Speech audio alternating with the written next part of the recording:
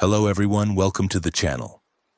Before we begin the zombie apocalypse, I want to ask for your support by subscribing. Your subscription is very important to me and helps me a lot. Hit the like button and tell me in the comments which city you're taking refuge in. Now let's go to day 0.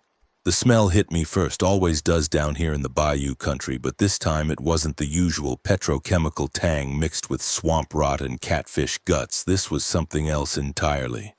Something that made my stomach clench even after 63 days of smelling nothing but death and the slow decomposition of everything I'd ever known. I sat on the rusted catwalk of Pipeline Junction 7 feet dangling over brackish water that had gone from brown to something closer to black, watching the sun come up over what used to be the Baton Rouge skyline, and thinking about destiny, always thinking about destiny. Her face the last clear thing in my mind before everything else started getting fuzzy around the edges. The routine keeps me sane. I tell myself this every morning when I wake up in the pump station control room where I've been sleeping since the 3rd week, when I realized the infected couldn't climb the vertical ladder and I could seal the hatch from inside. First thing is inventory, always inventory. Counting the cans of Vienna sausages and sardines I've scavenged from the break room vending machines. The bottles of water I've been filtering through the emergency purification tablets I found in the first aid kit. The propane canisters for the cutting torch that's become my best friend and my only real weapon against the things that used to be my co-workers, my neighbors, the people I'd see at the Piggly Wiggly on Saturday mornings. I've got 43 cans of food left. I count them every day, even though I know the number, need to know the number, need something to count. Because counting means order, and order means I'm still human, still Emmett Landry, who worked Pipeline 7 for 26 years, who taught his daughter Destiny how to change a tire when she was 14, who promised her mother I'd keep her safe no matter what. Promised her mother, who's been dead for 8 years from the cancer that started in her lungs and spread everywhere, and I couldn't keep Destiny safe. Couldn't keep my only child safe when it mattered most. The water below me ripples and I see movement. Probably catfish, or maybe one of the gators that have been getting bolder since the world ended. Since the humans stopped being the apex predators and became shambling bags of rabid meat that exist only to bite and spread and turn everything they touch into more of themselves. Dr. Eugene Marchand did this. That's what the emergency broadcast said before they stopped broadcasting.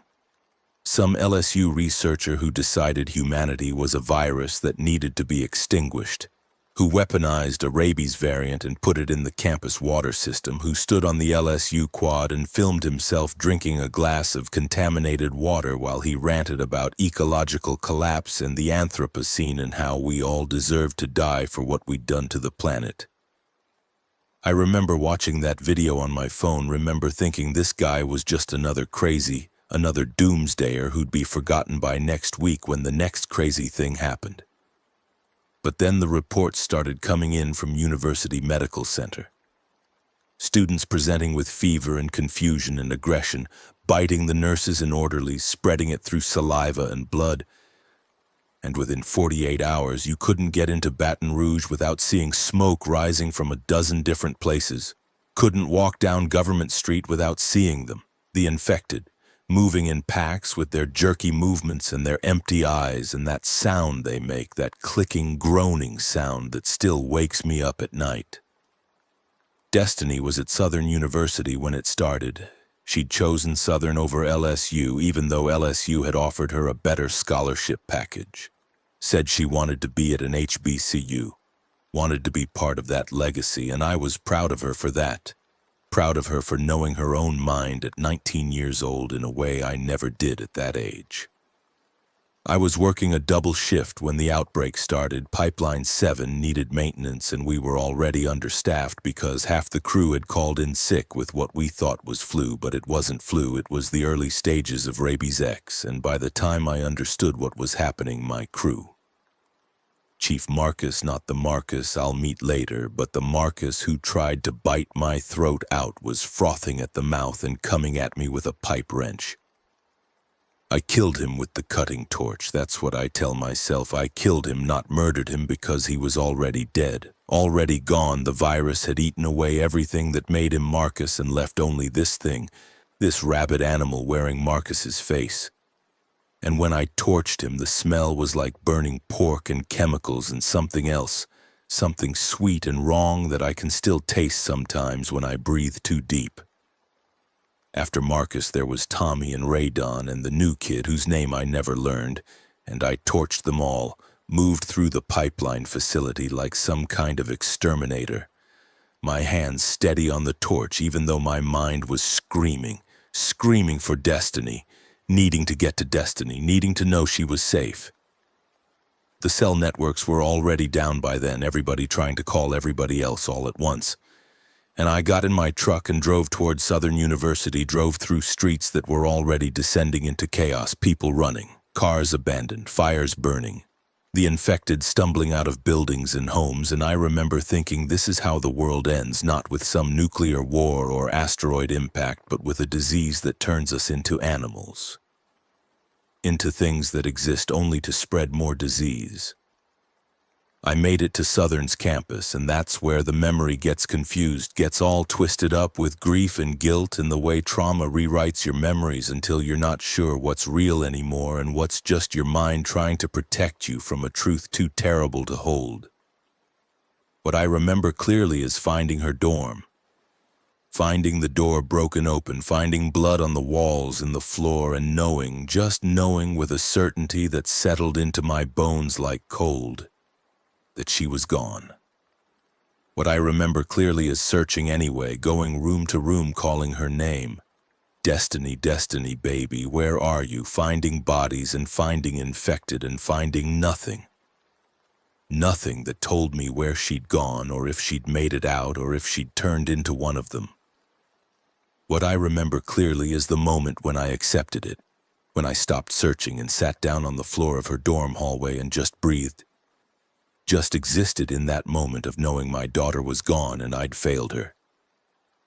That was day 1, and now I'm on day 63 and I'm still breathing and I'm still counting cans and I'm still watching the sun come up over Pipeline Junction 7, and sometimes I wonder why I'm still doing this, still surviving, still going through the motions when there's nothing left to survive for.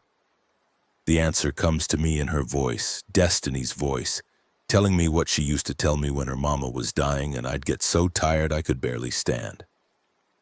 She'd say, "Daddy, you keep going because that's what we do. We're Landrys and Landrys don't quit." And I'd tell her, "Baby, I'm not quitting, I'm just tired." And she'd hug me and say, "Being tired is okay, but giving up isn't." I climbed down from the catwalk, my knees protesting because I'm 52 years old and sleeping on a concrete floor hasn't done my body any favors. And I make my way across the facility to the tool shed where I've been storing the supplies I scavenge on my daily runs.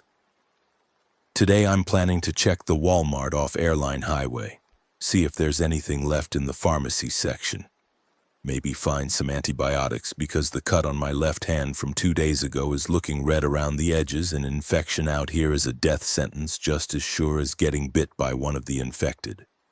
The cutting torch is where I left it. Cylinders still half full, and I strap it to my back along with the fire axe I took from the emergency station. Weapons for a world where the biggest threat isn't fire anymore, but the people fire used to scare. I've seen maybe 6 living humans since day 1, seen them from a distance mostly, and each time I've hidden, stayed quiet, because people are more dangerous than the infected now. People will kill you for a can of beans or a bottle of water, or just because they've gone feral in a different way than the virus makes you go feral. The virus at least is honest about what it does to you. The walk to the Walmart takes 40 minutes through what used to be neighborhoods and is now just structures slowly being reclaimed by kudzu and weather and time. Houses with their doors hanging open, cars sitting where they were abandoned, everything covered in this fine green mold that seems to grow on every surface like the world is trying to forget humans were ever here. I see infected sometimes, lone ones usually, shambling along without any real direction. The virus having burned through whatever part of the brain handles motivation and left them as basically biological robots that only activate when they see or hear or smell prey. I avoid them when I can and torch them when I can't, and each time I do it I feel a little less human, a little more like I'm just going through programmed motions myself, survival instinct without any higher purpose. And I think about Marchand's video, think about him saying humanity is a plague, and I wonder if maybe he was right. If maybe we did deserve this, deserve to be wiped out and forgotten. But then I think about Destiny, about her laugh and her kindness and her dreams of being a civil engineer and building things that would last. And I think, no, she didn't deserve this. None of the good people deserved this, and Marchand was just another crazy person who thought his vision of the world was the only one that mattered. The Walmart is a massive structure squatting off the highway. Its parking lot full of abandoned cars and shopping carts and bodies in various stages of decomposition. The smell so thick I have to breathe through my mouth as I approach. The infected don't decay the same way regular corpses do. Something about the virus changes the bacterial balance, makes them rot slower and smell different, sweet and chemical and wrong. I've learned to identify the smell, know when infected are nearby by that particular stench, and right now the parking lot reeks of it. I count 7 of them in my visual range, 3 clustered near the entrance and 4 more spread out among the cars, and I plot my approach, looking for the path of least resistance, the route that will let me get in and out without attracting attention. The key is noise discipline. Stay quiet and move slow and they'll ignore you, but make one loud sound and they'll converge on you like ants on sugar. And while I can handle 1 or 2 with the torch, 7 is too many, would overwhelm me before I could burn them all. There's a loading dock on the south side that might still be accessible, and I circle wide around the main parking lot, staying low behind cars, moving during the moments when none of them are facing my direction. It takes 20 minutes to cover what should be a 2-minute walk, but patience is another thing I've learned in these 63 days. Patience and caution and the understanding that every mistake could be my last. The loading dock gate is partially open, enough space for me to slip through, and I'm inside the back of the store in the receiving area where they used to unload trucks, and it's darker in here, my eyes needing a moment to adjust. I pull out the flashlight I took from the emergency kit, clicking it on and sweeping the beam across the space, looking for threats, looking for supplies, looking for anything useful in this tomb of a building. The receiving area is empty except for some overturned pallets and scattered boxes, and I move deeper into the store, heading toward where the pharmacy should be. My footsteps echoing in the vast empty space in a way that makes me nervous, makes me feel exposed. The pharmacy is behind a metal gate that's been pulled down and locked, and I spend 10 minutes trying to find a way through before I give up and use the torch to cut through the lock, the bright flame and the smell of burning metal filling the space, and I'm paranoid now, convinced the noise and light will attract infected, but nothing comes. Nothing moves except me and my shadow against the walls. Inside the pharmacy, I find what I'm looking for, antibiotics, and I also find pain pills and bandages and antiseptic, loading everything into my backpack along with some vitamins because why not? Might as well try to stay healthy in whatever way I can. I'm about to leave when I see it. A photo booth in the corner of the pharmacy, the kind they used to have for passport photos, and I don't know why, but I sit down in the chair and look at my reflection in the small mirror they have for positioning. And I barely recognize myself.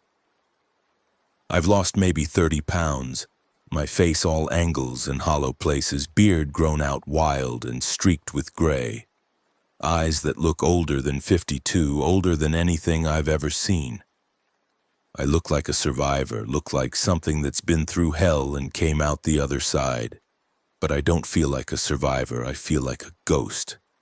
Like something that should have died but didn't, stubbornly clinging to existence for reasons I can't even articulate anymore.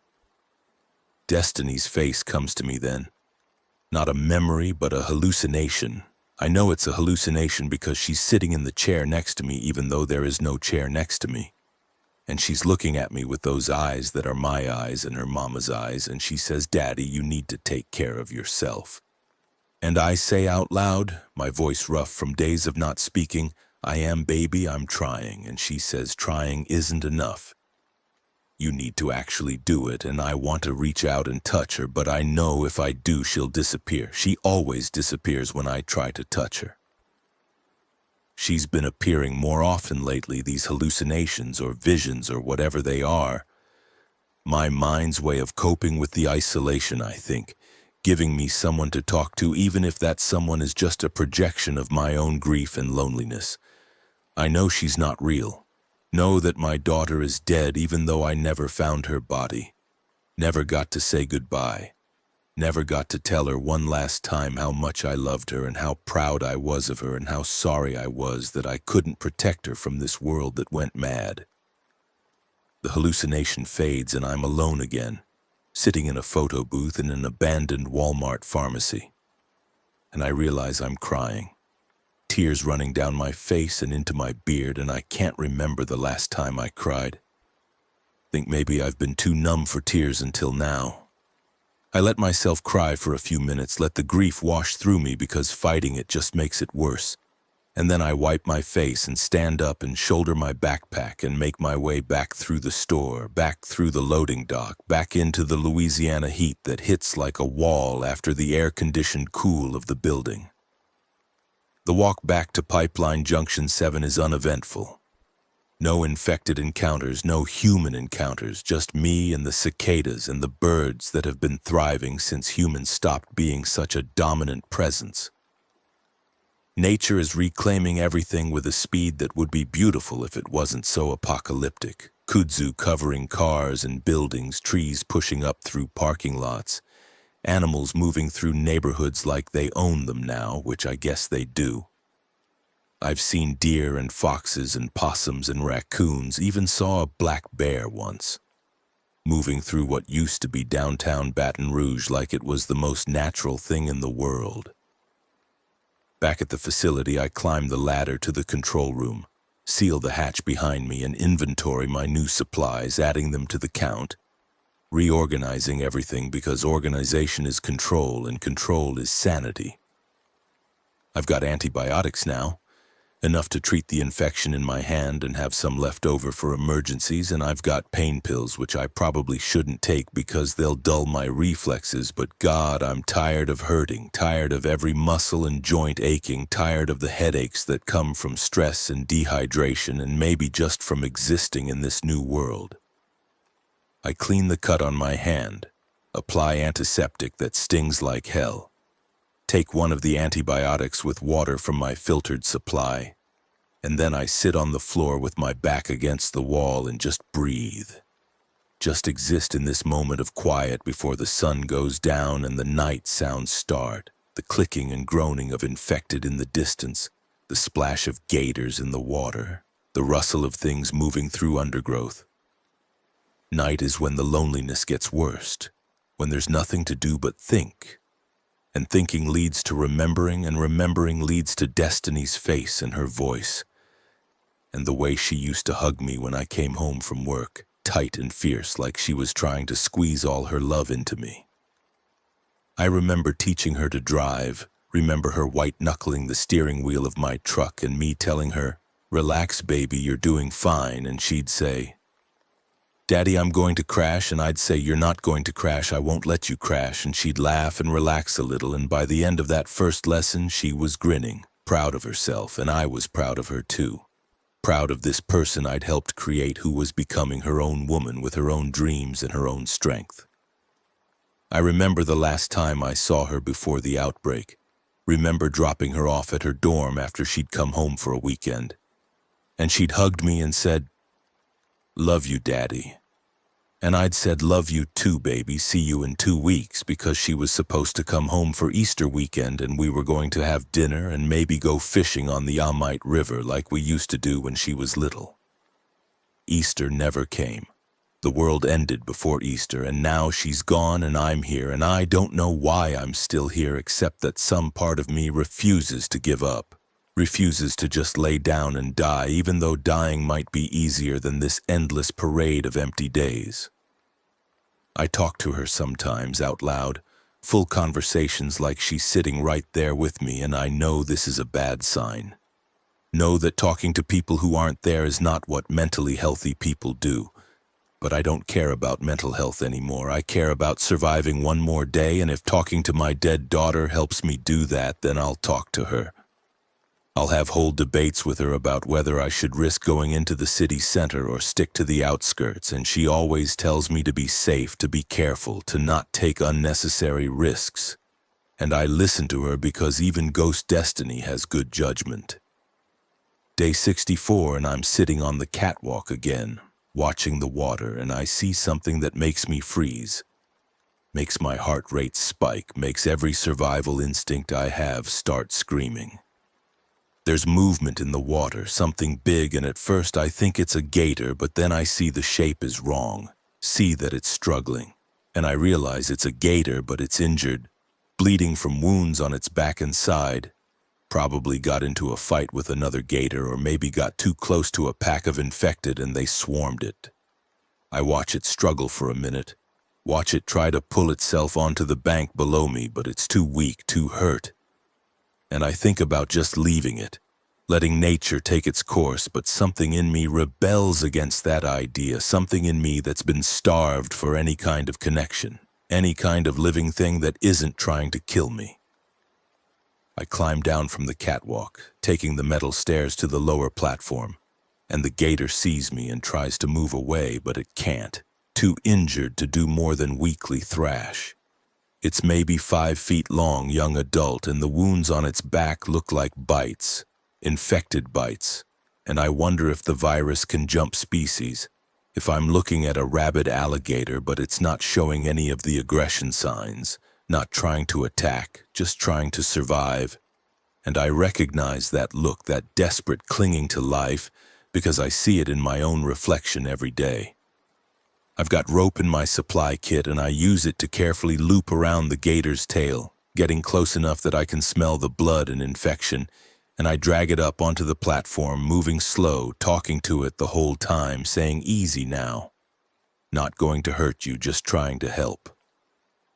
The gator is either too weak to fight or smart enough to know I'm not a threat, and I get it secured on the platform, and then I spend the next hour cleaning its wounds with the antiseptic I just scavenged, using half my supply because these wounds are deep and infected, and if I don't clean them, this animal is going to die. I don't know why I care, don't know why I'm wasting supplies on an alligator, but I do care. I care desperately, and as I work, I talk to it. Tell it about Destiny, about how she loved animals, how she used to bring home stray cats and nurse baby birds back to health. And I think she'd want me to do this, want me to save this creature if I can. I wrap the wounds with bandages, use more of my dwindling medical supplies, and then I sit with the gator as the sun starts to set, just keeping it company, and I think about names, because if I'm going to save this thing, I should probably give it a name. Rue, I decide, like the base for gumbo, because we're in Louisiana and it feels right, and I tell Rue about my day, about the Walmart run and the antibiotics in the photo booth, and Rue just breathes, slow and steady, and doesn't interrupt or judge or ask me why I'm still trying to survive in a world that's already ended. Day 65, and Rue is still alive, still breathing. Wounds looking a little better in the morning light, and I realize I've made a decision, decided to keep this animal alive, decided to have something to care for other than myself.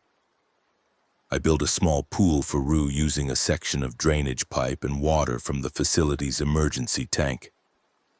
Make sure there's enough water for swimming, but shallow enough that if Rue is still weak, it won't drown. I feed it some of the catfish I've been catching in the bayou. Raw because gators don't need their food cooked, and Rue eats, slowly at first but then with more enthusiasm, and I feel something like hope, feel like maybe saving this one thing can balance out all the things I couldn't save. I talk to Rue the way I talk to hallucination destiny. Tell it about my life before, about working the pipelines and raising a daughter and losing a wife to cancer. Tell it about the outbreak and the way the world ended in 72 hours. Tell it about finding Destiny's dorm and not finding Destiny. About the weight of that not knowing. The way it sits in my chest like a stone. Rue doesn't answer, but Rue listens. And listening is enough. Listening is more than I've had in 65 days of solitude. The days start to develop a new pattern, my routine expanding to include caring for Rue, changing bandages and checking wounds and catching fish to feed this apex predator that's become dependent on me for survival. It's absurd. I know it's absurd. A middle-aged pipeline worker playing nursemaid to an alligator in the ruins of Baton Rouge. But absurdity is the new normal, and at least this absurdity gives me purpose beyond just not dying. Day 70 and Rue is noticeably stronger. Can pull itself in and out of the pool without help, wounds scabbing over and showing signs of healing, and I feel proud of this, proud in a way I haven't felt since Destiny graduated high school and I watched her walk across that stage in her cap and gown.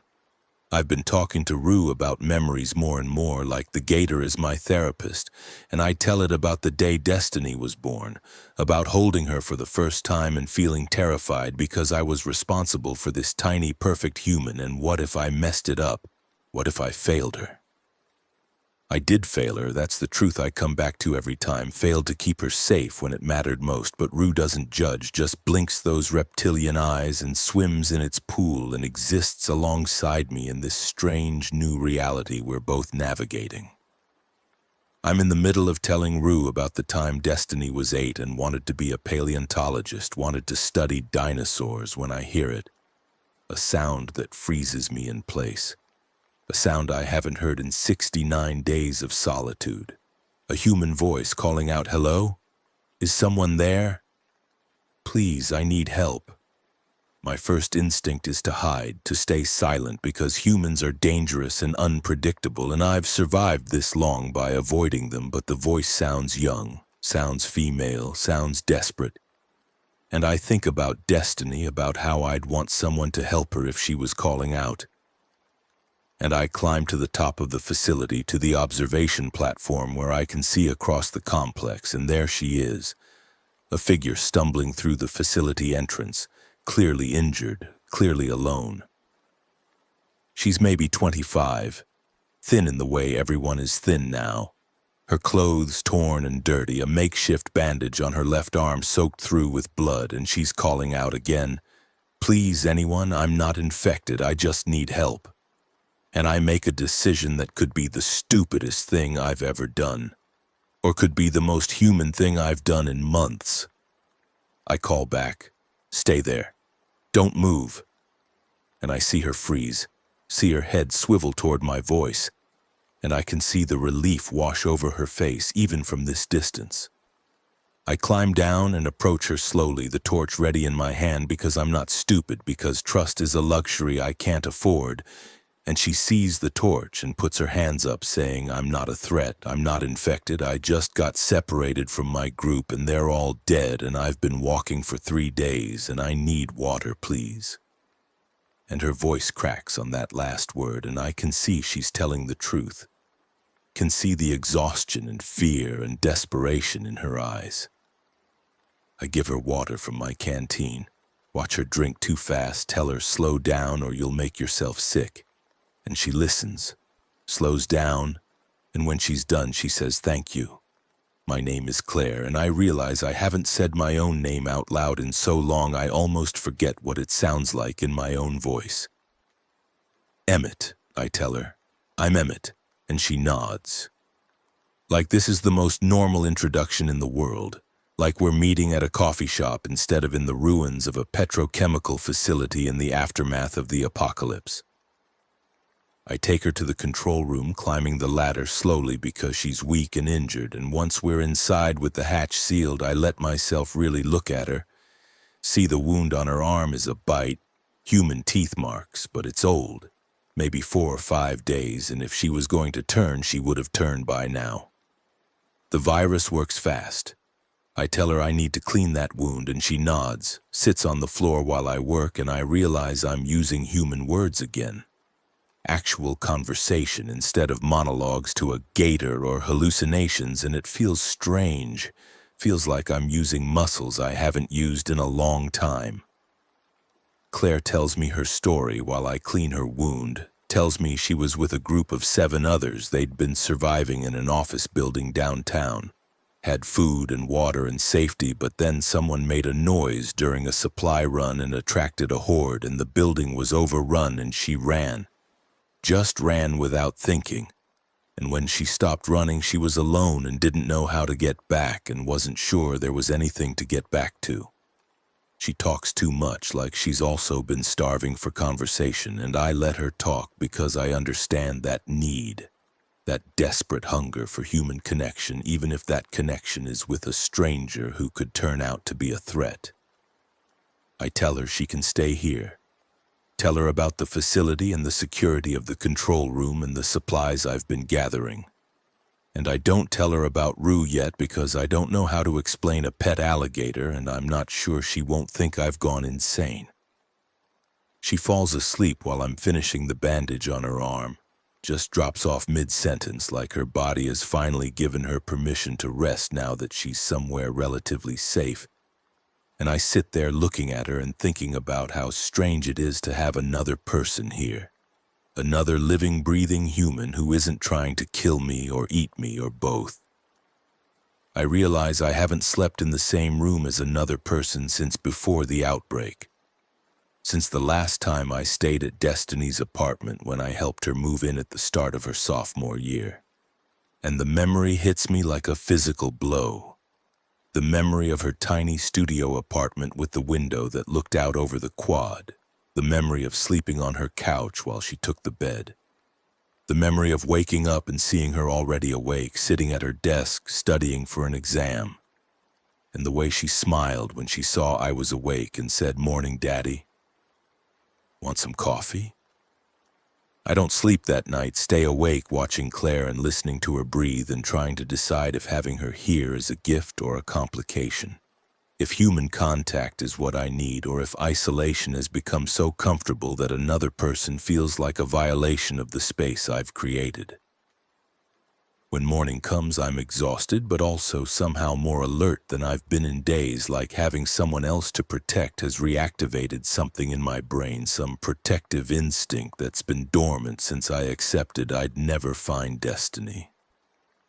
Day 71 and Claire wakes up and the first thing she says is, "Where am I?" like she forgot where she was during the night. And I tell her, "Pipeline Junction 7, you're safe," and she relaxes, remembers, and then she asks if there's food, and I give her some of my canned rations and watch her eat like she hasn't eaten in days, which she probably hasn't. She's more alert this morning, more capable of actual conversation, and she asks me questions. How long have you been alone? How have you survived? What was this place before? And I answer in short sentences because I've forgotten how to have extended dialogue. Forgotten the rhythm of back and forth conversation.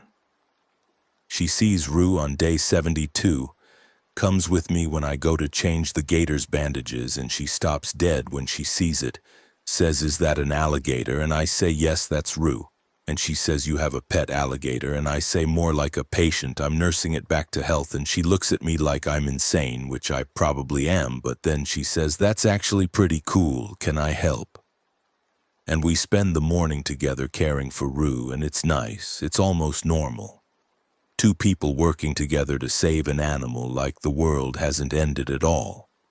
Claire talks more than I do, fills the silence with her words, tells me about her life before.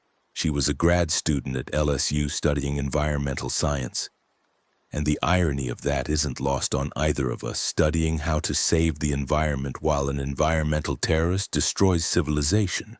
And she tells me about her family, parents who lived in Shreveport and who she tried to call when everything started, but the networks were already down and she doesn't know if they made it or not, doesn't know if they turned or escaped or what. And I can hear the grief in her voice because it's the same grief in my voice when I talk about Destiny. I tell her about Destiny on day 75, Tell her about my daughter who was 19 and smart and kind and who I couldn't save. And Claire listens and doesn't try to give me platitudes or tell me it's not my fault. Just listens and says I'm sorry. And those two words feel more genuine than anything anyone has ever said to me about loss. We're sitting on the catwalk watching the sunset. Rue swimming in the pool below us, and Claire says, "Do you think there's anyone left out there like a government or military or something?" And I say, "I don't know, haven't heard any broadcasts in weeks, but maybe somewhere there are people who are organized, who are fighting back, who are trying to rebuild." The days with Claire develop their own rhythm, different from my solitary routine but not unpleasant. We take turns on watch, take turns foraging for supplies, take turns caring for Rue, who is getting stronger every day. And I'm almost starting to feel like maybe survival doesn't have to be solitary. Maybe there's something to be said for having another person to share the burden with. We talk more now. I'm getting better at conversation. And Claire is patient with my long silences and my tendency to just drift off mid-sentence when a memory hits me too hard to continue.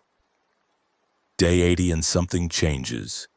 I see it in the way Claire looks at the horizon, the way she's been mentioning maybe we should move on, maybe staying in one place is dangerous, maybe we should head north where it might be less infected. And I realize she's planning to leave. Planning to convince me to come with her or leave without me, and the thought of being alone again after these 10 days of companionship makes something in my chest clench tight. I'm about to say something about it when we hear the noise. An engine, actual engine noise, the first mechanical sound I've heard besides my own cutting torch in 80 days, and Claire and I both freeze, both look at each other with wide eyes, and she says, "Is that a truck?" And I say, "Sounds like it."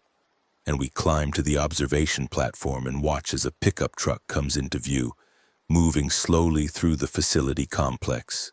And there's a man driving it, middle-aged, heavy-set, and he's got guns.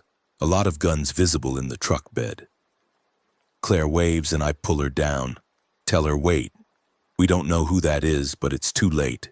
He's seen us, seen her wave, and he's steering the truck toward our position." My hand goes to the cutting torch automatically, every instinct screaming danger, and Claire says maybe he's friendly.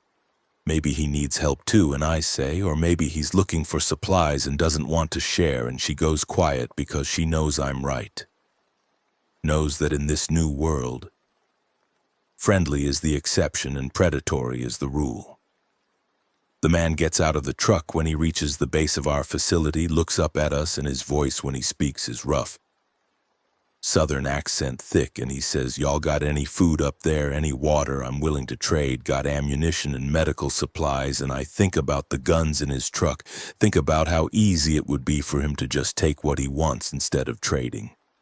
And I call back, "We're good on supplies, thanks anyway." And I can see his face change, see the calculation happen, and he says, "Come on now. I know y'all got something worth trading, let's be civilized about this." Claire starts to respond, but I cut her off. "Tell the man we're not interested, best you move on." And he stands there for a long moment, looking up at us, and I can see he's considering his options, considering whether trying to force the issue is worth the risk. And finally, he spits on the ground and says, "Your loss," and gets back in his truck and drives off. And I don't relax until the engine noise fades completely into the distance. Claire is upset, says we should have traded with him, we could have gotten ammunition, and I tell her he wasn't looking to trade, he was looking to see what we had so he could come back later and take it, and she says, "You don't know that," and I say, "Yes, I do. I've seen enough people in the last 80 days to know when someone is dangerous." And she goes quiet again. And I can see the gap opening between us, the difference between someone who's been alone for 80 days and someone who's been in a group until recently.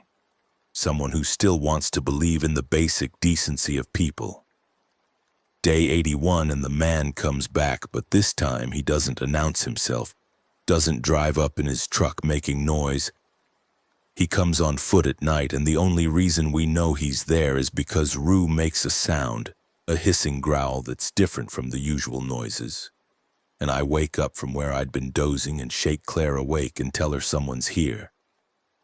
We can hear him moving around below looking for a way up, and I realize he's trying to climb the ladder and I should have pulled it up, should have made the facility completely inaccessible, but it's too late now. I grab the torch and position myself at the hatch, tell Claire to stay back, and when the hatch starts to open, I'm ready. I've got the torch lit and pointed right at the opening, and the man's face appears and he sees the torch and freezes, says, "Whoa, whoa." Okay, and I say, "You need to leave now," and he says, "Come on, man, let's talk about this," and I say, "Nothing to talk about, you're trespassing and I will burn you if you don't go." And I can see him calculating again, see him trying to decide if I'm serious. He must see something in my face that convinces him, because he backs down the ladder, but before he disappears completely, he says, "Y'all are making a mistake, going to regret not being friendly," and then he's gone, and I seal the hatch and drag a toolbox over it for extra weight and tell Claire we need to be more careful, need to assume everyone is a threat until proven otherwise. She's shaken, I can see it in her eyes, and she says, "What if he comes back with more people?" And I say, "Then we'll deal with it." And I don't tell her that I'm worried about the same thing, don't tell her that I'm calculating our defenses and finding them wanting.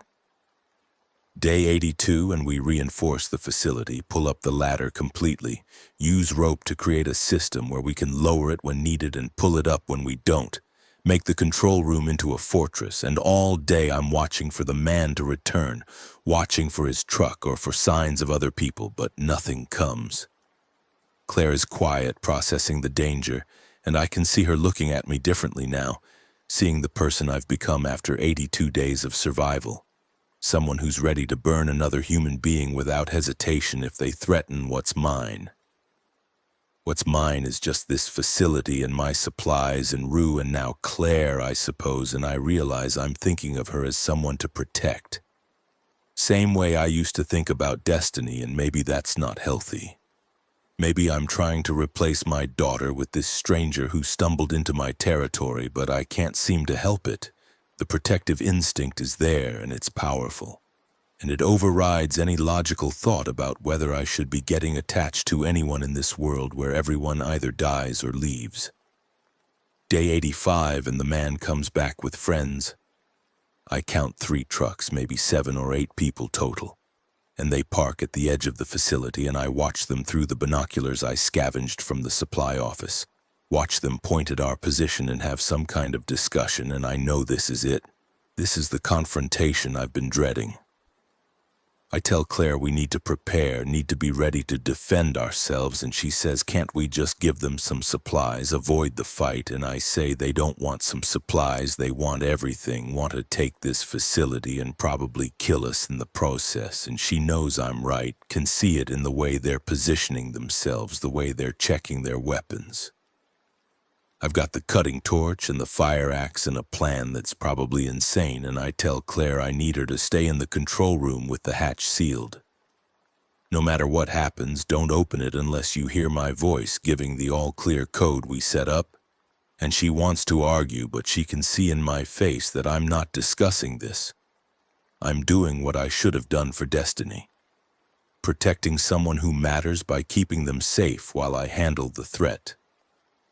I climb down to the lower platform where Rue's pool is, and I've been feeding Rue well. The gator is strong now, maybe 6 feet long and healthy, and I'm about to do something that would get me arrested in the before times, but in the after times is just tactical thinking. I lower myself into the water next to Rue, let the gator see me as safe, as friend, not food, and then I wait.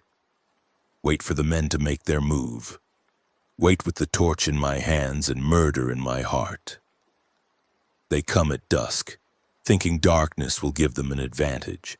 But they don't know the facility like I do, don't know the layout, don't know that the stairs they're climbing lead to a platform with no escape route. And when they're halfway up, I ignite the torch and step out from behind the storage tank where I've been hiding. And the sudden bright flame in the darkness makes them freeze, makes them shield their eyes, and I say, "Last chance to leave," and the man from before says, "Fuck you," and raises a rifle, and I torch him, sweep the flame across his chest and face, and he's screaming, falling backward off the stairs, taking 2 of his friends with him in his death throes. The others scramble backward, firing shots that ricochet off metal, one grazing my left shoulder, pain sharp and hot but ignorable because adrenaline is a hell of a drug, and I'm advancing now. Moving down the stairs toward them, the torch sweeping back and forth like a dragon's breath, and another one burns, his clothes catching fire and him running blindly into the darkness screaming, and the remaining ones break, turn, and run for their trucks. And I chase them to the edge of the facility, make sure they're gone, make sure they understand this territory is defended and trying to take it will cost them more than it's worth. When the truck engines fade into the distance, I collapse against a concrete barrier, shaking from the adrenaline crash, and I can feel the blood running down my arm from the graze wound, can smell the terrible smell of burned human flesh that I remember from the first days when I torched my crew, and I vomit, empty my stomach until there's nothing left but bile. And I think about what I just did, killed 3 men, burned them alive, and I wait to feel guilt or remorse, but all I feel is relief that they're gone and Claire is safe. I climb back up to the control room, give the all-clear code, and Claire opens the hatch and sees the blood on my shoulder and the look in my eyes, and she knows what happened. Knows I killed to protect us, and she cleans my wound without saying anything. Bandages it with hands that shake slightly, and when she's done, she says, "Thank you for keeping me safe," and I say that's what I do. I keep people safe, and I can hear the lie in my own voice because I didn't keep Destiny safe. Failed at the one job that mattered most. Day 86 and Claire is different around me, more cautious, like she's seeing me for what I really am. A man who's killed multiple people and will kill more if necessary. A man who's been surviving so long he's forgotten how to be civilized. And I can see her pulling away emotionally even though she's still physically here, and I know what's coming. Know she's going to leave, and I'm already grieving that loss even before it happens. We don't talk much that day. Go through the motions of survival in silence, and Rue seems to sense the tension, stays in the pool, watching us with those ancient reptilian eyes that have seen the world change and don't care because gators existed before humans and will exist after humans, and everything in between is just details. I envy Rue sometimes, envy the simplicity of gator existence, eat and sleep and swim and survive. No complicated emotions or grief or guilt or loneliness. Day 88 and Claire tells me she's leaving, says she appreciates everything I've done, but she needs to find her family, or at least find other people, other survivors who are trying to rebuild something. And I want to argue, want to tell her staying is safer, but I look at her and I see the same determination I used to see in Destiny when she'd made up her mind about something, and I know arguing is pointless. I give her supplies, half my food and water, the spare flashlight, a knife, and I draw her a map of the safe routes I've scouted, the areas with fewer infected, the places to avoid, and she takes everything and says, "I'm sorry," and I say, "Don't be. You're doing what you need to do." She leaves on day 89, climbs down the ladder we lower for her, and I watch her walk across the facility complex toward the road, and I think about calling her back. Think about saying, "Please don't leave me alone again," but I don't. I just watch until she's out of sight, and then I pull the ladder back up and seal myself in with Rue and the silence. And the silence is so much worse now because I've remembered what it's like to have someone to talk to. Someone real instead of hallucinations and a gator. Day 90 and I'm spiraling, I can feel it happening. The isolation pressing down like a physical weight. And I spend the whole day just sitting on the floor of the control room staring at nothing, thinking about Destiny and Claire and everyone I've lost, and hallucination Destiny appears and says, "Daddy, you need to pull yourself together," and I say, "What's the point, baby? What's the point of any of this?" And she says, "The point is you're alive, and while you're alive, you keep going." And I say, "I'm tired of keeping going," and she says, "Too bad, you don't get to quit." The hallucination fades and I realize I'm crying again. Seems like I'm crying a lot lately, and I think about the man I used to be, the Emmett who worked the pipelines and raised a daughter and had friends and a life, and I wonder if that man would recognize this man. This burned-out shell who talks to gators and ghosts and can kill without hesitation. I think probably not. Think probably old Emmett would be horrified by new Emmett. But old Emmett lived in a world where murder was aberrant, and new Emmett lives in a world where murder is sometimes necessary, and morality shifts with the terrain. Day 95, and I'm on the catwalk when I see the smoke, thick black smoke rising from somewhere south of the facility, and I watch it for a while trying to figure out what's burning, and then I hear the explosions one after another, boom, boom, boom, like a drum beat. And I realize it's the refineries, the petrochemical plants along the river. Something has triggered a chain reaction and they're going up. And I think about the irony of it, the very industry I spent my life working in now destroying itself in the aftermath of the apocalypse. The explosions continue through the night, lighting up the sky like fireworks, and I think about all the chemicals being released into the air and water. Think about how the Mississippi River is going to carry contamination all the way to the Gulf. And I remember what Destiny used to say about climate change and pollution. Remember her passion about environmental justice, and I wonder what she'd think seeing the petrochemical corridor literally burning itself down. Maybe she'd see it as the planet's immune system finally fighting back, rejecting the poison we'd been pumping into it for decades. Day 100 and Rue is fully healed, the wounds completely closed, the gator strong and healthy and probably ready to return to the wild. And I know I should let it go. No, I should open the pool and let Rue swim away into the bayou. But I can't bring myself to do it. Can't face losing the one companion I have left. Rue has become my anchor to sanity, the living thing I care for and talk to and need. And without Rue, I'm just a man alone in a control room waiting to die. I'm feeding Rue catfish and talking about whether I should stay at the facility or venture further out. Maybe try to find other survivors, maybe try to find Claire and make sure she's okay when I hear the noise, a scraping sound from below, and I freeze, listen, and hear it again, someone or something trying to climb the outside of the facility structure. I grab the torch and move to the observation point, and what I see makes my blood run cold. It's a kid, maybe 15 or 16 boy, skinny and dirty and scared, and he's trying to climb the metal framework to reach the lower platform. And below him is a pack of infected, maybe 20 of them, drawn by his movement and smell. And they're clustered at the base of the structure, clicking and groaning and reaching up toward him with their diseased hands. The kid sees me and his eyes go wide and he says, "Please help me, please." And I see the desperation in his face, see the exhaustion and fear, and I make another decision that could be stupid or could be human. I lower the rope ladder, tell him climb fast, and he does, practically flying up the ladder while the infected below surge and swarm.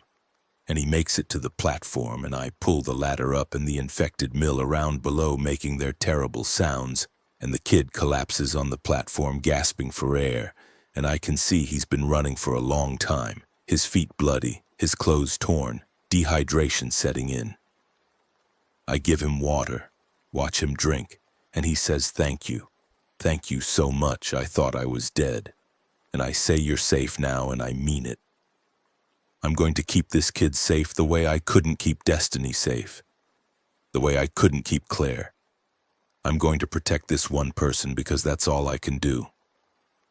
His name is Marcus, and he's 14, younger than I thought, and he tells me his story between gulps of water and bites of food I give him, tells me he was with his family when the outbreak started, mom and dad and little sister, and they were trying to get out of the city, but the roads were blocked and they had to go on foot.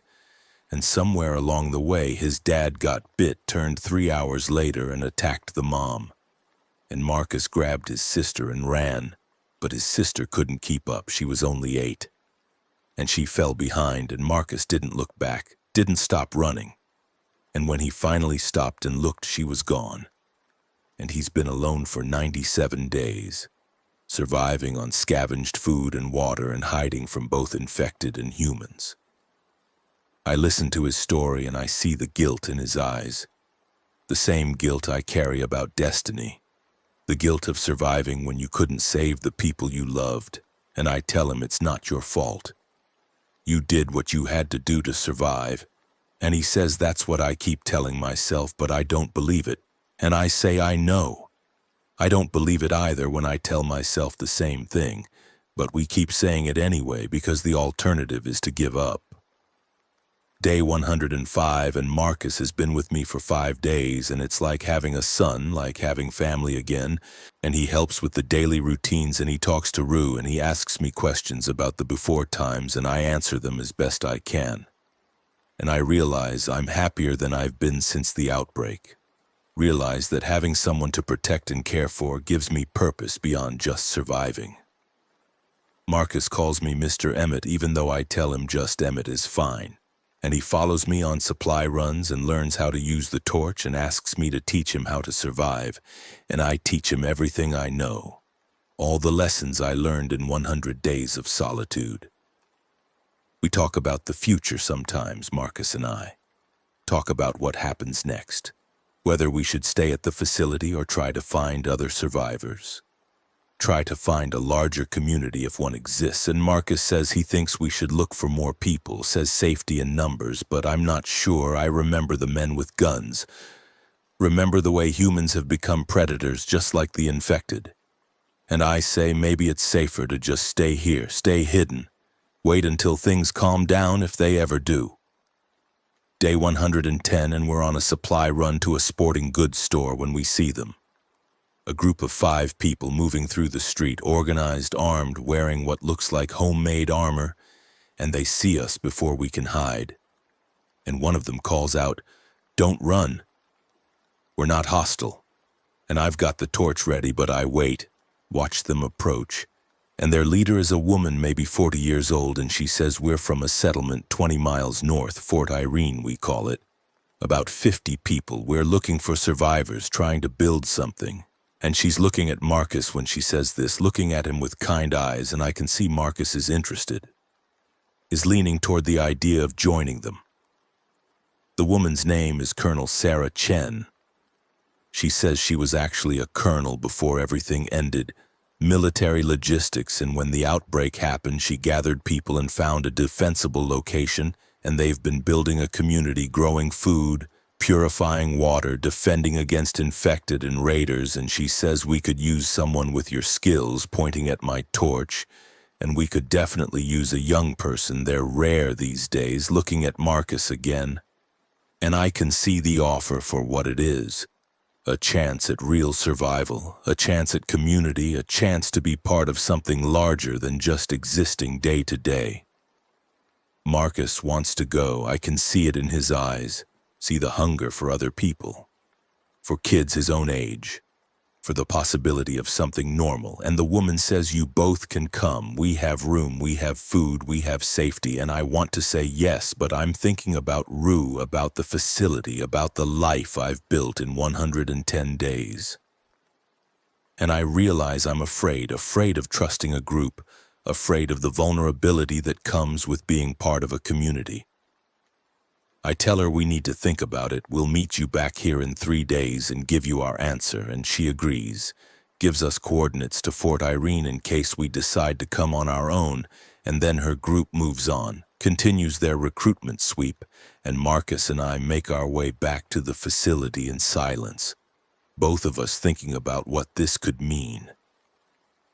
Day 111, and Marcus says, "Mr. Emmett, I think we should go, I think we should join them," and I say it could be a trap, could be raiders pretending to be friendly. And he says, or it could be real, could be a chance to have a life instead of just surviving, and I can't argue with that because he's right. But I'm thinking about all the ways it could go wrong, all the ways I could fail to protect him if we're in a larger group where I can't control all the variables. I think about destiny. Think about what she would want me to do, and I imagine her telling me, "Daddy, you can't protect everyone from everything. You have to let people make their own choices, and you have to take risks if you want to actually live," and I know she's right. Know that isolating forever isn't living, it's just existing, but existing has been working for 111 days, and changing the pattern feels dangerous. Day 113, and we go back to the meeting point, and the woman's group is there as promised, and I tell her, we'll come, we'll try your settlement. But if it's not what you say it is, we're leaving. And she says, that's fair, that's your right. And she seems genuine, seems honest, and I want to believe that there are still good people trying to do good things in this world that's gone to hell. Before we leave, I go down to Rue's pool and I open the gate that leads to the bayou. Let the water flow out and give Rue a path to freedom. And the gator looks at me with those ancient eyes, and I say, go on, you're healed. Time to go back to your life. And Rue doesn't move for a long moment, just sits there. And I wonder if the gator has gotten attached to me the way I've gotten attached to it. If animals can feel something like gratitude or affection, and then Rue slides into the water and swims away into the bayou, and I watch until I can't see it anymore, and I feel the loss like a physical thing. Another goodbye, another piece of my heart gone. Marcus and I gather our supplies, take everything portable from the control room, and we climb down the ladder for the last time. And I look back at Pipeline Junction 7 that's been my home and my fortress and my prison for 113 days, and I think about burning it, about torching the whole facility so no one else can use it. But I don't. I just leave it standing. Leave it as a monument to survival and solitude and the man I became when the world ended. We follow Colonel Chen's group north, walk for 6 hours through terrain that's being reclaimed by nature, and I'm hyper-alert the whole time, watching for threats, watching for signs. This is an ambush, but nothing happens. They're just what they say they are. Survivors trying to survive together, and when we crest a hill and I see Fort Irene in the valley below, see the walls and the gardens and the smoke from cooking fires, I feel something I haven't felt in 113 days. I feel hope, fragile and tentative but real. Fort Irene is built around an old plantation house, walls constructed from cars and shipping containers and lumber, guards posted at intervals. And inside the walls there are maybe 50 people, like the colonel said, families and couples and single people all working together. And they welcome us, actually welcome us, show us to a building where we can sleep, give us real food cooked in pots, and Marcus is grinning, actually grinning. And I realize I haven't seen him smile like that since he arrived. That night I can't sleep, too used to solitude, too used to being hypervigilant. And I walk the perimeter of Fort Irene looking at the stars and thinking about Destiny, about how she'd love this, love seeing people working together to build something good in the ruins of the old world. And hallucination Destiny appears next to me, says, see, Daddy, this is good. This is what you needed. And I say, maybe, I don't know yet. Ask me in a week when I see if it's real or if it's too good to be true. Day 120, and I've been at Fort Irene for 7 days, and it is real. It's genuinely a community of people trying to survive together, and I've been teaching them about the pipelines and infrastructure, helping them set up a system to purify more water. And Marcus has been helping with the farming, working alongside other teenagers, and I can see him starting to heal, starting to be a kid again instead of just a survivor. But I can't shake the feeling that I don't belong here, that I'm too damaged, too isolated, too used to being alone, and I've been thinking about leaving. About going back to Pipeline Junction 7 or maybe striking out on my own again. And I'm on the wall watching the sunset when Marcus joins me, sits down next to me, and he says, you're thinking about leaving, aren't you? And I say, how did you know? And he says, because I know that look. That's the look my dad had right before he told us we needed to leave the city. I tell Marcus, I don't know if I can do this, don't know if I can be part of a community. Don't know if I can trust enough people to let my guard down, and he says, Mr. Emmett, you saved my life, you taught me how to survive. But survival isn't living. My sister used to say that. She was always talking about living, not just surviving, and she was 8 years old, and she understood something. It took me 97 days alone to learn, and I need you to learn it too. I look at this kid who's 14 years old and has lost everything and somehow still has wisdom and hope. And I think about Destiny and how she'd like Marcus, how they'd be friends if they'd ever met. And I realize Marcus is right. I can survive alone forever, but that's not living. Living requires connection and community and risk. Requires opening yourself up to loss again, because the alternative is to become something less than human. Day 120, and I make my decision. I'm going to stay at Fort Irene. I'm going to try to be part of this community. I'm going to try to live instead of just survive. And when I tell Marcus, he hugs me. Actually hugs me, and I hug him back, and it's the first time I've hugged another person since before Destiny died. And I realize I'm crying again, but this time it's not grief. It's release. Release of 120 days of isolation and fear and grief. That night I dream about Destiny for the first time in weeks, but it's not a nightmare, it's a good dream. She's sitting across from me at a table, and we're just talking, just being together, and she says, "Daddy, I'm proud of you. Proud that you didn't give up." And I say, "I wanted to give up so many times, baby." And she says, "But you didn't. You kept going, and that's what matters." And when I wake up, I'm still crying, but I'm also smiling, and I realize she's right. I kept going, and I'm still here, and maybe that's enough. Maybe that's all any of us can do in this world that's ended: keep going and hope that tomorrow will be better than today.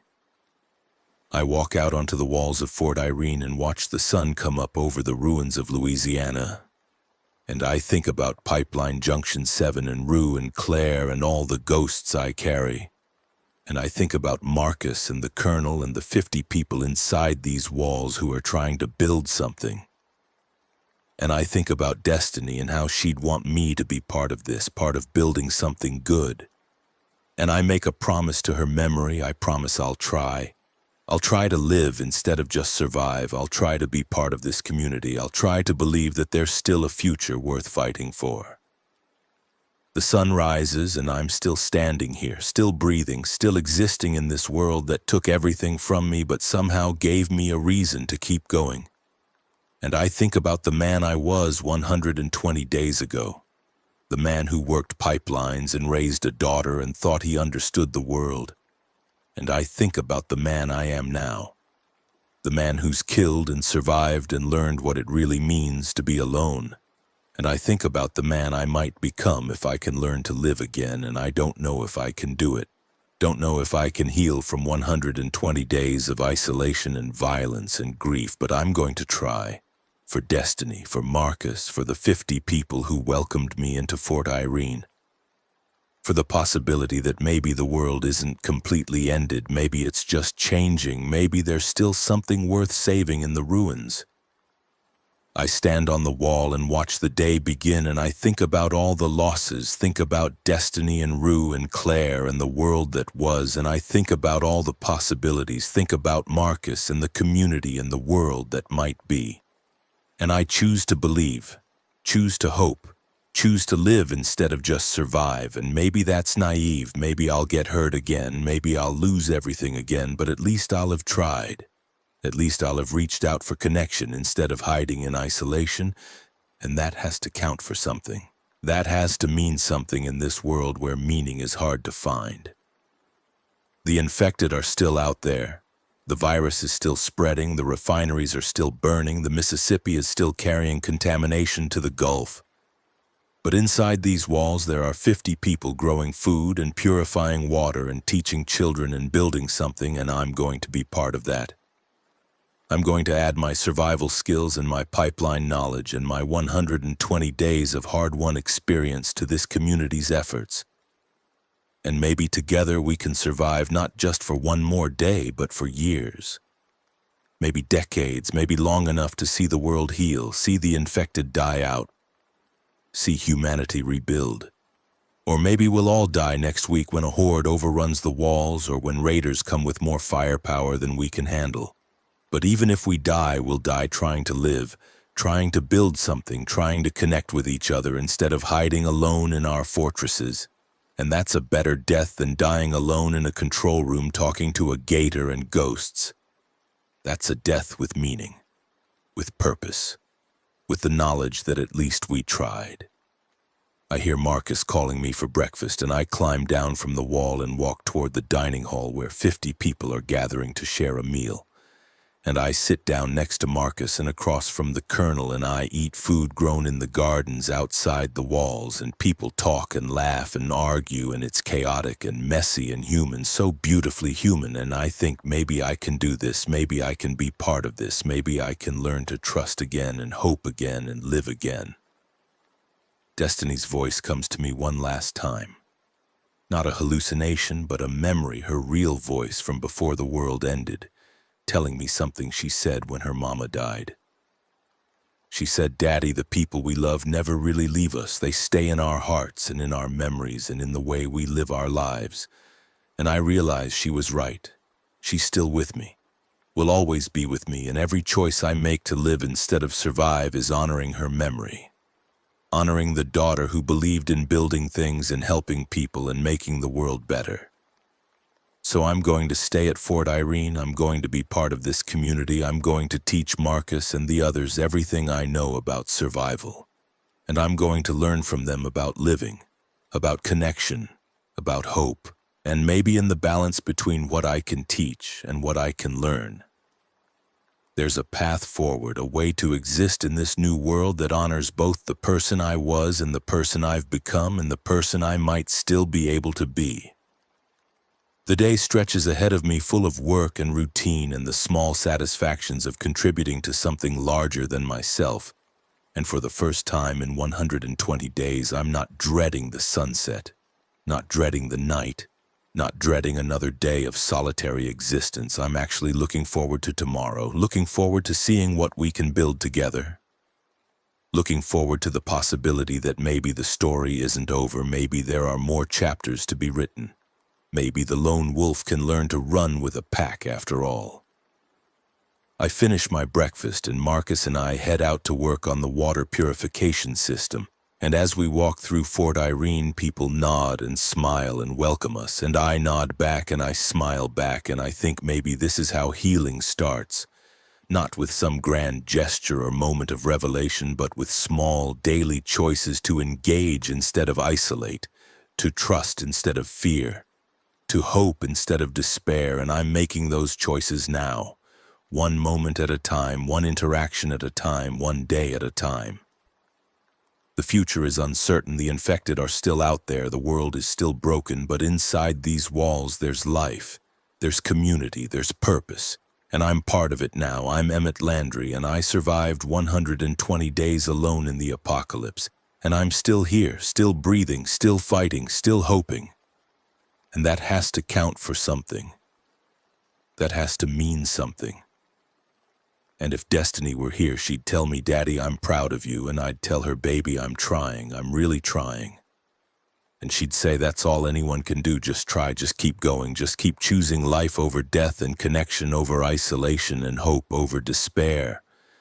And so I keep going, keep choosing, keep living, and the sun rises and sets and rises again, and Fort Irene stands in the ruins of Louisiana, a beacon of humanity in a world gone mad, and I'm part of it. I'm home.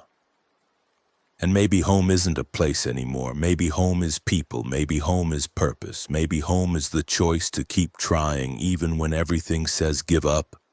And I'm making that choice. Every day I'm making that choice, and that's enough. That has to be enough. That's all any of us can do in this world that ended and this world that's being born from the ruins. Now let's go the next story. I see the plane through the terminal windows, coasting to gate B47 like everything's normal, like the world isn't already ending. My radio crackles with static and screaming. The tarmac crew, my crew, isn't answering. I'm standing in the jetway control booth watching United 1847 from LAX taxi in, and I can see movement through the passenger windows that doesn't look right. Too frantic, too violent. "Brett, you copy?" It's Martinez from operations, voice tight with something I've never heard from her before. Fear. Real fear. "Do not connect that jetway, do not..." The radio cuts to white noise. I look down at the tarmac. Snow's coming down hard now, the blizzard they've been predicting all week finally hitting. But that's not what makes my stomach drop. It's Johnson and Rivera, my de-icing crew, sprawling on the concrete next to their truck. Rivera's on top of Johnson, and even from up here I can see the dark spray against the white snow. See the way Johnson's arms have stopped flailing. The plane stops. The door opens from inside. I watch a flight attendant stumble into the jetway. No, not stumble, fall. She hits the accordion walls and leaves a smear of red. Behind her comes a businessman in a torn suit. His tie's missing. So's most of his throat. But he's walking. Shouldn't be, can't be, but he is. I hit the emergency lock on the jetway door. The businessman slams into the glass, face mashing against it. His eyes are wrong. Clouded over like milk, but moving. Tracking. He sees me. Opens his mouth and there's too much blood. Blood still pumping, which means his heart's still beating, which means... My phone buzzes. Text from Keith. Stuck on 70, eastbound closed. Some kind of accident, call me. My brother. 32 miles west on Interstate 70, stranded in the mountains during the first real blizzard of the season. I try calling. Nothing. Lines are jammed. I text back. Stay in car. Lock doors. Don't let anyone in. I'm coming. The terminal behind me erupts in screaming. I grab my coat, my de-icing keys, and run. Not toward the screaming, away from it. Through the employee corridors, past the break rooms and maintenance shops. Behind me, glass shatters. The screaming gets closer. I burst through the door to the equipment bay where we keep the glycol trucks and ground support vehicles. Rivera's truck is still running. Keys in the ignition. Rivera's not here because Rivera's on the tarmac being eaten. I climb into the cab, slam it into gear. The bay door's already open. Someone fled through here. I gun it out into the blizzard. DIA's massive. 8,700 acres. I know every service road, every tunnel, every shortcut. I cut across taxiway FD heading for Tower Road. In my mirrors I see the terminal. See figures pouring out of Concourse B like ants from a kicked hill. Some running, some chasing, the radio's chaos. Towers calling Mayday. Ground control's silent. Someone screaming about Concourse A, about the security checkpoint, about the baggage claim. I switch it off. Can't help them. Can only reach Keith. Tower Road's empty except for an overturned shuttle bus. I swerve around it, catch a glimpse of movement inside. Keep driving. The blizzard's getting worse. Visibility's maybe a quarter mile. Airport perimeter fence comes up fast. The gates open. Guard shack's empty. I punch through onto Peña Boulevard, heading west toward the city. My phone rings. Unknown number. I answer on speaker. This is emergency services. If you're evacuating DIA, proceed to the Federal Center. I-70 is closed. I-25 is experiencing heavy... My brother's on 70. I need to get to him. Sir, all routes to the mountains are shut down. There's been an incident. What kind of incident? Pause. Please proceed to the Federal Center for decontamination and... I hang up. Decontamination. The word sits wrong in my head. I've worked at DIA for 8 years. Ground crew, de-icing specialist, sometimes baggage when they're short. I know every rumor about this place. The conspiracy theories, the bunkers underneath, the weird murals. Most of it's bullshit. But I also know about the federal facilities. Know that NSA has an office in the terminal. Know that Homeland Security uses DIA for classified transfers. And I know about Buckley Air Force Base, 15 miles south. Know about NORAD in the mountains. Biological research. That's what Martinez whispered about last month when those guys in suits brought in the refrigerated cargo, the kind that needs hazmat clearance. She laughed it off, said she was joking. Nobody's laughing now. Peña Boulevard's deserted. 6 lanes of empty highway cutting through the prairie. I push the truck to 70. Snow's accumulating fast. This rig isn't made for speed, it's made for spraying de-icing fluid at 5 miles per hour. But it's got 4-wheel drive and 15,000 pounds of weight. I keep it steady. 3 miles from the airport, I see the roadblock, National Guard. 2 Humvees parked across all lanes, soldiers in winter gear with rifles. I slow down, hands visible on the wheel. A sergeant approaches, weapon low but ready. "Airport's quarantined," he shouts over the wind. "Turn around and proceed to—" "My brother's trapped on 70. I need to get to him." "70's closed, sir. Go back to—" "He's alone in the mountains. This storm hits full force. He'll freeze." The sergeant's face is young, maybe 22.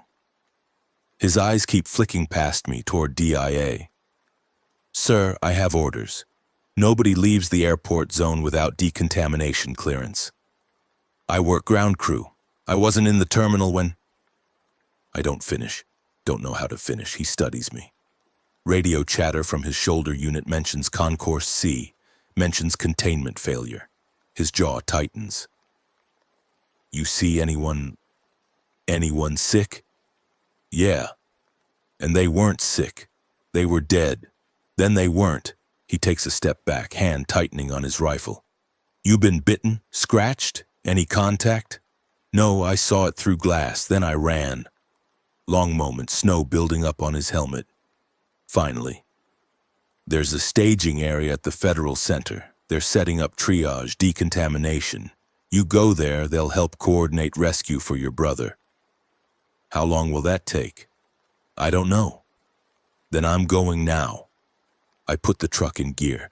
The sergeant raises his weapon. "Sir, I can't let you—" His radio explodes with static and screaming. Different voice, different unit. "Breaking through the fence, hundreds of them. We need support at—" The sergeant's head whips toward DIA. In that moment of distraction, I floor it. The truck lurches forward. He jumps aside, yelling. I swerve around the Humvees, clipping a side mirror. Shots crack behind me, but I'm already accelerating, hitting the interchange onto I-70 westbound. The highway's a parking lot. Cars everywhere, abandoned. Doors open, some crashed, some just stopped in the middle of lanes like their drivers vanished. I weave through them using the shoulder. Signs for Denver flash past. The city's visible ahead through the snow, skyline dark except for scattered fires. Downtown's 25 miles. Keith's another 7 past that, somewhere between Morrison and Idaho Springs. Traffic gets thicker. I'm forced to slow down, threading between vehicles. Some have bodies inside. Most don't. I try not to look too close. Try not to think about what happened here in the last few hours while I was at work. Spraying de-icing fluid on planes, drinking coffee, living in the world before. My phone buzzes. Keith again. "What's happening?" Radio says stay inside. News isn't working. I text back one-handed, 20 miles out, stay locked in, don't open for anyone. His response is immediate. "There's people walking on the highway, just walking. It's a blizzard. Why are they walking?" My hands go cold. "Don't let them see you. Lie flat, cover windows, Brett." What the fuck is going on? I don't answer. Can't explain what I don't understand, can only drive. A figure stumbles into my headlights. Woman in a business suit, no coat.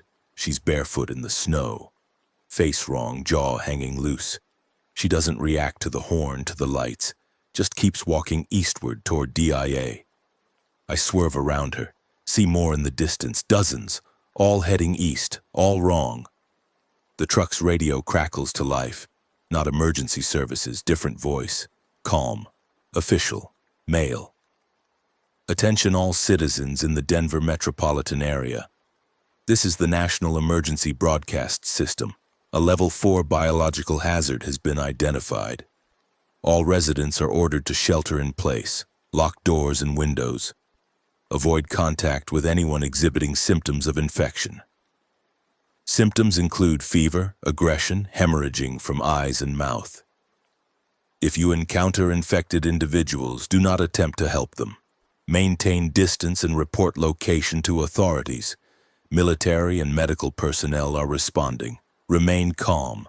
Await further instructions." The message repeats. I turn it off. Level 4.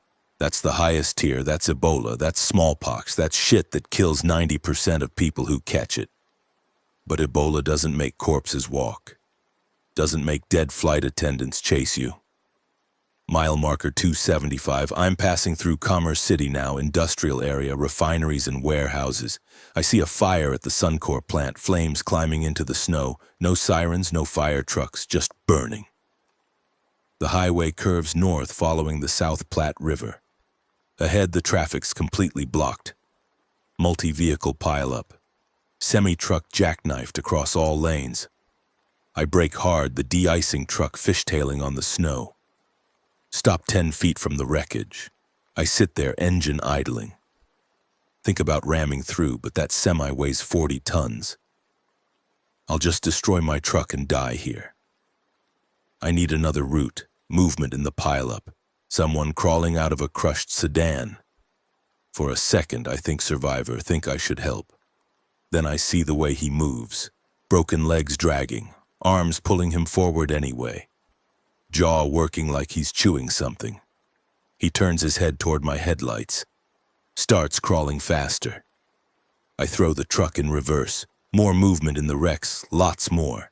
They're inside the cars, trapped by seat belts and crumpled metal, but they're aware, struggling, reaching toward my lights like moths. I back up 200 yards, wrench the wheel, and take the truck up the embankment. It's steep, but the rig's got torque. I crash through a chain-link fence into an industrial parking lot. Navigate around loading docks and freight containers, find a surface street heading west. My phone's GPS is useless, satellites maybe, or cell towers down. But I know Denver. Grew up here. Know how to get to the mountains. I take side streets through Globeville, then Elyria, Swansea. Neighborhood's quiet, empty, curtains drawn. I pass a King Soopers with its windows smashed, grocery carts scattered in the parking lot, no people, just blood in the snow. At Interstate 25, I have to go north 3 exits to find a bridge that's not blocked. The whole time I'm watching my mirrors, watching the streets. Seeing movement in alleys, shapes in windows. Once a dog runs past chasing a cat. Normal. So normal it makes my chest ache. I rejoin I-70 west of downtown near Federal Boulevard. The highway's clearer here. Most people fled east toward DIA or south on I-25. I make good time for 6 miles until I reach Lakewood. That's where I meet Sarah. She's standing in the middle of the highway, waving her arms. Red jacket, blonde hair plastered to her head. She's not stumbling, not wrong, just desperate. Behind her, a fire's consuming a house. I slow down. Every instinct screams trap, but she's just standing there in the snow and I can see tears on her face. I stop 30 feet away. Lower my window an inch. You bitten? No. Please, I have a car, but the battery's dead. I need... Where are you trying to go? Federal Center. They said on the radio there's shelter there, medical... Federal Center's east. You're going the wrong way. I know. She's sobbing now. I know, but my daughter's at my ex-husband's place in Golden. I have to get her. I have to... Get in.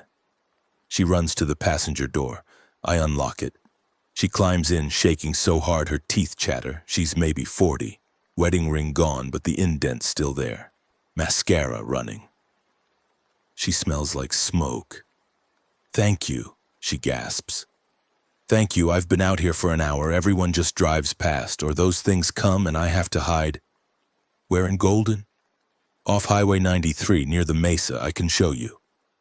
I'm going to 70, past Golden. My brother's stuck on the highway. That's fine, that's perfect, just... She stops, stares at me. You're going into the mountains? They closed 70. There was an accident, some kind of chemical spill. They said, that's bullshit, there's no spill. Then what is it? I don't answer. Just drive. We pass the Colfax exit, then head into the suburbs. Sarah's crying quietly, hands pressed to her face. After a minute, she says, I saw my neighbor, Mrs. Chen. She was eating her husband. He was dead and she was eating him, and when I screamed, she looked at me and her eyes were all white and, "Don't think about it." How can I not think about it? Because you'll freeze up, and you need to get your daughter.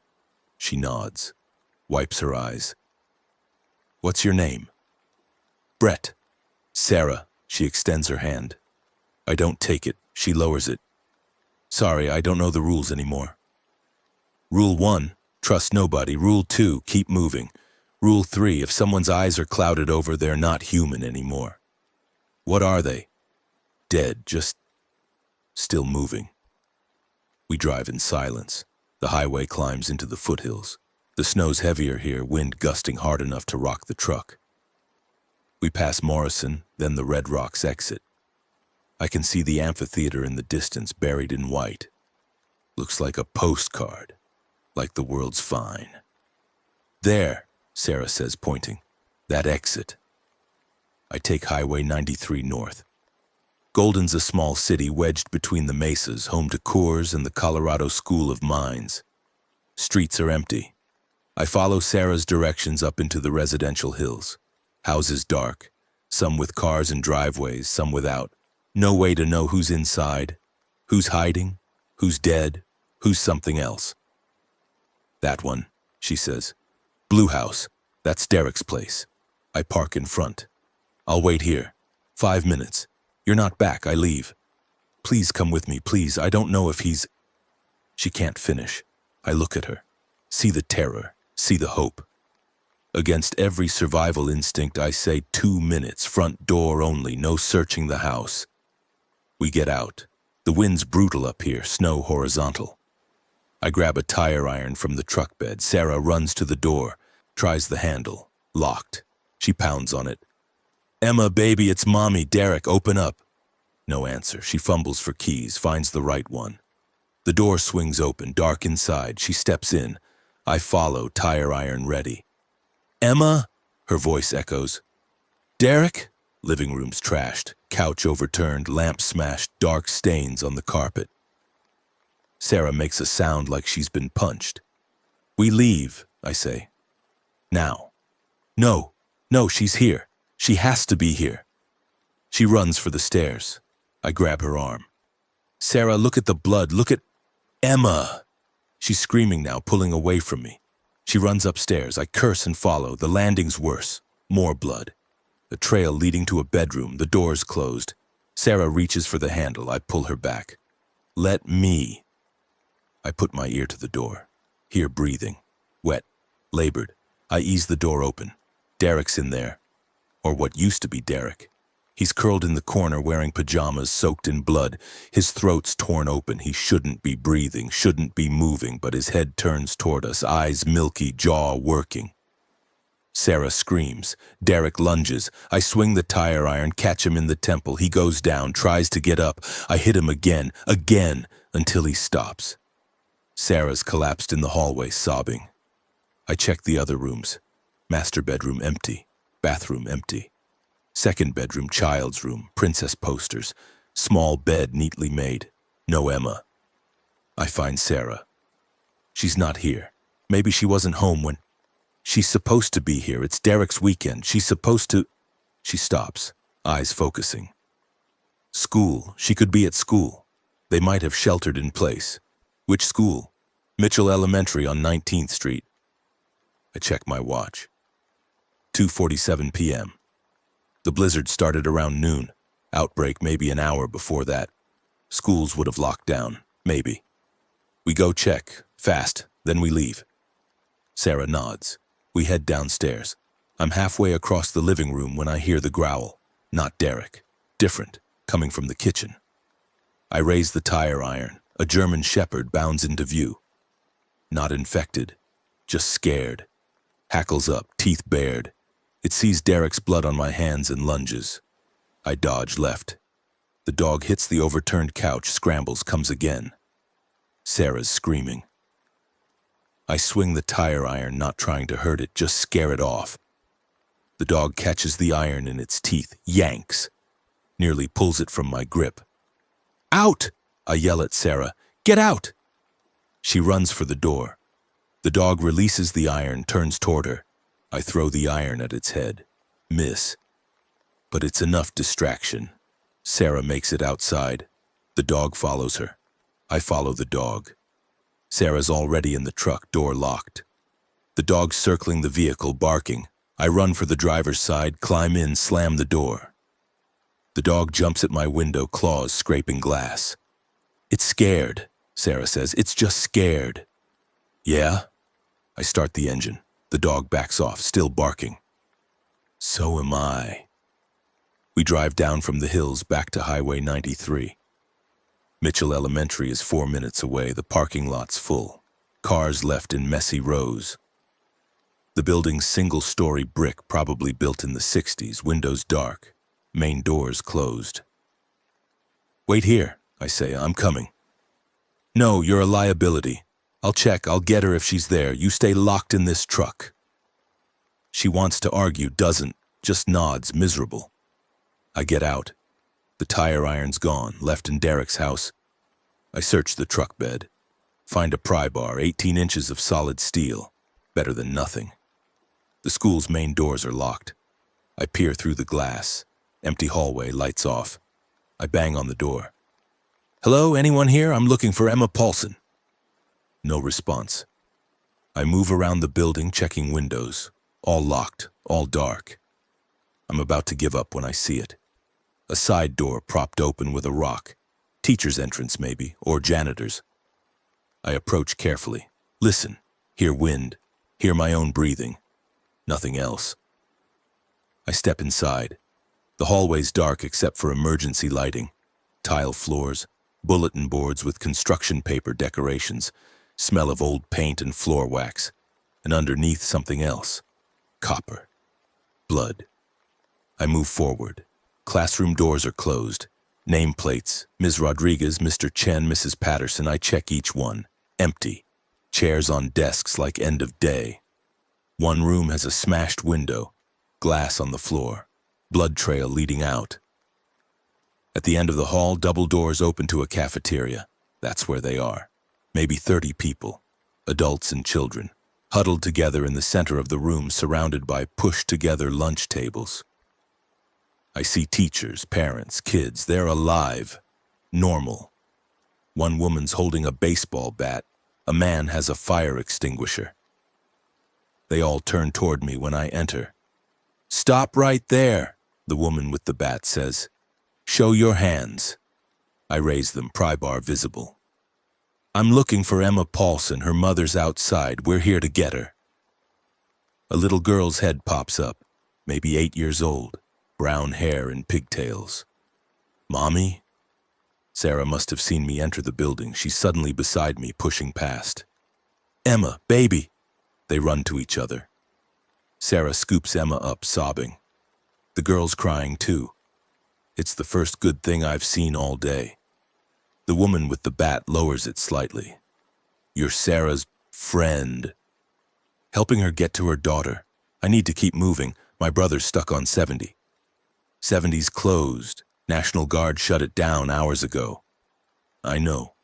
I'm going anyway. A man steps forward. Older, maybe 60, balding. He's got the look of someone used to being in charge. What's your route? How are the roads? Bad. Blocked in places, dead walking everywhere. Dead, he repeats. You mean infected? I mean dead. They're corpses. Moving corpses. Silence. Then a young teacher starts crying. The man, probably principal, gives me a hard look. We've been holed up here since noon. We heard the alert. Locked the doors, gathered everyone in the cafeteria. We have food, water. We're waiting for evacuation. No one's coming. You don't know that. I saw DIA, saw downtown, saw the military. They're overwhelmed. You want to wait. But I'd find a more secure location. This place has too many windows, too many doors. Sarah's backing toward the exit, Emma in her arms. We need to go. Thank you all, but take us with you, someone says. Young woman, teacher maybe. Please, we have kids here. I can't. I've got a 2-seater truck. I'm already stretching it for Sarah and Emma. Then leave them. Take the kids. Sarah pulls Emma closer. No. The principal holds up his hands. Nobody's leaving anybody. We stay together. We wait for official rescue. I look around the cafeteria, see the fear in their faces, see the hope, see the desperation. I can't help them. If I take on 30 people, I'll never reach Keith. Good luck, I say and turn to leave. Wait. It's a woman's voice. Different woman. She steps from the group. Asian, 30s, athletic build, wearing jeans and a Colorado Rockies hoodie. You said 70, how far up? Past Idaho Springs, maybe Georgetown. I need to get to Silverthorne, my husband's there. He's got medical training. If you're going that way, I'm not running a shuttle. I'm not asking you to. I'm a nurse. ER at Lutheran. I know trauma medicine. You might need that. She's right. Might. I look at Sarah, at Emma. Look at the woman. What's your name? May. You get bit, you tell me immediately, no hiding it. I put you down the second you turn. She nods. Same to you. Sarah's already back at the truck. I walk out with May. Behind us, the principal's calling after us, saying we're making a mistake. Maybe we are. Maybe they're the ones making the mistake. No way to know. Sarah's in the middle of the front bench seat, Emma on her lap. May climbs into the passenger side. 4 people in a truck meant for 2. It's cramped but manageable. Federal Center's east, I say. I can drop you there.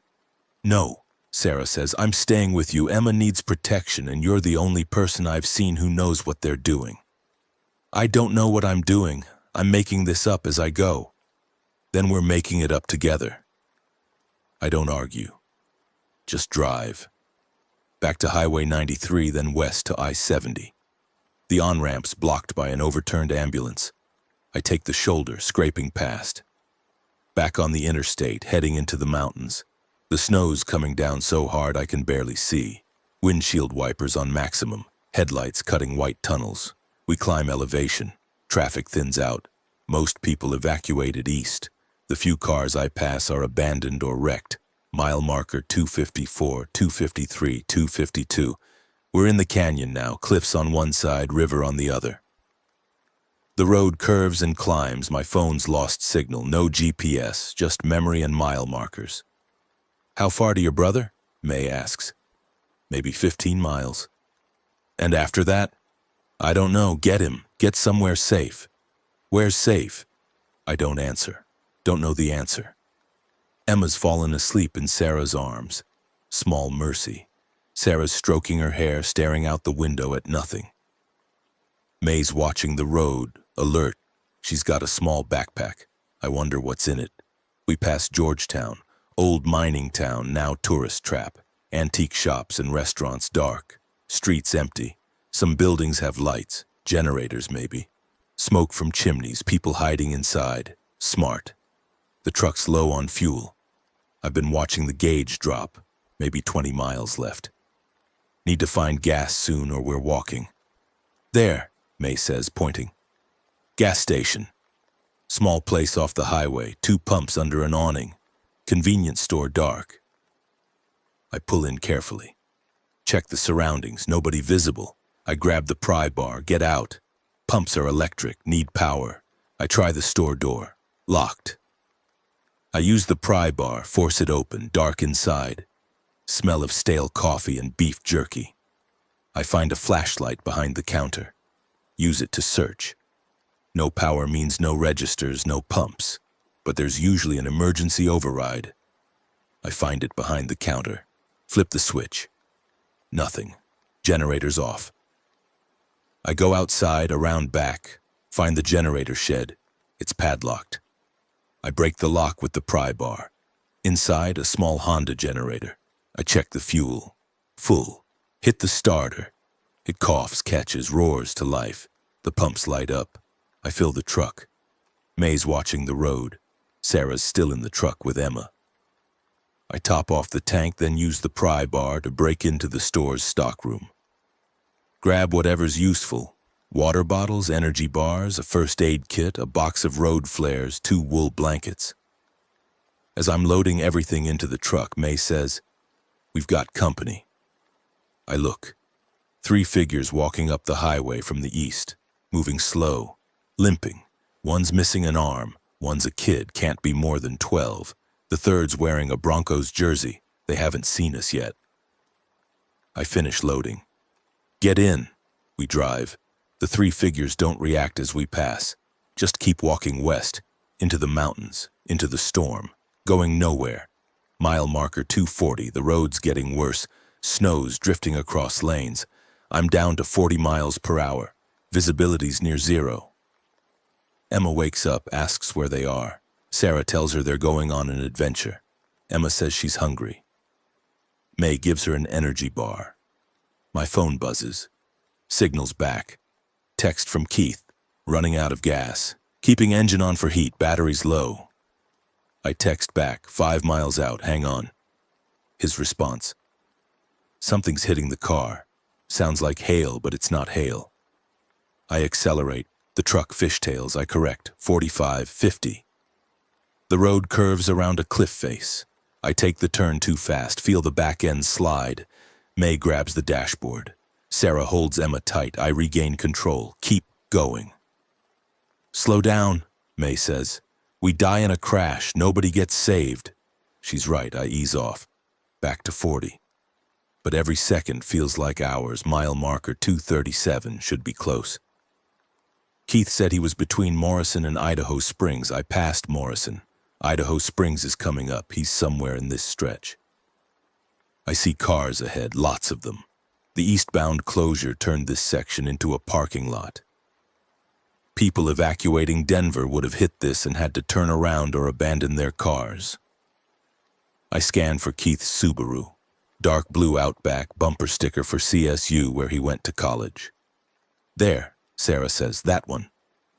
She's pointing at a cluster of vehicles pulled onto the shoulder. I see the Subaru's roof, see someone in the driver's seat. I pull up behind it, hit the horn. Keith's head snaps up. He sees me. His door flies open. He's out, running. I'm out too. We meet in the middle of the highway. He's alive. He's okay. We grab each other, and for a moment, everything's fine. Jesus Christ, Brett, what the hell is happening? I'll explain in the truck. We need to move. Move where? Roads are closed. I've been listening to the radio and... Radio's bullshit. Get your stuff. He hesitates. There's a family in that RV. They've got a baby. They asked me to help them. Can't help everyone. Get your stuff now. He sees something in my face. Nods. Runs back to his Subaru. Returns with a backpack and a sleeping bag. I introduce him to Sarah, May, Emma. He looks confused but doesn't ask questions. We can't all fit in the truck, May says. She's right. 5 people in a 2-seater is impossible. I look at Keith's Subaru. How much gas you got? Quarter tank, maybe 80 miles. That'll work. You drive yours, I'll drive mine. We stay together. Head west. West? Brett, the mountains are safer than Denver. Come on. We split up. Sarah, Emma, and May stay in my truck. Keith takes his Subaru. I lead. He follows. We navigate through the abandoned cars using the shoulder and emergency lane. Some vehicles have bodies inside, some don't. Once I see a whole family in a minivan. Father, mother, 2 kids, all dead, all still, not turned, just dead. Carbon monoxide maybe, or pills. Chose their own way out. Emma's crying. Sarah's trying to comfort her. May's silent, staring ahead. We pass Idaho Springs, the town's burning. At least 3 buildings on fire, nobody fighting it, nobody visible at all. Just flames and smoke mixing with snow. Why would they burn their own town? Sarah asks. They didn't, May says. Fire spreads when nobody stops it. Gas lines rupture. Candles get knocked over.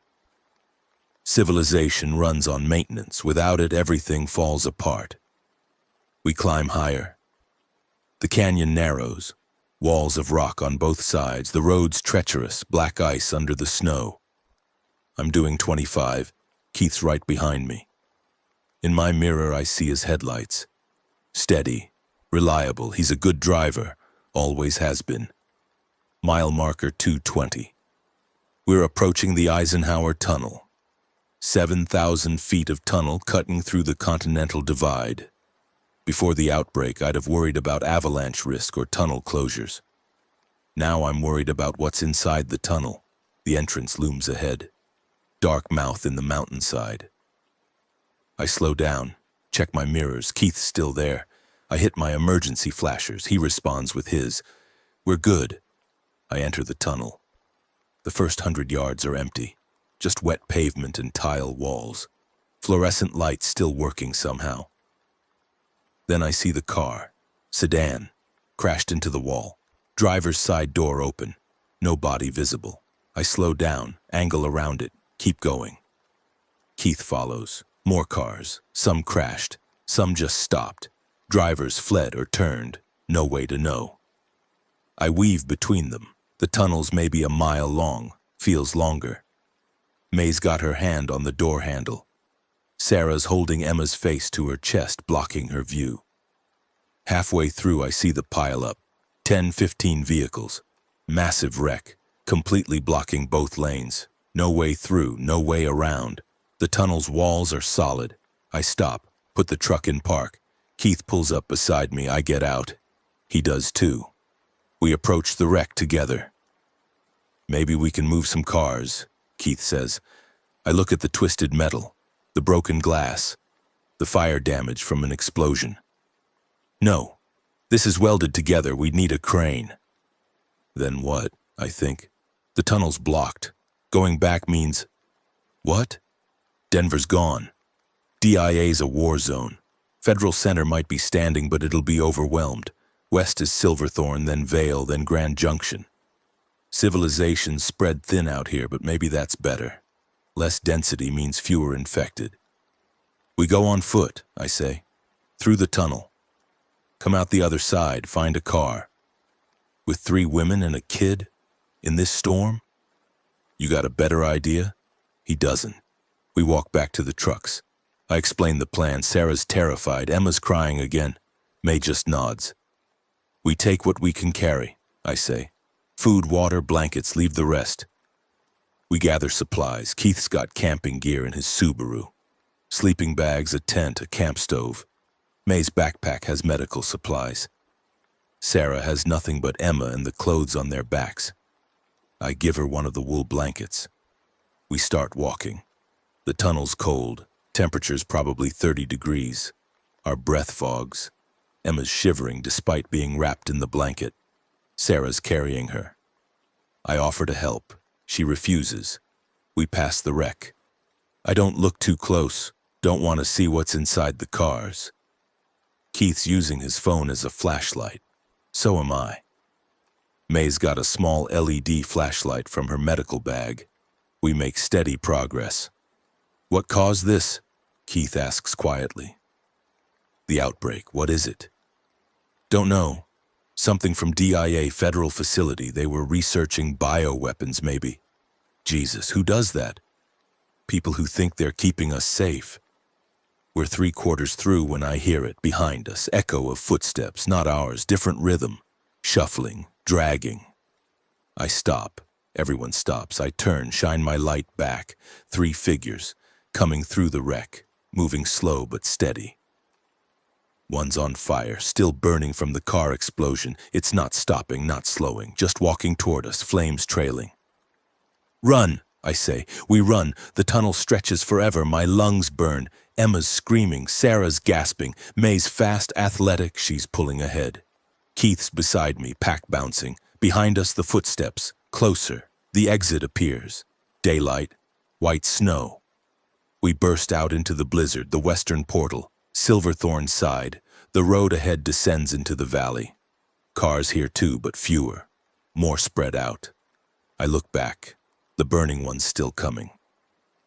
Flames mostly out now, but smoke rising from its body. It reaches the tunnel exit. Daylight hits it. It doesn't care. Keeps coming. Keith grabs my arm. Car. That truck. He's pointing at a Ford F-150, big pickup. 4-door cab. It's parked on the shoulder, empty. I run to it. Driver's door unlocked. No keys. I check the visor, the console. Nothing. May's already working on the other vehicles, checking doors, looking for keys. Sarah's carrying Emma toward the trees, getting them out of sight. The burning one's 50 yards away. The other two are behind it. I can see them now. Man in a ski jacket. Woman in yoga pants. Both wrong. Both dead but moving. Here, May shouts. She's at a Honda CR-V, door open. Keys are here. We run to it.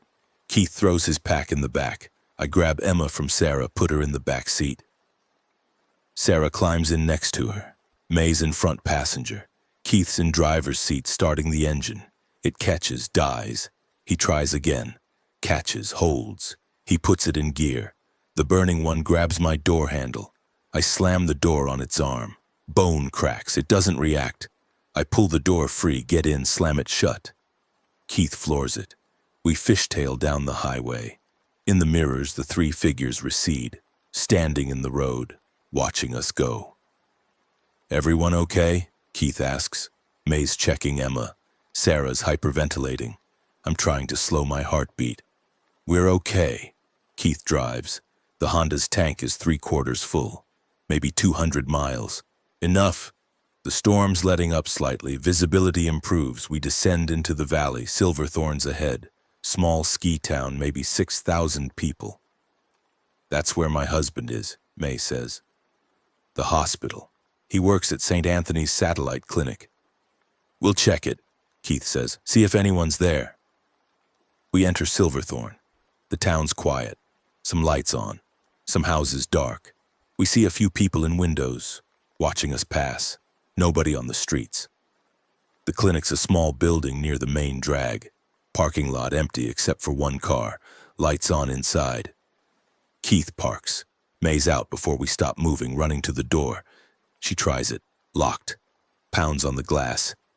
Michael! Michael, it's me! Movement inside. A man appears, Chinese, 30s. He sees May and his face crumples. He unlocks the door. They grab each other. She's crying. He's crying. They're saying things in Mandarin. I look away, give them privacy. Keith turns to me. What now? I don't know. We're alive. We're together. That's all I've got. Sarah's leaning against the Honda, Emma asleep in her arms. She looks exhausted. We all are. It's been maybe 6 hours since this started. Feels like 6 years. May and her husband, Michael, come back. This is my brother Brett, I say. And Sarah and her daughter Emma. Michael nods. Thank you for bringing her here. Thank you. We need shelter, Keith says. Somewhere secure. You know this town? The community center, Michael says. It's got a generator. Emergency supplies. The town was using it as an evacuation point before things got bad. How bad is it here? Bad. Maybe 1/3 of the town's infected. Rest are hiding or fled. I've been treating people, but there's no cure. Once you're bitten, you turn in hours, sometimes minutes. What about survivors? How many? I don't know. A few hundred maybe, scattered. The National Guard was supposed to come, but he doesn't finish. We load back into the Honda. Michael drives. He knows the streets. We take back roads to avoid the main drag. I see infected in some yards, see barricaded houses once someone shoots at us. Bullet shatters the back window. Emma screams. Michael swerves, punches the gas. We lose the shooter. The community center's a large building near the high school. Parking lot's full. People here. Alive. Michael pulls in. We get out. A man with a shotgun approaches. You bit? No, Michael says. I'm a doctor. These people are with me. The man studies us. Lowers the gun slightly. We're full. No more space. We don't need space, just information. What's the situation? The man, maybe 50, gray beard, hunter's vest, considers. You really a doctor? Trauma surgeon. She's an ER nurse. He points to May. We got wounded. Lots of them. You help them, you can stay. Michael nods. Deal. We enter the community center. It's chaos. Maybe 200 people packed into a gymnasium. Families huddled together, kids crying, old people on cots, wounded lying on the basketball court, makeshift bandages soaked with blood. May and Michael head straight for the wounded. They start triaging, assessing injuries.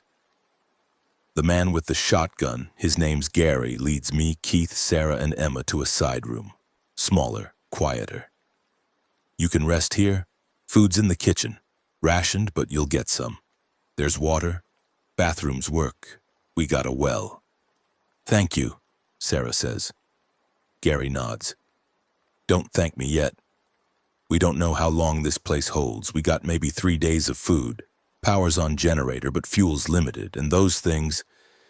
He gestures vaguely.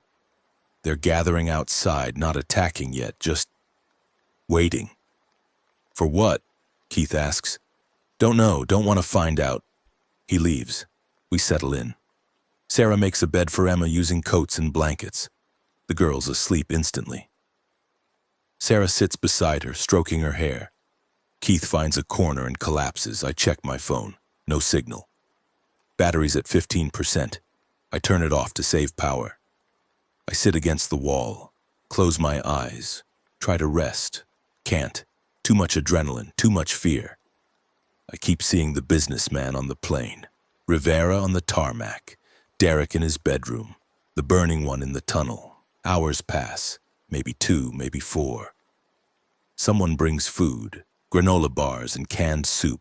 We eat. It tastes like nothing. May comes to check on us. Michael's stabilizing the wounded. Some will make it, some won't. You should all get tetanus boosters just in case. In case of what? Sarah asks. In case you get cut or scratched. Infection risk is high. Not the virus, just regular infection. Sepsis kills. She administers the shots, quick and efficient. Emma cries, but only a little. Keith asks May what she's seen. She tells him. Bite victims, gunshot wounds, broken bones from people falling while running. One child crushed when their parents' car crashed. She's matter-of-fact, clinical. But I see the pain in her eyes. You don't have to do this, I say. You're not responsible for everyone. Yes, I am, she says quietly. I took an oath. She returns to the gym. I watch her go, admire her, envy her. She has purpose. I'm just reacting, surviving. No plan beyond getting Keith. Now I have Keith, and I don't know what comes next. Night falls. The generator hums. Someone dims the lights to save fuel. I find a window. Look outside. The snow's stopped. Stars visible through breaking clouds. Beautiful. And across the parking lot, in the shadows beyond the streetlights, I see shapes. Standing, watching. Dozens of them. Maybe hundreds. Gary appears beside me. They showed up around sunset. Haven't moved, just there. What are they waiting for? Maybe nothing. Maybe they can't figure out how to get in. Maybe they're waiting for more, I don't know. We can't stay here. No, we can't. But where do we go? Good question. I think about it. DIA's gone, Denver's gone. The mountains are defensible but isolated. No supplies. Grand Junction's west, maybe 100 miles. Smaller city, less density, but that's a guess. South, I say. Colorado Springs, Fort Carson's there, military base. Cheyenne Mountain, NORAD headquarters. If anywhere's secure, it's there. That's 150 miles through the mountains in winter. You got a better idea? He doesn't. We stand in silence, watching the infected watch us. Morning comes. The sun rises over the mountains. The infected are still there. More now. Someone counts them. 300, maybe 4. They've surrounded the building. Gary calls a meeting. Everyone gathers in the gym. He explains the situation. Food's running low, fuel's running low, the infected are massing. We need to evacuate. His plan, convoy south to Colorado Springs, use every vehicle we have, move fast. Break through the infected line and don't stop until we reach Fort Carson. Who's in charge at Fort Carson? Someone asks. Don't know, but it's a military base. They'll have defenses, supplies, medical. It's our best shot. People murmur, some agree, some want to stay. Gary takes a vote. Majority says go. We prepare. Vehicles are fueled from the generator's reserve. 20 cars, 8 trucks, 2 buses from the high school. Everyone who can drive takes a vehicle. Everyone else rides. We load supplies, food, water, medical gear, weapons. Gary distributes guns from his personal collection, hunting rifles mostly, a few handguns. I get a Remington 700, 5 rounds. Keith gets a .38 revolver, 6 rounds. Sarah stays unarmed, focuses on protecting Emma. May and Michael take a van with the wounded. 10 people who can't walk. They're in the middle of the convoy, protected. The plan is simple. Lead vehicle, Gary in his pickup, rams through the infected. Everyone else follows tight. No stopping, no looking back. Anyone who falls behind is on their own. We load up. I'm driving the Honda with Keith, Sarah, and Emma. We're 5th in line. Gary's at the front. The buses are at the back. Everyone ready. Gary's voice comes over a 2-way radio someone distributed. On 3, 1, 2, 3. He guns his engine. Crashes through the infected line. Bodies fly. He doesn't slow. Second vehicle follows. Third, fourth. My turn. I floor it. The Honda surges forward. I hit an infected man. Feel the thump. Keep going. Another. Blood sprays the windshield. I can't see. Hit the wipers. They smear it worse. I navigate by following the taillights ahead. We break through. The highway opens up. I accelerate. 60, 70. The convoy stretches out. Gary's far ahead. The buses are falling behind. In my mirror, I see infected chasing, running, fast. They're coming, Keith says. One of the buses stops. I don't know why. Breakdown, crash, doesn't matter. The infected swarm it. I hear screaming over the radio, then static. Keep going, Gary's voice. Don't stop. We don't. The convoy speeds south. We lose 2 more vehicles. One runs out of gas, one crashes on black ice. Each time the infected swarm. Each time we keep going. Highway 9 takes us through Breckenridge. The ski town's burning. We drive through smoke and flames. Some of the convoy gets separated here. 6 vehicles, including ours, make it through. The rest, gone. We climb over Hoosier Pass, 10,000 feet. The altitude makes Emma dizzy.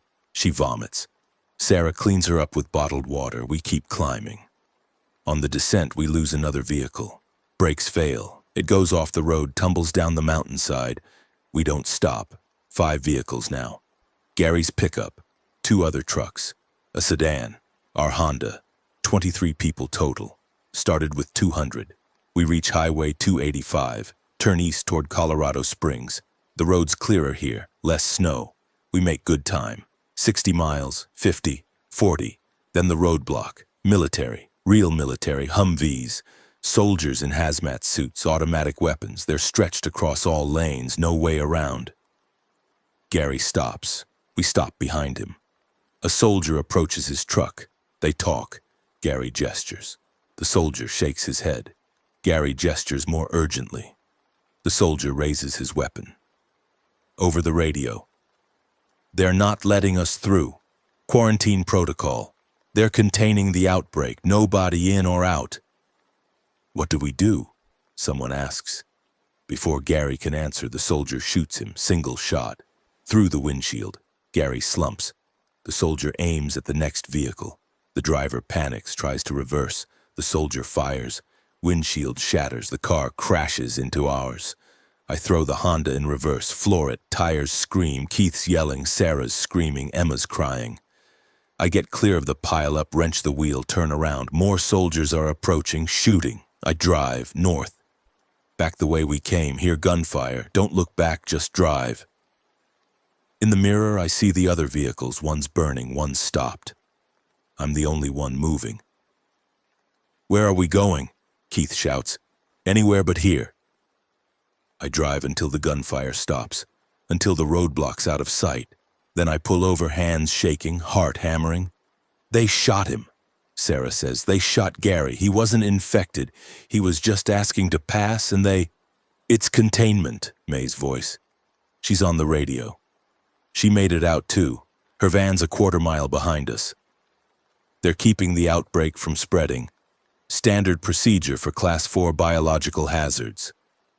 Standard procedure is murder? Keith says. Standard procedure is survival of the species. They sacrifice thousands to save millions. I look at my fuel gauge. Quarter tank, maybe 60 miles. Not enough to get anywhere useful. I check the map on my phone, signals back. Shows we're near Buena Vista. Small town. Maybe we can find shelter there. Regroup. Over the radio. Anyone still alive? It's May. I grab the radio. We're here. Honda CR-V, you? Van's damaged but mobile. Michael's injured, not bitten.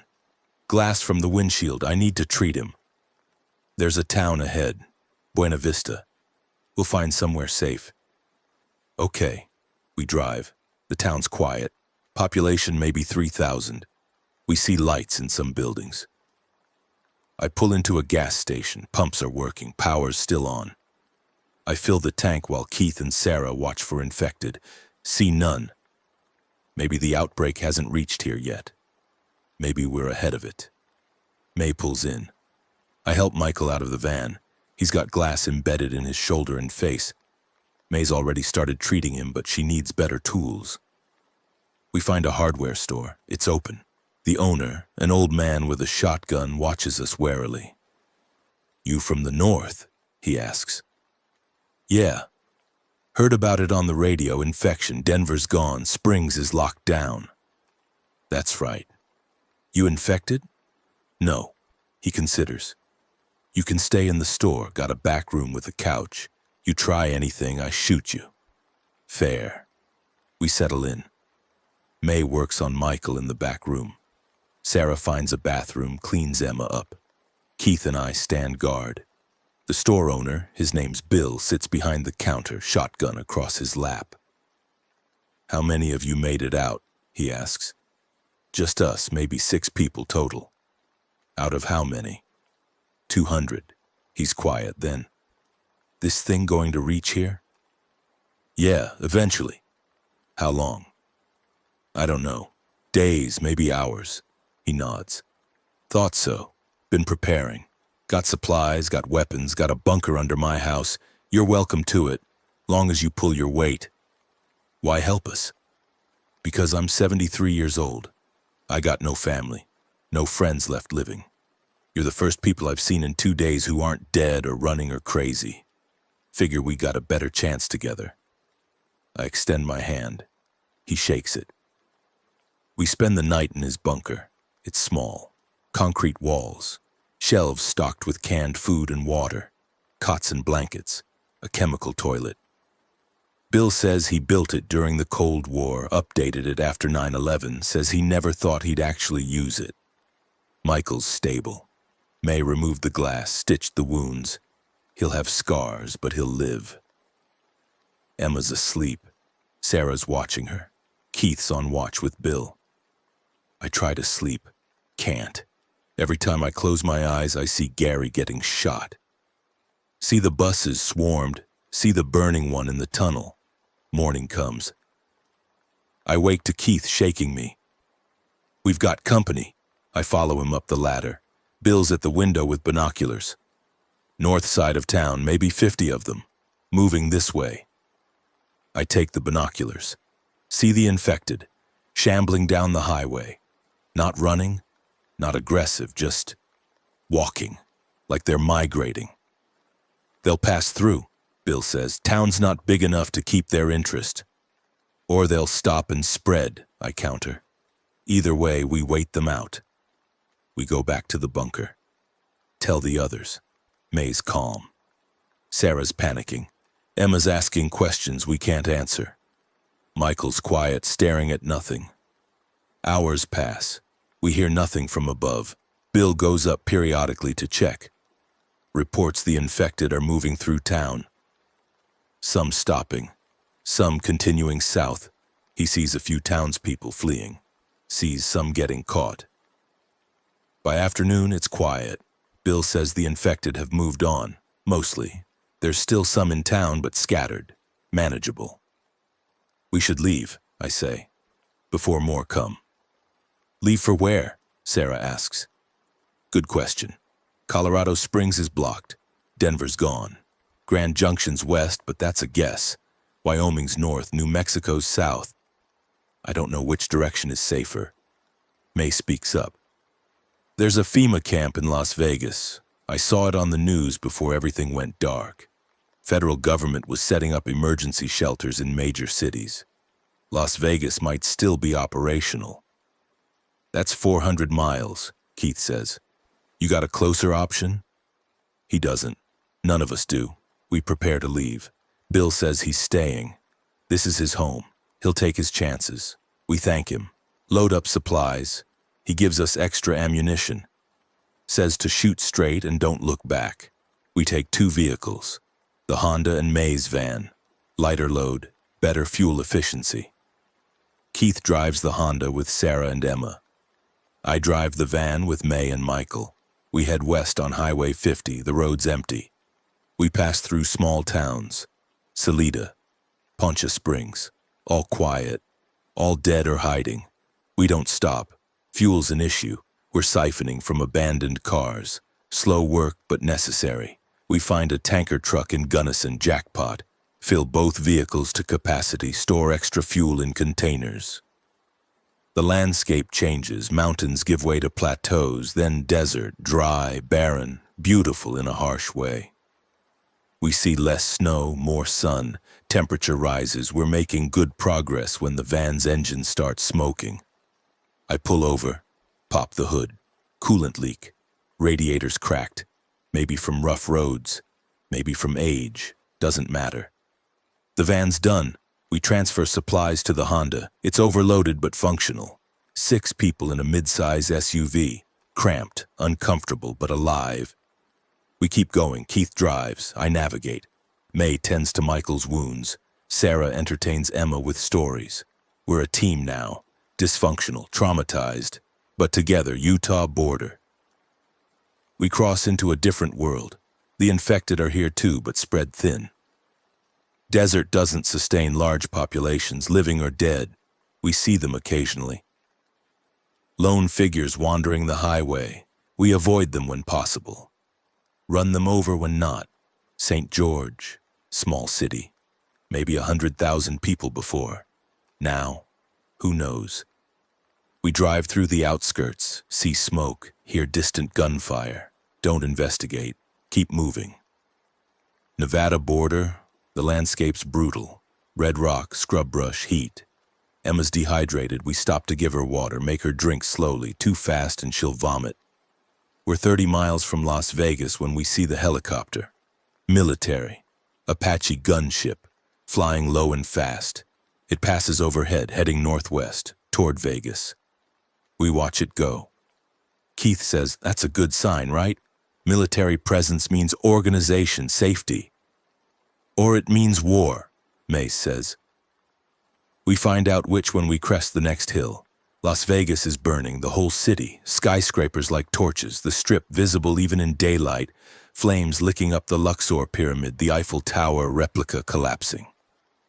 Smoke column visible for miles. We pull over, stare, say nothing because there's nothing to say. The radio crackles. Signals weak but present. A voice. FEMA camps overrun, evacuation protocol failed. Military pulling back to Zit. Phoenix secured. Zit. Proceed to. The signal dies. Phoenix, I say. Arizona. Maybe 250 miles. We don't have fuel for that, Keith says. Then we find fuel. We backtrack. Find a town called Mesquite. Small. Quiet. We siphon gas from every car we can find. Fill up. Stock containers. Take food from a grocery store. The place is unlocked, mostly empty, but there's canned goods. Water, batteries. We take it all. As we're loading, Sarah says, someone's watching us. I look, see a face in a second-story window across the street, gone instantly, but it was there. Hello? I call out, we're not infected, just passing through. No answer. We finish loading. Get in the vehicles. As we're leaving, a man steps into the street, 40s, gaunt, holding a hunting rifle. "Phoenix is gone," he says. "Heard it on the radio this morning, overrun yesterday." My stomach drops. "You sure?" "Yeah, same with Tucson, same with Albuquerque. It's spreading faster than anyone predicted. Government's lost control." "Where are people going?" "Nowhere. There's nowhere left." He turns and walks away, disappears into a building. We sit in silence. Emma asks if we're going home. Sarah says yes, knowing it's a lie. "Mexico," May says. "We go south, cross the border, find a small town, isolated, wait this out."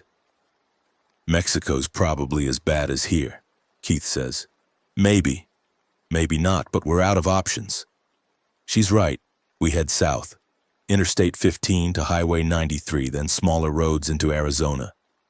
The desert's endless. We pass through nothing, see no one. Just heat and rock and sky. We're 50 miles from the Mexican border when the Honda's engine dies. No warning, just stops. Keith coasts to the shoulder. I check it. Timing belt snapped. Unfixable without parts we don't have. We're on foot. 6 people, limited supplies, 100-degree heat. 50 miles to the border, no guarantee of safety when we get there. We start walking. Michael can't. His wounds are infected, fever's setting in. May's doing what she can, but without antibiotics, he's deteriorating. We carry him for the first mile, then 2. By the 3rd, he's delirious. We stop to rest. May checks his vitals, pulls me aside. "He's not going to make it. Sepsis is spreading. He needs a hospital, surgery, IV antibiotics. We have none of that." "How long?" "Hours, maybe a day," I tell Keith. He's shattered. Sarah overhears. She takes Emma away so the girl doesn't hear, but Emma knows. Kids always know. We keep walking. Slower now. Michael's fading. May's holding his hand, talking to him in Mandarin. He's responding less and less. We find shade under a rocky outcrop. Rest. Drink water. Ration what little food we have. Emma's crying. Sarah's trying to comfort her. Keith's staring at nothing. I'm thinking about choices, about survival, about what comes next. Michael wakes, lucid for a moment, tells May he loves her, tells her to keep going, to survive. Then he slips away, just stops breathing. May checks his pulse, shakes her head. We bury him under rocks. No words, no ceremony, just stones piled high enough to keep scavengers away. May doesn't cry, just stands there, empty. We walk. Night falls, temperature drops. We keep moving by moonlight. Emma falls asleep on Sarah's back.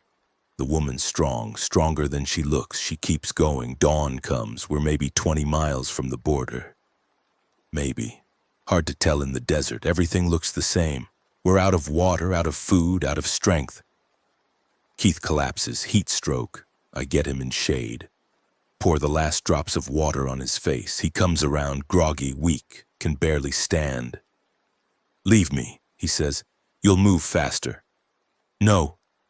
Brett, I'm serious. You saved me once. Don't throw that away." "I didn't come this far to leave you now." I get him up. We walk, slower, stopping every 100 yards. Emma's barely conscious. Sarah's carrying her. May's supporting Keith. I'm carrying all the supplies. A rifle, water containers, backpack full of useless shit. We see the fence, border wall, 30 feet of steel and concrete, stretching east and west to the horizon. We approach it. There's a gate, locked, topped with razor wire. On the other side, Mexico. On this side, us. I look for a way through, find none. The wall's impenetrable, designed to keep people out, or in. "We go around," May says. "Follow it east. Find a crossing." We try. Walk for miles. The wall never ends. The heat's unbearable. Emma's unconscious. Sarah's crying. Keith's delirious. May's beyond exhaustion. I make a decision. Drop the supplies. Drop everything except the rifle. Tell them to wait. I'm going to find help. I walk, alone, following the wall. Hours pass, the sun's directly overhead. I'm hallucinating, seeing water, seeing trees, seeing things that aren't there. Then I see them, real this time. People. On the other side of the wall, Mexican soldiers, 3 of them. I wave, yell. They see me, raise weapons. I drop the rifle, raise my hands. Help! Please! I have people dying. They approach the wall. One speaks English. You infected? No, just dehydrated, sick, please. They confer. The English speaker says, we're under orders, no crossings, borders closed. Then give us water, food, please. They confer again. The English speaker disappears, returns with bottles, throws them over the wall. I catch them. Thank you, thank you. Go back north, find shelter. This area's not safe. What's not safe? Cartel. They're using the chaos to take territory. You see armed men, you run. I nod. Take the water, run back to the others. It takes an hour. When I arrive, Sarah's unconscious. Emma's not moving. Keith's barely breathing. May's the only one awake.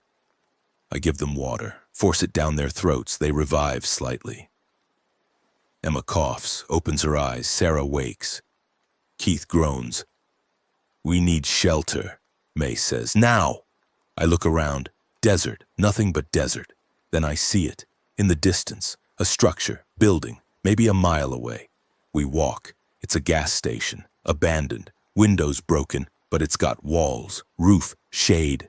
We collapse inside. There's a storage room in back. Still has supplies, bottled water, chips, jerky. We devour it. The hydration helps. The food helps. Emma perks up. Sarah cries with relief. Keith falls asleep. May checks everyone's vitals, says we'll live. I explore the station, find a working sink. The water's warm but clean, fill every container. Behind the counter I find a road atlas. Old, pre-outbreak. I study it.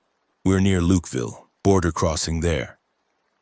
But if Mexican soldiers won't let us through, what's the point? Unless we don't ask.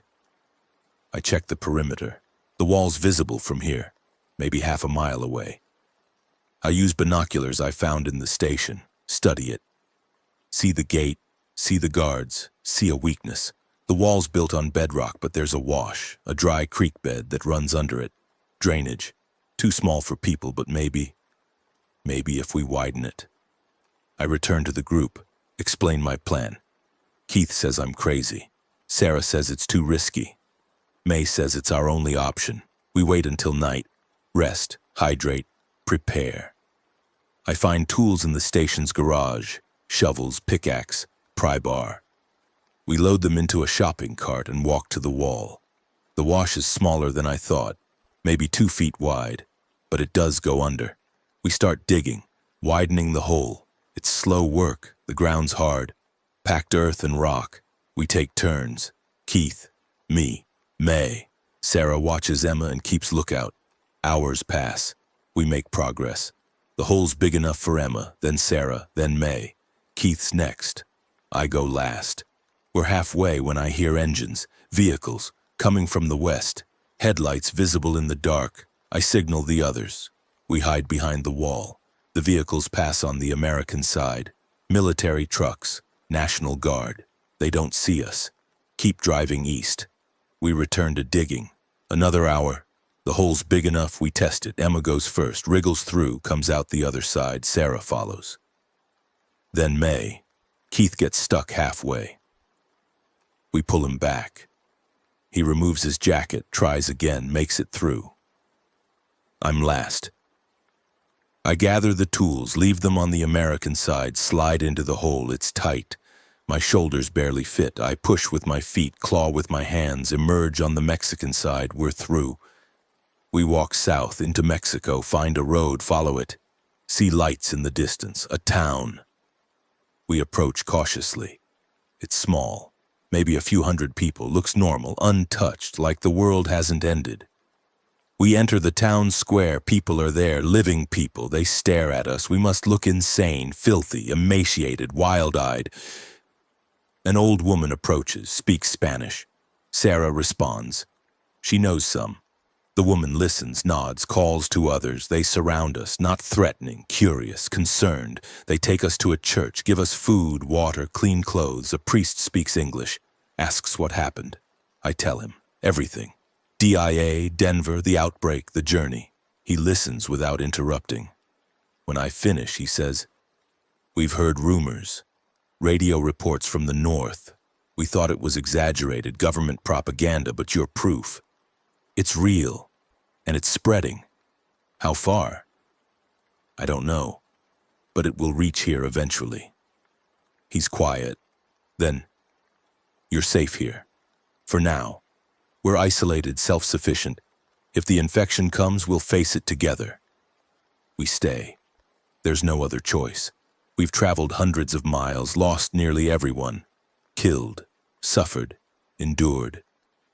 And we've ended up in a small town in northern Mexico, guests of strangers, praying the nightmare doesn't follow.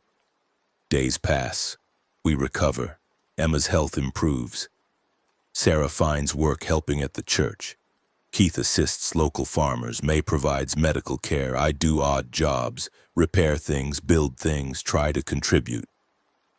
We hear reports on the radio. The outbreak's still spreading. Phoenix fell, Tucson, El Paso, the government's collapsed. FEMA's disbanded, military's fragmented, some units holding territory, some going rogue. Most just surviving. Mexico's faring better. Lower population density, stronger communities. But it's not immune. The infection reaches border towns, then interior cities, Monterey, Chihuahua. It's slow but inevitable. The town prepares, builds barricades, stocks supplies, organizes watches. The priest says we'll make our stand here. Together. As a community, I think about that. Community. It's what we lost in the north. Every man for himself, panic, chaos. Here, people are helping each other, sharing, sacrificing. Maybe that's the difference. Maybe that's what survives. 3 weeks after we arrived, the infected reached the town. Not many. Maybe 20. Stragglers from the north. We spot them at dawn, shambling down the highway. The alarm sounds. Everyone takes positions. The men have rifles, machetes, improvised weapons. They form a line at the town's edge. Wait. The infected approach. The men fire. Most shots miss. A few hit. The infected keep coming. Hand-to-hand combat. Brutal, bloody. The men fight hard. Lose 3, kill all 20 infected. It's a victory, but costly. We burn the bodies, infected and human, can't risk infection spreading. The smoke rises into the clear sky. I watch it, think about everyone I've lost. Rivera, Gary, Michael, the people at the community center, the convoy, all the faces I'll never forget. Keith finds me. "You okay?" "No, you." "No." He sits beside me. "You think we made the right choice? Coming here? Don't know, is there a right choice anymore? Maybe not, maybe we just keep going, keep trying, keep hoping." "Yeah." We sit in silence. The sun sets. The town returns to normal. Children play, women cook, men repair the barricades. Life continues, changed, scarred, but continuing. That night, May approaches me. I'm pregnant. I stare at her. "Michael's?" "Yeah. Found out yesterday, took a test from the clinic." "Congratulations." She laughs bitterly. "Congratulations, I'm bringing a child into hell. Or you're bringing hope. A future." "You really believe that?" "I don't know what I believe anymore, but that baby's going to need protection. And I'll help provide it." She nods. "Thank you."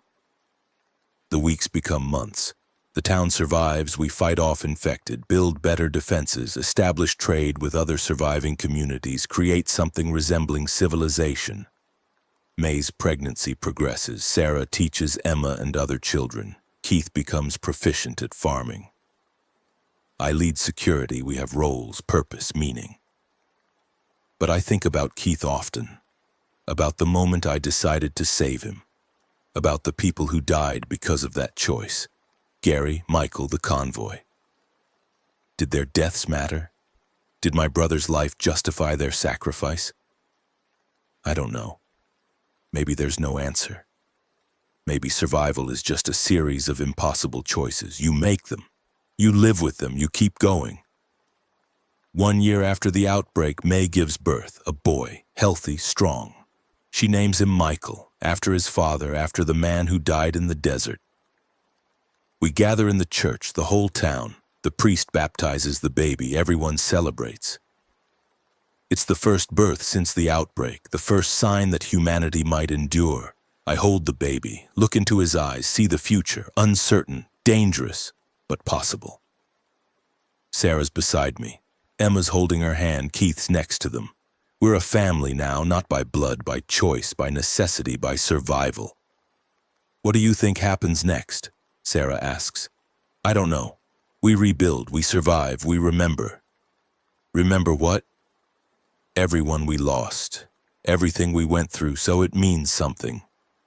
She nods. Do you think it was worth it? Everything we did to get here? I look at Keith, at Emma, at the baby, at May, at the town, at the people who've become my community.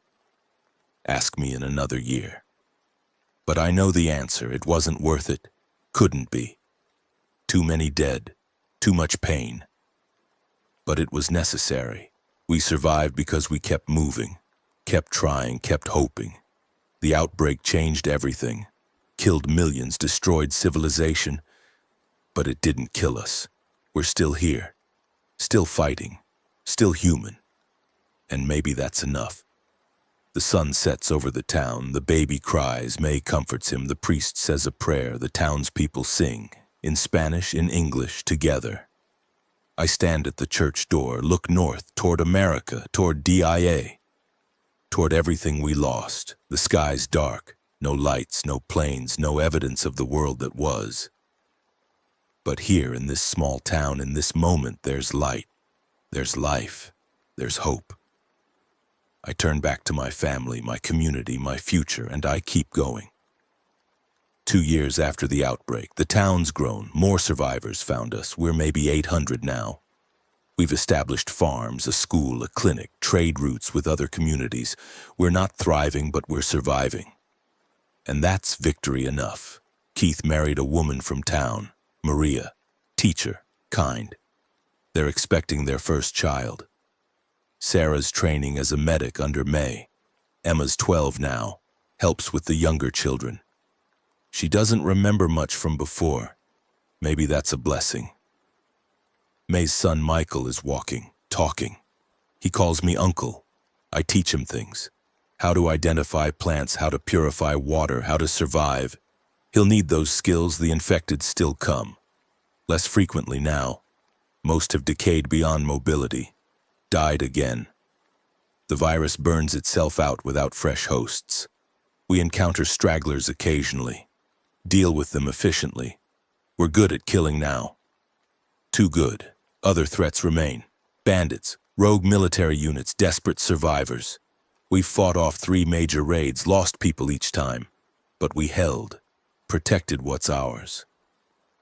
I think about Dr. Richter sometimes, the Homeland Security Director who covered up the outbreak, who I was supposed to kill with a luggage cart, who probably died in the Air Force bombing of DIA or in the chaos after. His mission was secrecy, control. He failed completely. The virus he tried to contain destroyed everything. Was it worth it? His sacrifice, his lies, his death. Did keeping the research secret justify what happened after? No, obviously not. But he believed it did. That's the thing about desperate choices. Everyone thinks they're making the right one. I thought saving Keith was the right choice. Still do. Even knowing what it cost. Even remembering everyone who died. Gary, Michael, the convoy. They'd probably disagree, but they can't. They're dead. And I'm alive. And that's the only truth that matters.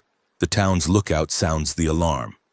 I grab my rifle, run to the barricade. Others are already there. Keith, Sarah, May. What is it? I ask. The lookout points.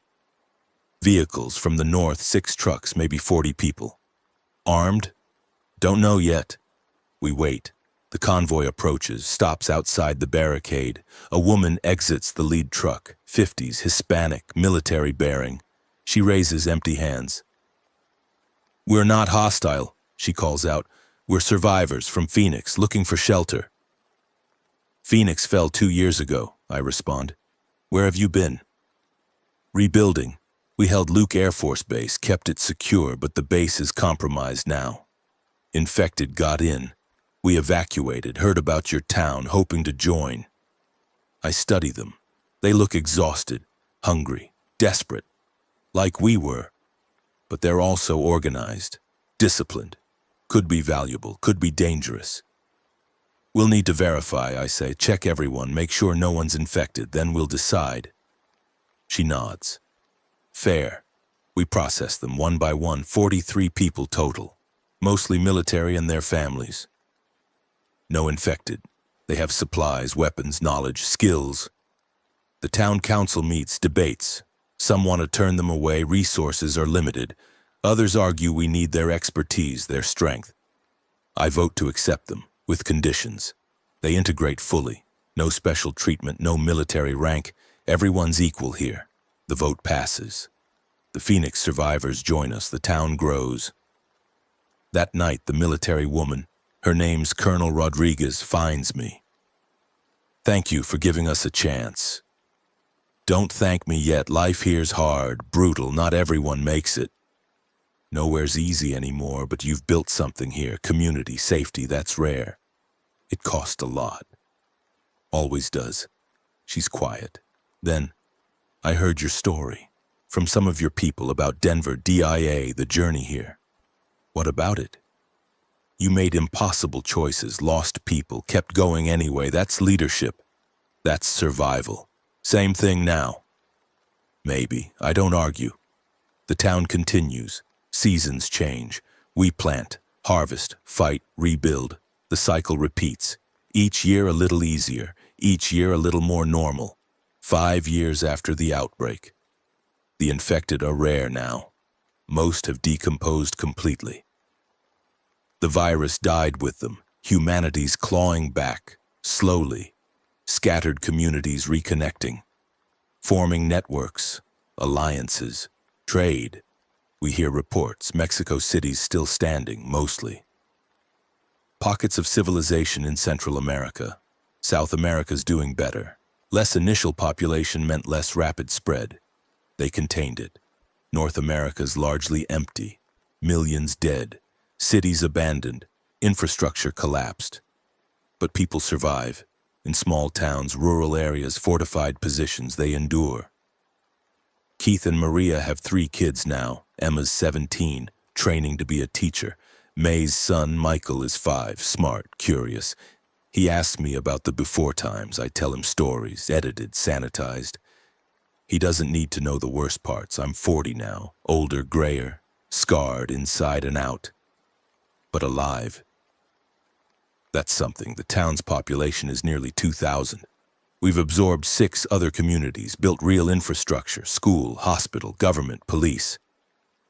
We're a city now, small but functional. I'm security chief, lead a team of 40. We patrol, defend, train. It's good work, meaningful, keeps me busy, keeps me from thinking too much. But I still think about choices, about costs, about whether any of it was worth it. I saved Keith. That was my goal.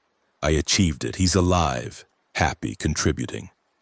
His children will grow up in this new world. His lineage continues. But others died. Gary, Michael, the convoy, the people at the community center, all the unnamed faces I saw along the way.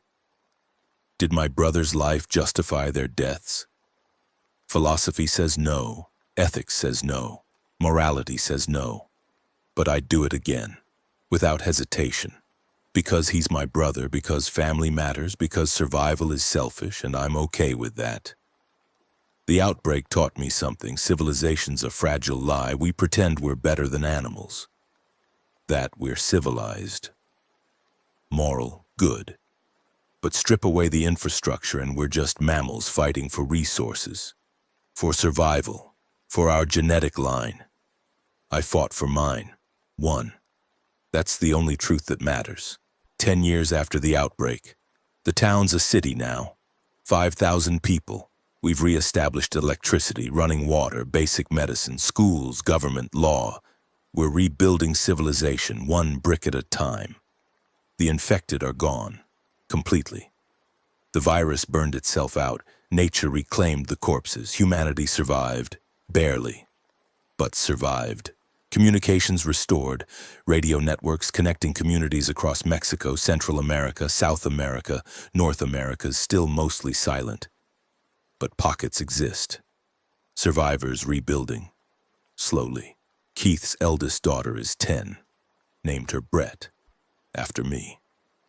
I cried when he told me. Haven't cried since the outbreak, but that broke me. Reminded me what we're fighting for. May's running the hospital. She's good. Saved countless lives. Her son Michael wants to be a doctor. Following his parents, continuing their legacy. Sarah and Emma run the school, educating the next generation, teaching them history, science, math, but also survival. How to purify water, identify edible plants, defend themselves. The old world's lessons combined with the new. I'm retiring, passing security to younger people. Colonel Rodriguez's daughter. Trained her myself. She's capable, strong, better than me. I'm building a library, collecting books, preserving knowledge. Seems important. Making sure humanity remembers, learns, doesn't repeat mistakes. I found a book about the outbreak, written by someone who survived. They interviewed people, documented stories, minds in there. They asked if I regretted my choices, if I'd do anything differently. I said no. They asked if I thought I was a good person. I said I don't know, probably not. But I'm alive. My brother's alive. His children are alive, that's what matters. They asked about the people I lost, about Gary, Michael, the convoy, if I think about them. I said every day, every single day. Their deaths bought my brother's life. I'll carry that forever. They asked if it was worth it. I didn't answer, still don't know. 15 years after the outbreak, I'm old now, 50, gray, tired, but alive. Still alive. Keith died last year, cancer. We have medicine, but not enough. Not the right kind. He fought hard. Lasted 6 months longer than expected, died surrounded by family, died in peace. I buried him in the town cemetery next to Maria. She'd passed 2 years earlier, heart attack. They're together now, that's something. His children survive. Brett's 25, teacher, married, pregnant, Keith's grandchild, my nephew or niece. The line continues. May's son Michael is 20. Doctor, working at the hospital, smart, capable, good man, his mother's proud. His father would be too. Emma's 32, principal of the school, never married, too busy, too dedicated. She's raising a generation of survivors who will never know the old world. Maybe that's good. Sarah's still alive, teaching, older, frailer, but stubborn. Says she'll keep going until she can't. I believe her. I spend my days in the library, reading, writing, documenting, making sure humanity remembers. The outbreak, the fall, the survival, the rebuilding. I think about Keith often, about the journey, about the choices, about the cost. Was it worth it? Saving him? Losing everyone else?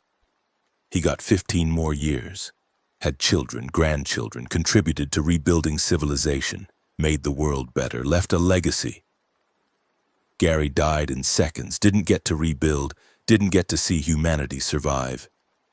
His death bought nothing except my escape. Michael died in the desert, never saw his son grow up, never practiced medicine again. His death was meaningless except to give me time.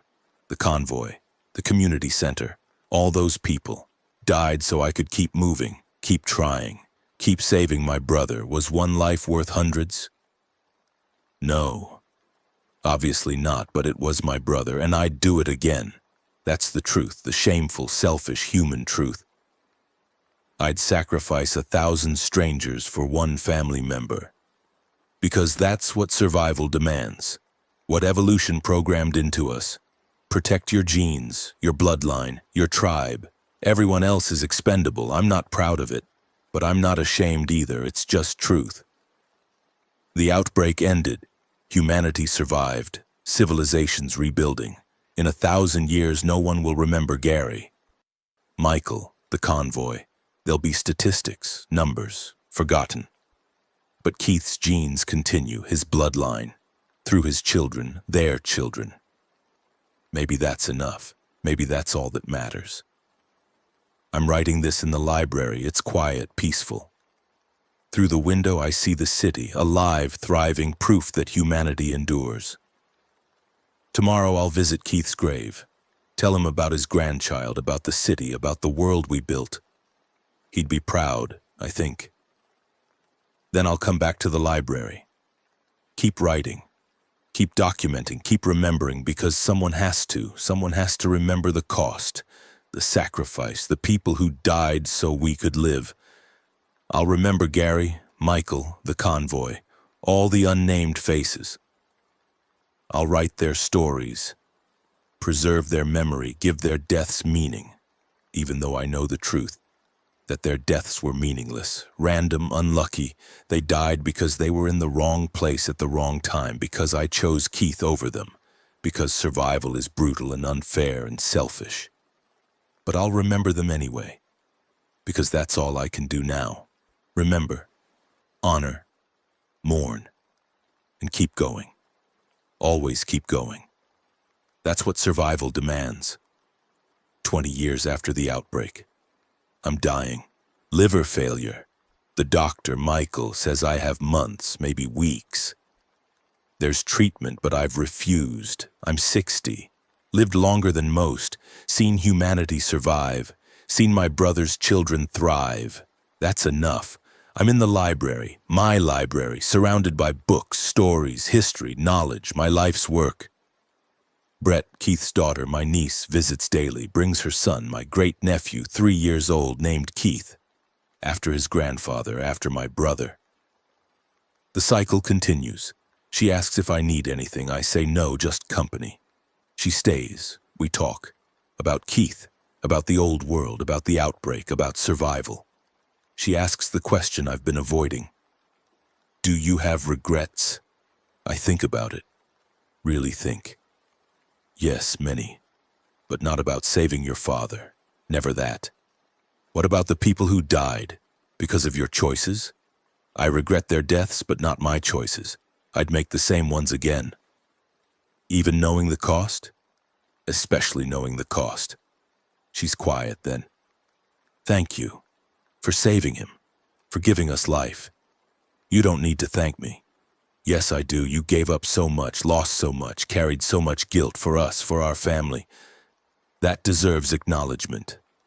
I look at her son, little Keith, playing with blocks on the library floor, innocent, unaware. He'll grow up in this new world, learn its lessons, face its challenges. But he'll have a chance, an opportunity, a future, because I saved his grandfather, because I made impossible choices, because I survived. It was worth it. I say quietly. Every death, every sacrifice, every horror, it was worth it. She takes my hand.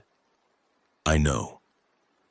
Maybe she does, maybe she doesn't. Doesn't matter. The truth is mine to carry, and I've carried it for 20 years. Will carry it until I die, which is soon now. I'm at peace with that, with everything, the choices, the costs, the survival. I saved my brother. He lived 15 good years. Had children who had children. His bloodline continues, his genes persist. In an evolutionary sense, I succeeded. Everything else is commentary. The city's alive outside, 5,000 people, schools, hospitals, government, commerce, culture. We rebuilt civilization, not the same as before, better in some ways, worse in others, but alive. Continuing, enduring, that's victory, not complete, not perfect, but real. I close my eyes. Rest. Feel the weight of 20 years lifting. Soon I'll join Keith, Gary, Michael, all the others in death, in peace, in the final rest. But not yet. Not today. Today I'm alive, surrounded by family, by books, by knowledge, by proof that humanity endures. Today is enough. Tomorrow can wait. I keep my eyes closed, listen to Brett talking softly to her son, teaching him, shaping him, preparing him for the world. The cycle continues, life continues, and I finally can rest, knowing it was worth it, all of it, every terrible, beautiful, necessary moment, worth it. I die 3 weeks later, peacefully, surrounded by family, Brett, her son, Sarah, Emma, May, Michael, everyone who mattered. They bury me next to Keith, in the town cemetery. Simple grave, simple marker. My name, my dates, nothing else needed. At the funeral, Brett speaks, tells my story. The journey from DIA, the impossible choices, the survival, the sacrifice. She doesn't shy away from the hard parts, the deaths, the selfishness, the cost. She says I was human, flawed, but that I did what I thought was right. Protected family, ensured survival, left a legacy. The city honors me. Names the library after me. Brett Anderson Memorial Library, preserving knowledge for future generations. My story joins the others, in books, in records, in memory, not forgotten, not erased, but contextualized. Part of the larger narrative of survival. Humanity continues. The city grows. 10,000, 20,000, 50,000. Reconnecting with other survivors. Rebuilding infrastructure, creating new civilization. The outbreak becomes history. Stories told to children, lessons in textbooks, warnings about hubris, about bioweapons, about government secrecy, about the fragility of civilization. Some remember, most forget. That's human nature. Move forward, build future, leave past behind. But the library remains, my library, holding stories, preserving memory, ensuring the dead aren't forgotten. Gary, Michael, the convoy, all the unnamed faces, their stories are there, written, documented, remembered. Not heroes, just people, wrong place, wrong time, victims of circumstance and someone else's choices, my choices, but also preserved. Their memories living on, their sacrifices acknowledged, their deaths given meaning through remembrance. It's not enough, can never be enough, but it's something, and something is better than nothing. The city continues. Generations pass. Keith's great-great-grandchildren walk streets I helped build, learn in schools I helped protect, live in peace I helped create. They don't know my name, don't remember my face, don't understand the choices I made or the costs I paid, but they live, they thrive, they continue. And in the end, that's all that matters. Survival, legacy, continuation, the rest is just details, human details, flawed, messy, complicated, but human. And that finally is enough. Now let's go the next story. I worked in the tunnels for 12 years before the dead came up through them like a tide. Port Authority, Maintenance Division, Lincoln Tunnel mostly, but I knew every tube under the Hudson, Lincoln, Holland, path trains running between Jersey and Manhattan. I knew the drainage systems, the ventilation shafts, the emergency exits nobody used anymore. I knew where the water pooled in the low sections, where the electrical conduits ran, which tiles were loose and which walls were reinforced. That knowledge kept me alive. That knowledge got 14 other people killed. My name is Connor Walsh. I'm 37 years old. I've been underground for 43 days now, and I don't know if I'll ever see the sun again. It started on a Tuesday morning in October. I was doing routine maintenance in the Lincoln Tunnel Center tube, checking the ventilation fans that kept carbon monoxide from building up when traffic was heavy. The tunnel was closed for the work, just me and Eddie Morales from electrical and 2 guys from the contractor's crew I didn't know well. The radio had been reporting something in Manhattan all morning. Some kind of outbreak, hospitals overwhelmed, police telling people to stay inside. Eddie kept checking his phone between the dead zones, getting more nervous each time he picked up a signal. "They're saying don't go to Manhattan," he told me around 9:30. My sister works at Mount Sinai. She says people are attacking each other in the ER. I didn't pay much attention. Every few years there was some scare, anthrax, bird flu, something. This was New York. We'd survived worse. I was more concerned about the fan housing that was making a grinding noise that shouldn't have been there. Then the screaming started. It came from the Jersey side, echoing through the tunnel in a way that made it impossible to tell how far away it was. Sound does strange things underground, but this was wrong. Not one voice, but many, overlapping, some of them cutting off suddenly. Eddie's radio squawked and dispatch was shouting something about the toll plaza, about an accident, about sending security. "We should go," Eddie said. His face had gone pale in the work lights. "We should check it out," one of the contractors said. Young guy, maybe 25, thought he was tough. Could be someone needs help. We grabbed our gear and started toward the Jersey entrance. The tunnel stretched ahead of us, empty and bright under the maintenance lighting. 3 lanes in each direction, white tile walls that had been there since the 30s, painted yellow lines on the concrete. I'd walked this tube 1,000 times. It had never felt threatening before. The screaming got louder. We found them at the toll plaza entrance, maybe 100 yards into the tunnel. 3 of them, or what used to be 3 of them. They were toll operators, still wearing their Port Authority uniforms, but something was catastrophically wrong. They moved in stuttering jerks, heads tilted at angles that necks shouldn't bend, and their faces, Jesus Christ, their faces were gray and their eyes were completely white and their mouths hung open, showing teeth that were red with blood. The young contractor laughed. Actual laughed. "What the fuck is this, some kind of Halloween thing?" Then they saw us and they charged. I've been in fights. Bar fights mostly, nothing serious. I know what it looks like when someone runs at you with intent. This was different. There was no thought in it, no hesitation, no self-preservation.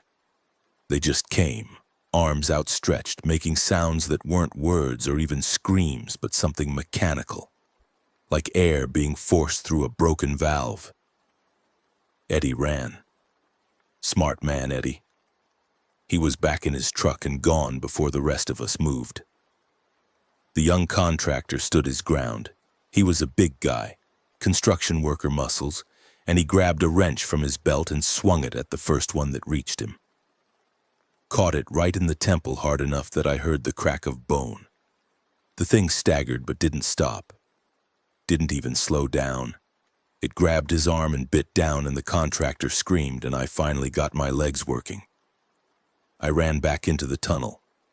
Behind me, I could hear the contractor still screaming, and then he stopped screaming and started making those same mechanical sounds, and I ran faster. My work boots hit the concrete in steady rhythm, and I didn't look back, and I didn't stop until I reached the midpoint of the tunnel where I'd left my tools. The other contractor was already dead. His throat was torn out and he was on the ground, but he was still moving, trying to get up, those white eyes tracking me as I stumbled past. I grabbed my flashlight and my radio and kept running toward the Manhattan side because I couldn't go back to Jersey, couldn't go back where those things were. I was halfway across when the power died. The tunnel went black. Not dark, black. Underground black, where your eyes search for any reference point and find nothing. I clicked on my flashlight with shaking hands, and the beam cut through the darkness, showing nothing but empty tunnel ahead. Behind me, I could hear them coming, shuffling and scraping in the dark. I made it to the Manhattan side and up the emergency stairs into daylight and chaos. Times Square was burning. I stood at the tunnel entrance on 40th Street and watched smoke rising from 6 buildings while people ran in every direction. Cars were abandoned in the middle of the street, doors hanging open, some of them crashed into storefronts or each other. There were bodies on the sidewalk, and some of them were moving and some of them weren't, and the noise was overwhelming, alarms and screams and the sound of breaking glass. A woman ran past me, her business suit torn and bloody, and she didn't even see me. She was looking back at something I couldn't see, her face locked in an expression of pure terror. Then she tripped and went down hard on the pavement, and before she could get up, 3 of them were on her, tearing and biting, and I stepped back into the tunnel entrance and pressed myself against the wall. I needed to think, needed to figure out what to do. My phone had no signal, the radio was dead. I was in Manhattan, and Manhattan was dying, and I had no way to get back to Jersey, no way to get home to Bridget in our apartment in Hoboken. Bridget, who was probably watching the news right now, seeing the smoke, trying to call me and getting nothing. I tried to remember what the emergency protocols were. Port Authority had disaster plans for everything: terrorist attacks, tunnel collapses, floods. There were designated rally points, emergency shelters. But those plans assumed infrastructure would hold, assumed someone was in charge. I worked my way north, staying close to buildings, avoiding the main streets. Every few blocks I'd see more of them. They were spreading like a disease, fast and relentless. Anyone who got bitten came back in minutes, joining the swarm. I saw a cop try to arrest one of them and get pulled down by 4 more. I saw a man pushed his own daughter into a crowd of them to buy himself time to run. I saw things I still can't sleep thinking about. By afternoon, I made it to the Port Authority bus terminal on 42nd Street. The building was a fortress, concrete and steel, multiple levels, hundreds of rooms and corridors. And it was full of people. Hundreds of them, maybe thousands, packed into the terminal like refugees. Some were trying to get on buses that weren't running. Some were huddled in groups, watching the news on their phones until the signals died. Some were just sitting against walls with blank faces in shock. I found a Port Authority security guard I knew slightly, a guy named Marcus who worked the terminal. He was trying to maintain some kind of order near the 8th Avenue entrance, keeping people from pushing through the doors where things were trying to get in. "Walsh," he said when he saw me. "Thank Christ. You know the tunnels?" "Yeah. McCarthy's trying to organize something. Come on." He led me through the terminal to one of the administrative offices where Patrick McCarthy, Port Authority Commissioner, was holding court. McCarthy was late 50s, gray hair, expensive suit that was starting to look rumpled. He had 6 or 7 people with him, other Port Authority staff, couple of NYPD cops, a PATH train operator I recognized. McCarthy looked up when we came in. "Your tunnel maintenance?" "Connor Walsh, Lincoln Tunnel, 12 years. The tunnels are still clear?" "Lincoln's not. I saw crews turn in there this morning. But there might be others." McCarthy nodded like he'd expected that. He had maps spread out on the desk showing the tunnel systems, the PATH train network, the subway lines. "Manhattan is lost," he said. He didn't sugarcoat it. "Bridges are jammed with abandoned cars, tunnels are death traps, we're cut off. But the PATH tunnels might give us a way out." "To Jersey?" I asked. "To anywhere that's not here." The PATH system ran from Manhattan to Jersey, Herald Square to Journal Square, World Trade Center to Newark, 33rd Street to Hoboken. 4 lines, multiple stations, miles of tunnel. If they were clear, they could be a lifeline or a highway for the infected to spread. "We need to know if they're passable," McCarthy said. "We need someone who knows the tunnels to check them."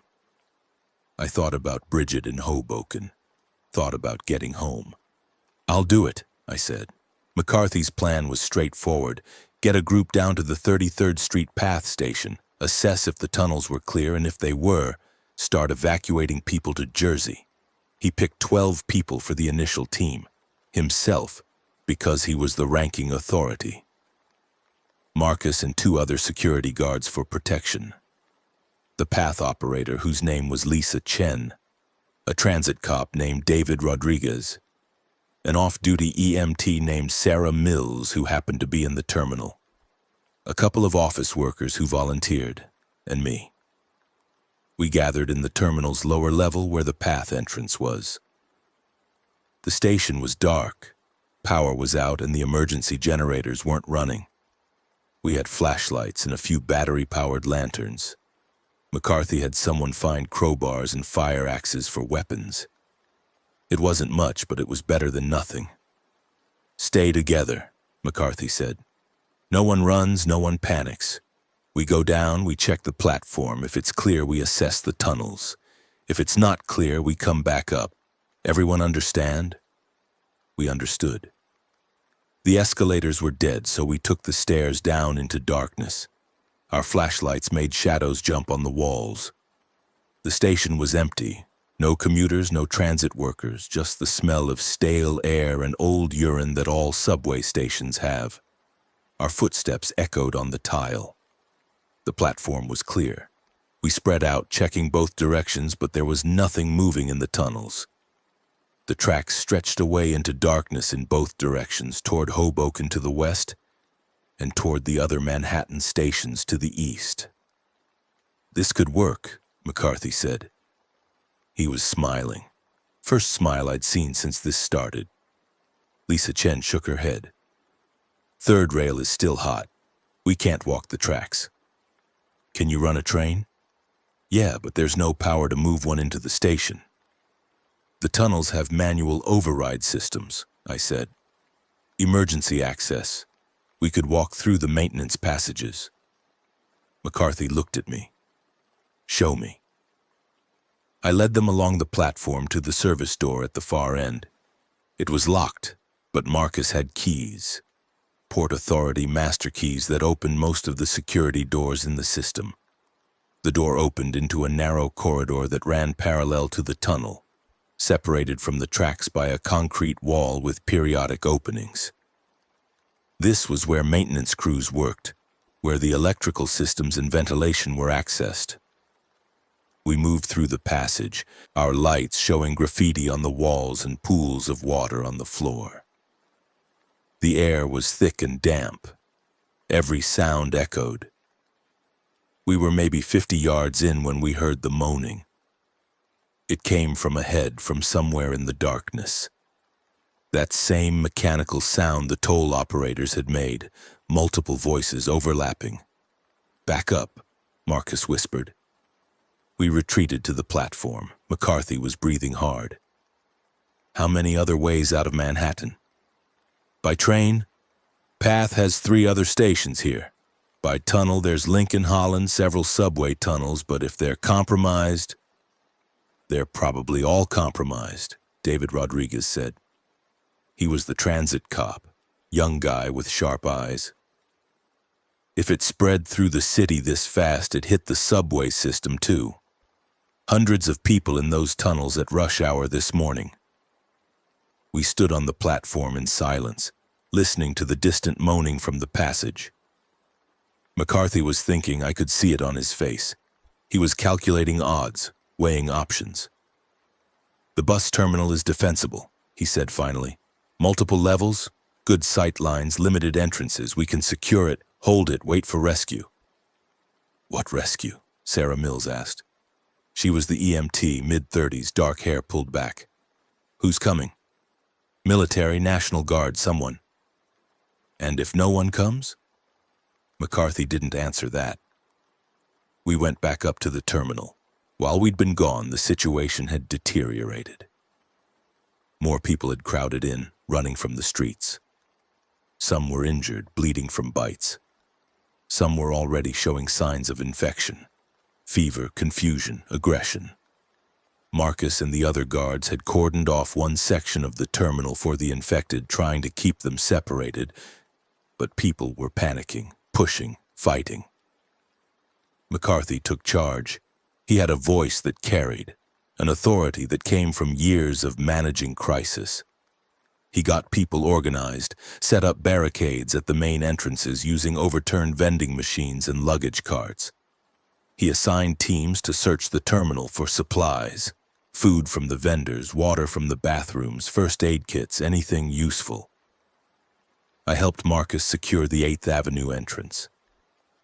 We pushed a bus into the doorway, blocking it, then stacked benches and trash cans to fill the gaps.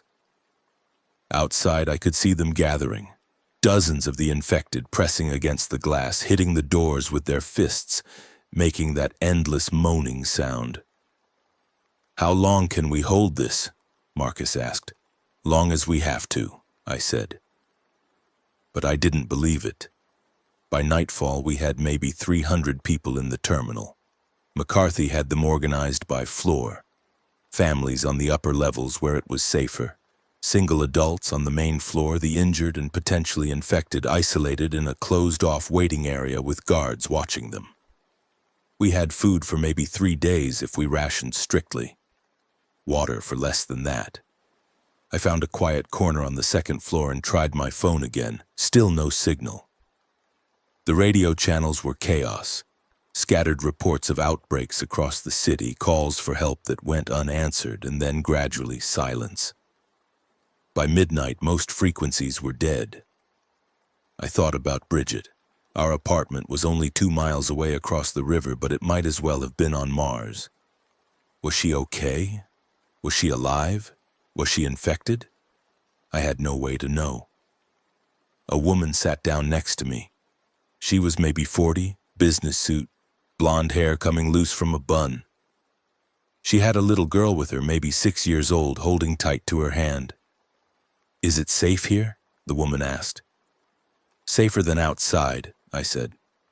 "My name is Jennifer. This is Emma. Connor." Emma was staring at me with wide eyes. "Are the monsters going to get in?" "No," I said. "We're not going to let them." I hoped that was true. The first night was chaos.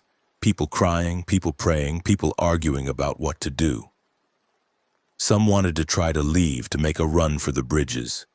McCarthy talked them down, explained that the bridges were impassable, that our best chance was to stay put and wait. Most listened. A few didn't. Around 2 a.m., 3 men tried to force open the 42nd Street entrance. They pushed aside the barricade and got the door open before Marcus and the guards could stop them. The infected poured in. There were maybe 20 of them in the first wave, stumbling through the door, grabbing at anyone they could reach. People screamed and scattered. I grabbed Emma and Jennifer and pulled them behind a ticket counter while Marcus and the guards fought the infected with whatever they had. Batons, fire extinguishers, their bare hands. I saw one of the guards go down, pulled into the crowd of infected. I saw an old man try to run and get tackled, teeth sinking into his arm. I saw David Rodriguez shoot 3 of them with his service weapon before the rest overwhelmed him. Then McCarthy was there with a fire axe, swinging with mechanical efficiency, dropping infected with each blow. He rallied the others, got them fighting in a line, pushing the infected back toward the entrance. It took 15 minutes to clear the terminal and reseal the door. 15 minutes that felt like hours. When it was over, we counted the cost. David Rodriguez was dead, torn apart. 2 other guards were bitten and had to be isolated. A dozen civilians were injured, 3 of them seriously enough that Sarah Mills didn't think they'd make it. And the infected had proven what we already knew. We were surrounded, and any breach could be the end. McCarthy called a meeting of everyone who seemed capable of helping. That ended up being about 20 of us. Security guards, some cops who'd been in the terminal when it started, a few volunteers. We met in one of the administrative offices where we could talk without the whole crowd hearing. "We can't stay here," McCarthy said. "Every time they breach, we lose people. We don't have enough supplies. We need a better location." "Where?" Marcus asked, and everywhere topside is worse than here. "Below," I said. Everyone looked at me. "The path tunnels. If we can clear them, we can fortify one of the stations. Underground, limited access points, easier to defend."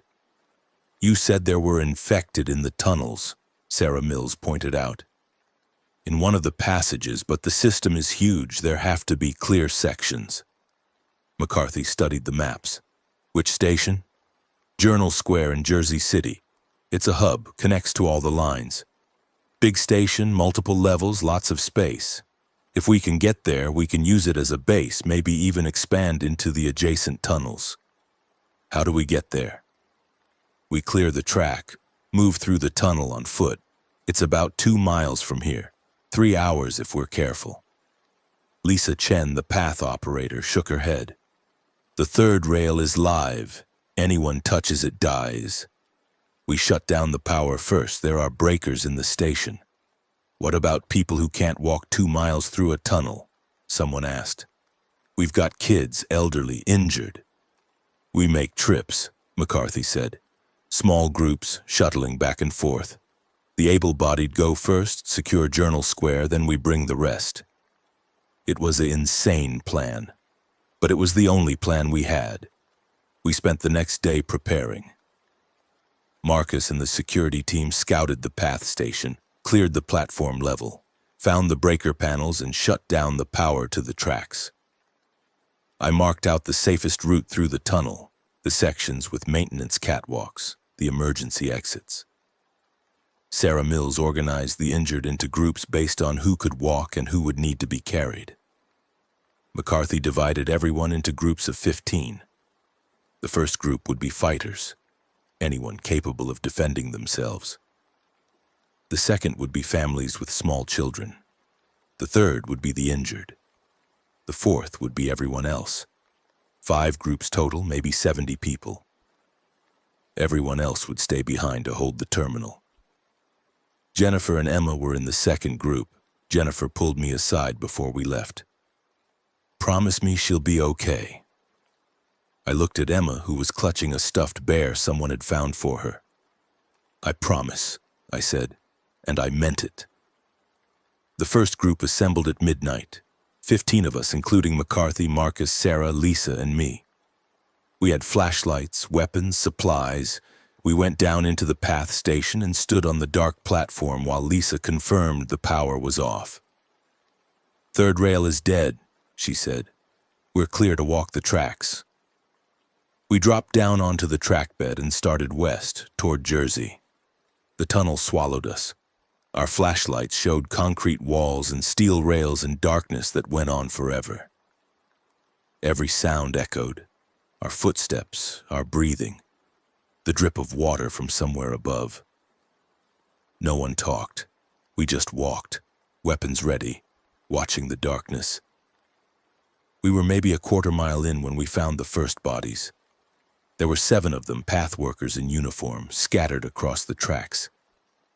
They'd been torn apart recently, the blood was still wet. But the bodies weren't moving. Whatever had killed them had moved on. Keep moving, McCarthy said. We passed through the underwater section where the tunnel dipped below the Hudson River. The walls were curved here, older construction, and you could hear water moving on the other side of the concrete. I'd been through here hundreds of times during maintenance checks, but never like this. Never in the dark with the knowledge that something might be waiting ahead. The moaning started somewhere around the midpoint. It echoed through the tunnel, making it impossible to locate the source. Could be ahead, could be behind, could be in one of the maintenance passages that branched off the main line. We stopped, weapons up, lights sweeping the darkness. There, someone said. A figure stumbled into the beam of a flashlight, maybe 30 yards ahead. Transit worker, gray skin, white eyes, mouth hanging open. Then another figure behind it. Then 3 more. They saw our lights and came shambling toward us. Marcus stepped forward with a baseball bat someone had found. Let me handle this. He was good at it. Calm, efficient, aiming for the head each time. The infected went down and stayed down. But the noise brought more of them emerging from side passages and from the darkness ahead. Suddenly we were surrounded by dozens of them pressing in from all directions. Back to back, McCarthy shouted. Circle formation. We formed up, weapons outward, and fought. I had a crowbar and I swung it like my life depended on it because it did. The infected grabbed at us with gray hands and we hit them and they fell and more took their place. Someone was screaming. Someone else was praying. The sound was overwhelming, moaning and shouting and the impact of weapons on skulls. Then a gunshot. Sarah Mills had a pistol I hadn't known about and she was firing into the crowd, each shot dropping an infected. The noise was deafening in the confined space, but it worked. The infected fell back, confused by the sound, and we had a moment to breathe. "Run!" McCarthy said. "Run for Jersey!" We ran, through the tunnel over the bodies toward the light of the Jersey side. Behind us, the moaning grew louder as more infected gave chase, but we were faster. We burst into the Journal Square station and up onto the platform, and Marcus and Lisa slammed the emergency gate shut behind us, locking the infected in the tunnel. We'd made it. Journal Square Path Station was massive. 3 levels, multiple platforms, connecting corridors that led to the Hudson-Bergen light rail and the Journal Square Transportation Center above. We'd come up on the Newark-bound platform. The station was dark and empty and echoing with our ragged breathing. "Secure the perimeter," McCarthy said. "Check every entrance, every stairwell. I want to know if anything's down here." We spent the next 2 hours clearing the station, found a few bodies but no infected. Found the station manager's office with food and water in a break room. Found the security office with monitors that were dead but might work if we could get power. Found maintenance equipment and tools and enough supplies to make this work. By dawn, we had the station locked down. We'd barricaded the street-level entrances, sealed the tunnel access points except for the one we'd use to bring more people through, and set up a command post in the office area. McCarthy was already planning the next steps, bringing the rest of the survivors through, organizing supplies, figuring out how to generate power. I stood on the platform and looked back at the tunnel we'd come through. Somewhere back there was Manhattan. Somewhere back there were hundreds of people waiting for us to come back for them. And somewhere beyond that was Bridget. "We're going back tonight," McCarthy told me. "Your group did good. Next group will be easier." I nodded, but I didn't believe it would be easier. Nothing about this would be easy. The second group came through that night. 15 more people, including Jennifer and Emma.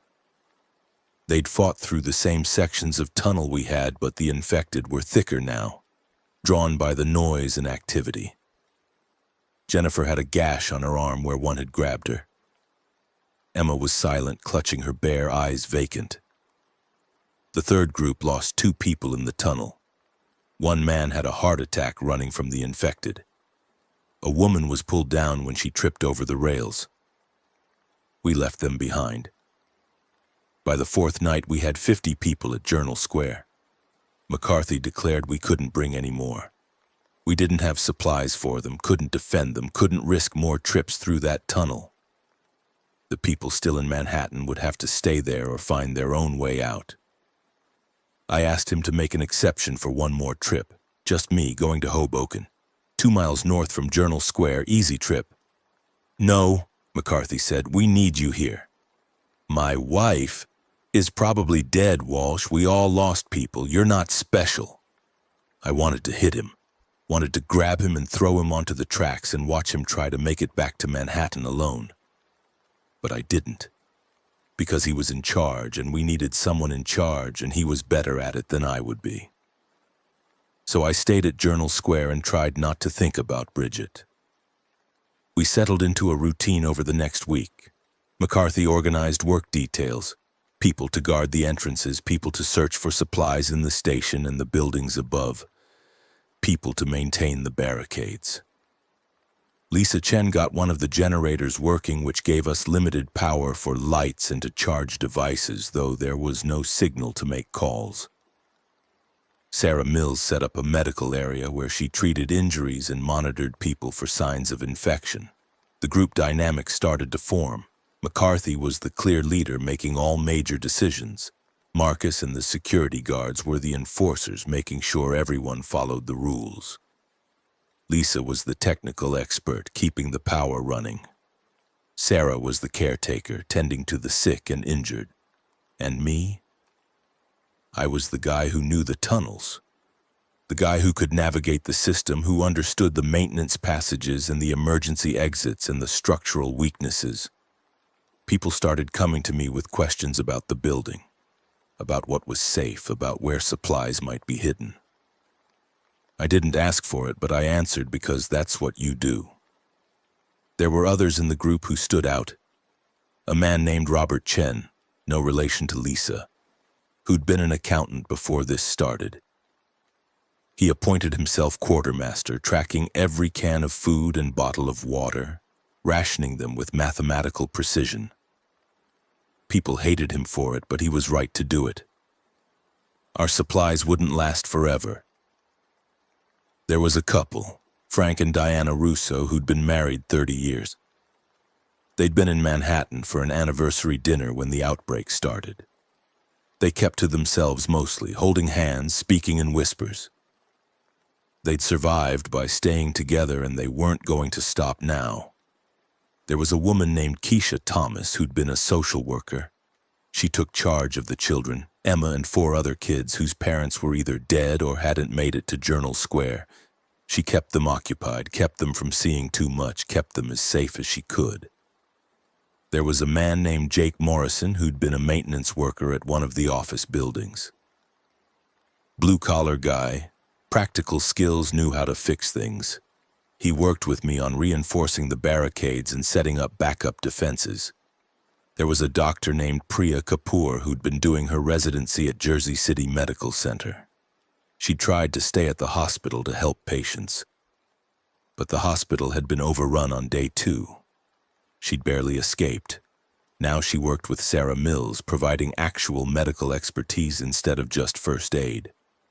There was a transit cop named Michael Torres who'd made it through the tunnel with one of the later groups. Young guy, maybe 25, eager to prove himself. He volunteered for every dangerous job, every risky supply run. McCarthy liked him. There was a teenager named David Kim, 15 years old, who'd been separated from his parents at the Port Authority. He was smart, tech-savvy, had managed to jury-rig some of the dead monitors in the security office to work off the generator. He was searching for signals, trying to pick up radio or TV broadcasts, anything that would tell us what was happening in the wider world. And then there was the man who joined us on day 9, a stranger who came down into the station from the street level, alone, unarmed, asking for shelter.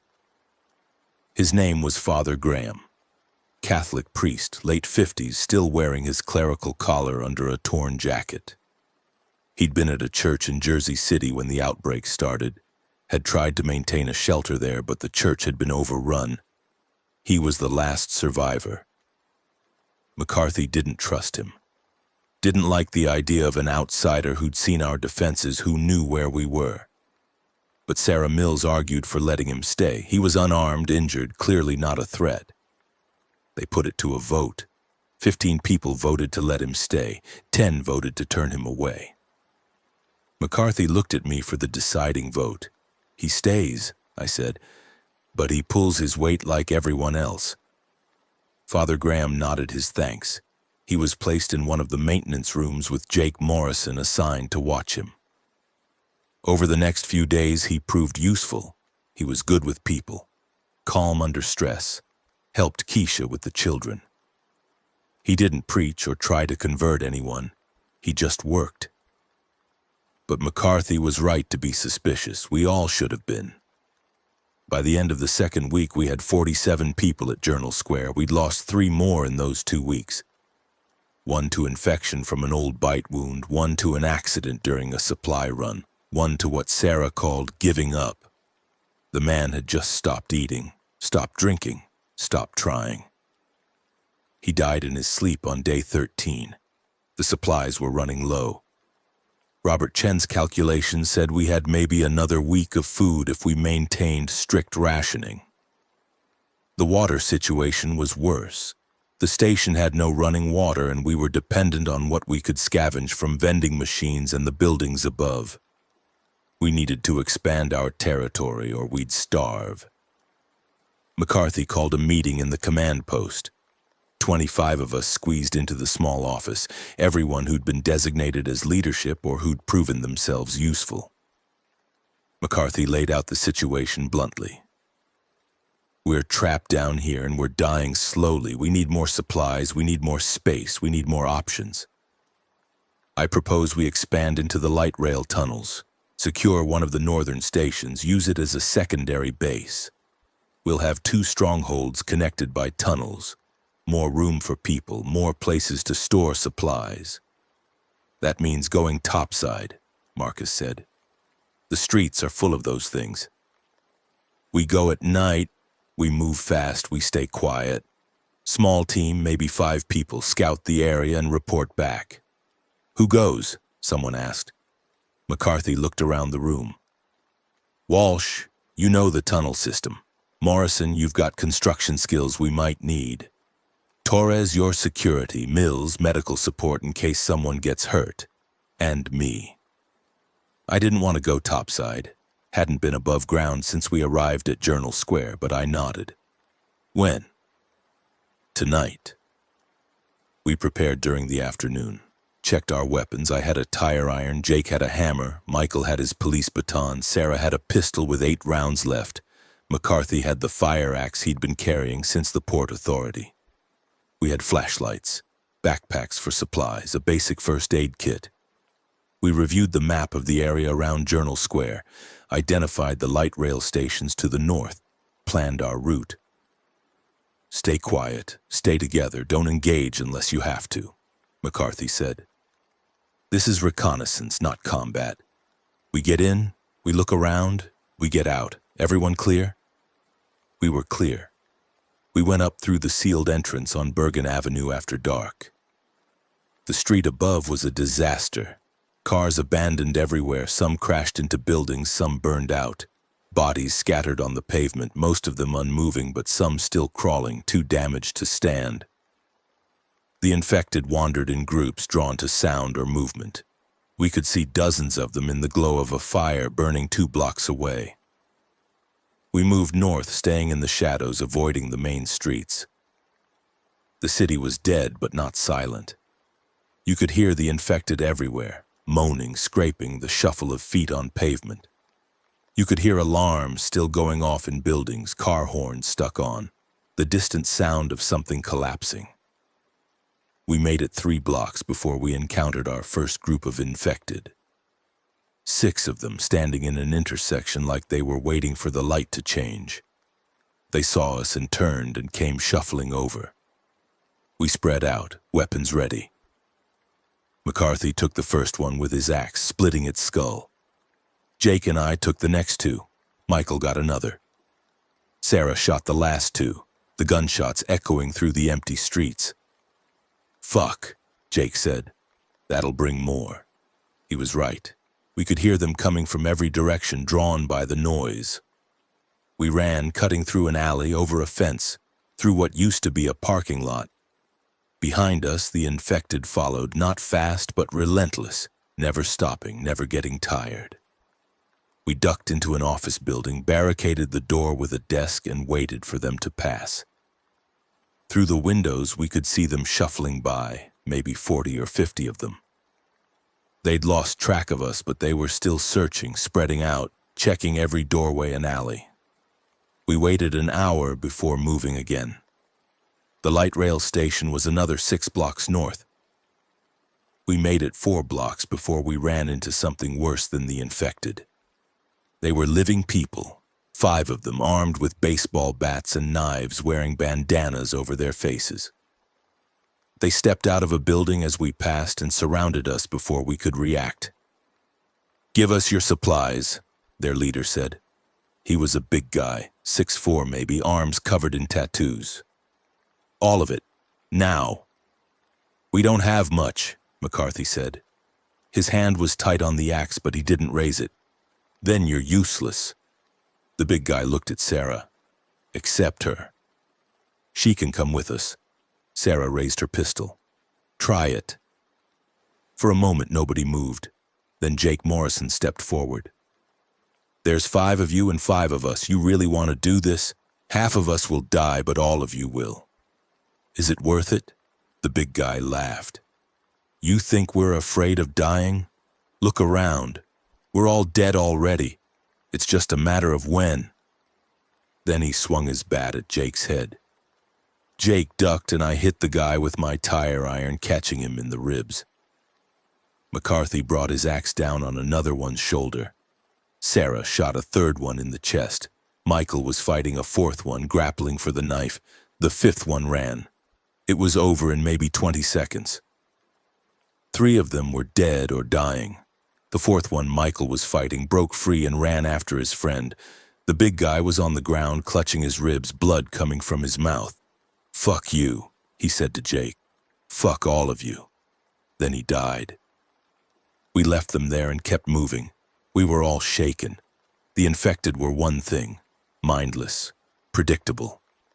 But living people who were willing to kill for a backpack of supplies, that was worse. That meant the world wasn't just overrun with the dead. It meant civilization was breaking down completely. We reached the light rail station 20 minutes later. The street-level entrance was sealed with a rolling gate, but Jake managed to pry it open enough for us to slip through. The station was dark and empty. We moved through it carefully, checking every corner, every room. No infected, no people. Just abandoned platforms and empty ticket machines and the smell of standing water. "This could work," McCarthy said. "Smaller than Journal Square, but defensible. We could set up a supply cache here, rotate people through, expand our territory gradually." We spent an hour exploring the station and the tunnels beyond. Found several rooms that could be used for storage.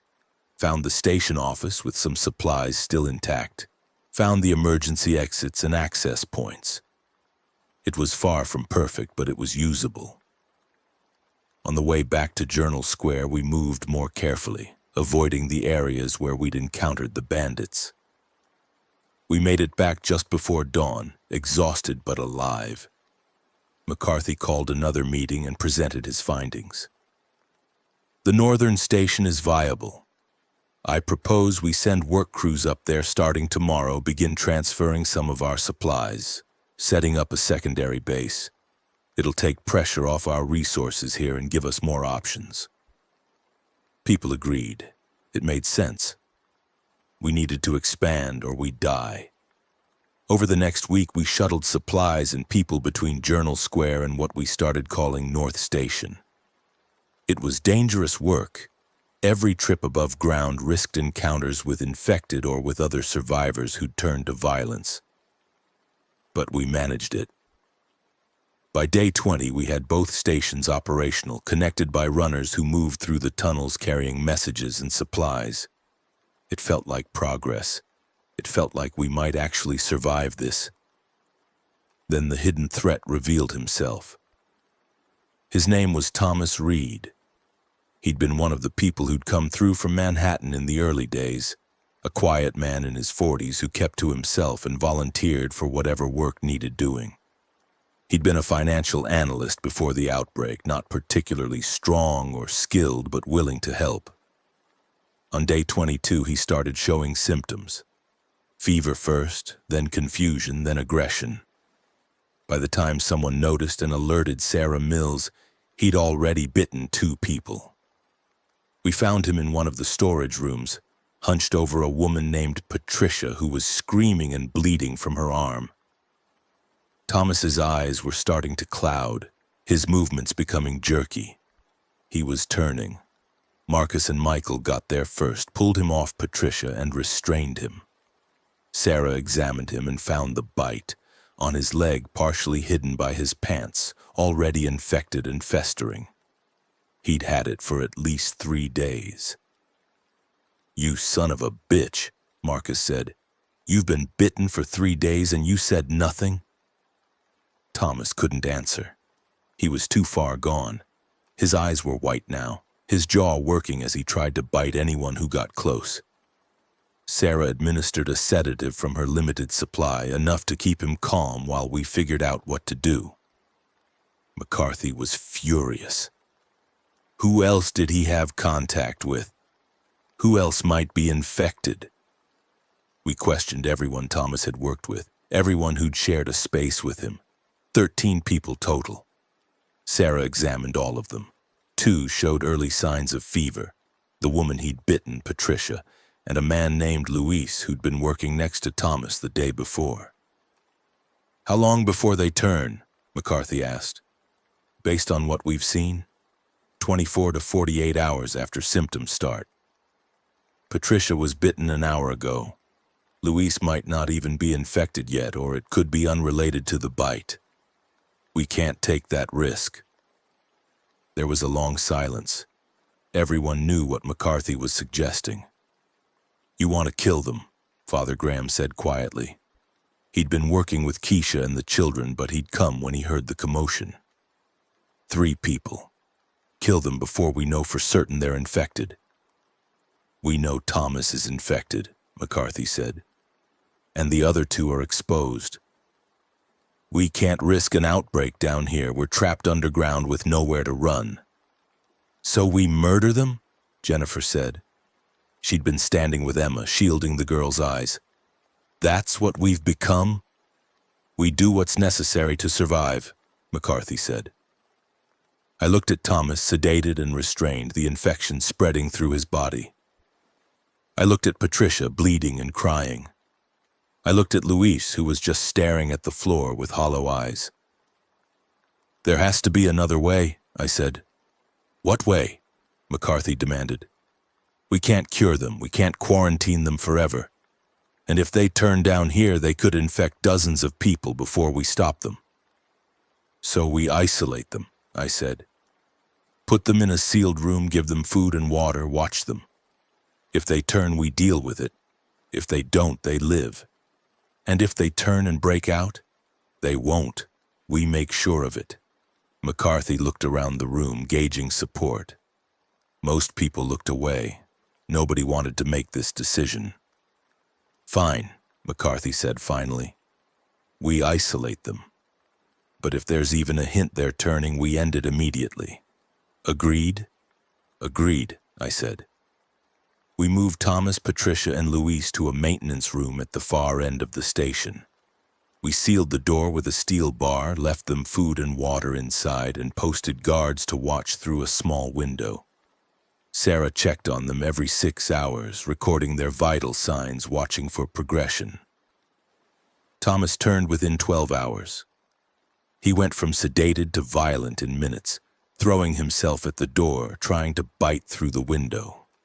We let him rage until he exhausted himself, then Sarah administered a mercy dose of morphine. He died quietly an hour later. Patricia lasted 18 hours. The fever spiked, her eyes clouded, and she started convulsing. Sarah tried to help, but there was nothing to be done. Patricia turned and had to be put down like Thomas. Luis never turned. The fever broke on the 2nd day. The bite mark on his arm, small, barely visible, healed over. He wasn't infected. We'd almost killed him for nothing. The incident shattered trust in the group. People started watching each other for signs of infection, reporting every cough and sneeze. Robert Chen proposed mandatory daily health checks. Others wanted anyone with even minor injuries isolated immediately. McCarthy tried to hold the line, but people were scared, and they were right to be scared. Because Thomas hadn't been bitten accidentally. He'd been bitten trying to hide the supplies he'd been stealing from the communal stores. Robert Chen discovered it during inventory check. 3 cases of canned food missing, 2 water containers gone. He traced the theft back to Thomas's sleeping area and found the supplies hidden under his blankets. Thomas had been hoarding while everyone else went hungry. He died a thief, Robert announced at the next group meeting. He was stealing from all of us to save himself. He was scared, Father Graham said. Fear makes people do terrible things. Fear or not, he put us all at risk. We can't tolerate that behavior. McCarthy agreed. He instituted new rules. Anyone caught stealing would be expelled from the group immediately, forced topside to survive on their own. Anyone showing signs of infection had to report it immediately or face expulsion. Anyone who endangered the group would be dealt with harshly. It was necessary, but it changed us. We stopped being refugees helping each other and became something harder, colder. Survivors who'd do anything to keep surviving. The days blurred together after that. We expanded further into the light rail system, secured 2 more stations, established supply routes. Jake Morrison led construction crews that reinforced our defenses. Lisa Chen got more generators working. Priya Kapoor set up a proper medical facility. We were building something that might last, but the cost kept climbing. On day 28, Frank Russo died during a supply run. He and Diana had volunteered to scout a pharmacy 2 blocks from North Station. They'd found the pharmacy, gathered what they could, but on the way back they'd been ambushed by infected. Diana made it back. Frank didn't. Diana didn't speak for 3 days after that. She just sat in their sleeping area, staring at nothing. On the 4th day, she went topside alone. Marcus found her body the next morning. She'd walked into a crowd of infected and let them take her. 30 years together. Neither one could survive without the other. On day 32, one of the children, a boy named Marcus Jr., no relation to Marcus the guard, developed appendicitis. Priya Kapoor said he needed surgery or he'd die. We didn't have the facilities for surgery. We didn't have the supplies. We didn't have the training. Priya tried anyway. She performed the appendectomy in the medical room with Sarah assisting, using instruments that had been sterilized as best they could manage. The surgery lasted 3 hours. The boy died on the table from internal bleeding they couldn't stop. Keisha Thomas held his body and wept. Emma and the other children watched and learned that death didn't care how young you were. On day 35, Michael Torres didn't come back from a patrol. He'd been checking the southern tunnels, making sure no infected had breached our perimeter. He'd gone alone despite orders never to patrol solo. We found him 6 hours later, torn apart in one of the maintenance passages. He'd been jumped by a group of infected that had come up through the storm drains. He was 25 years old. He'd been trying to prove he wasn't afraid. The deaths were wearing on everyone. People stopped talking as much, stopped making plans for the future. We were just enduring day after day, waiting for something to change. On day 37, something did change. McCarthy called an emergency meeting. He looked exhausted, older than his 58 years. "I've made a decision," he said. "We can't keep living like this, scattered across multiple stations, burning through supplies, losing people every few days. We need to consolidate, strengthen our position, and prepare for the long term." "What are you proposing?"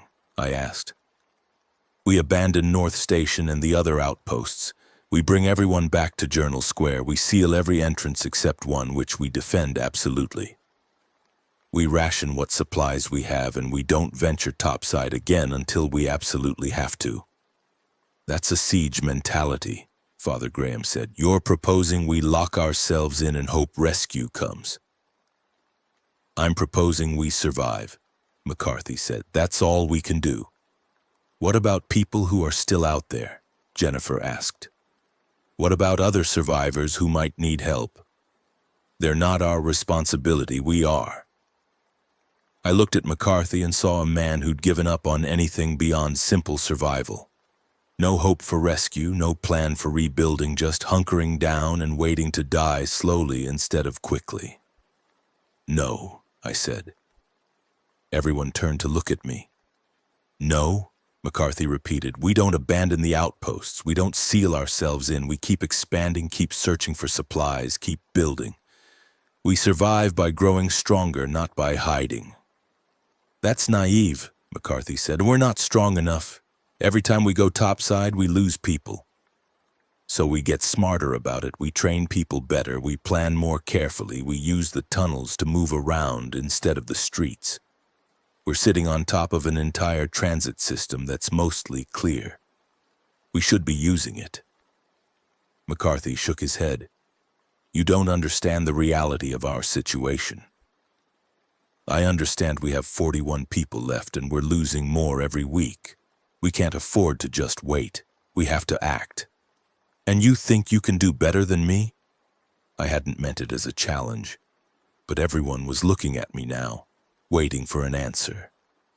"I think we need different leadership," I said quietly. McCarthy's face went red. I've kept this group alive for 5 weeks. I organized the evacuation from Manhattan. I established this base. I've made every difficult decision while you've done what? Fixed some generators? Explored some tunnels? You've made decisions? I agreed. Not all of them good. You want to lead? Fine. Put it to a vote. Let's see who these people trust. I didn't want to lead. Didn't want the responsibility, the pressure, the knowledge that my decisions would get people killed. But I looked around at the faces watching us and I saw people who needed something different than McCarthy was offering. All right, I said. Let's vote. The vote was held that night. 41 people casting ballots on pieces of torn paper. When Marcus counted them, it was close.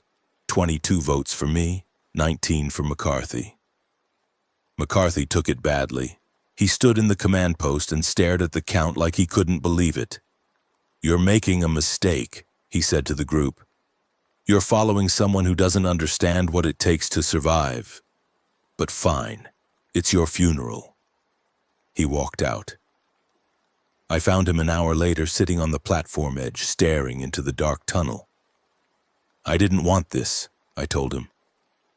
"Then you shouldn't have challenged me." "Someone had to." "Why? Because you think you know better? Because you've got some plan that's going to save us all?" He laughed bitterly. "There is no saving us, Walsh. We're dead.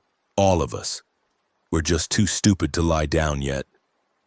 If you really believed that, you wouldn't have gotten us out of Manhattan." "I got us out because I thought there might be something beyond the city. Military, government, safe zones. But there's nothing. It's been 5 weeks and we haven't seen a single helicopter, heard a single radio broadcast, seen any sign that anyone's in charge anywhere. It's all gone. So yes, I wanted to seal us in and wait, because at least that way we might have a few more weeks before the inevitable."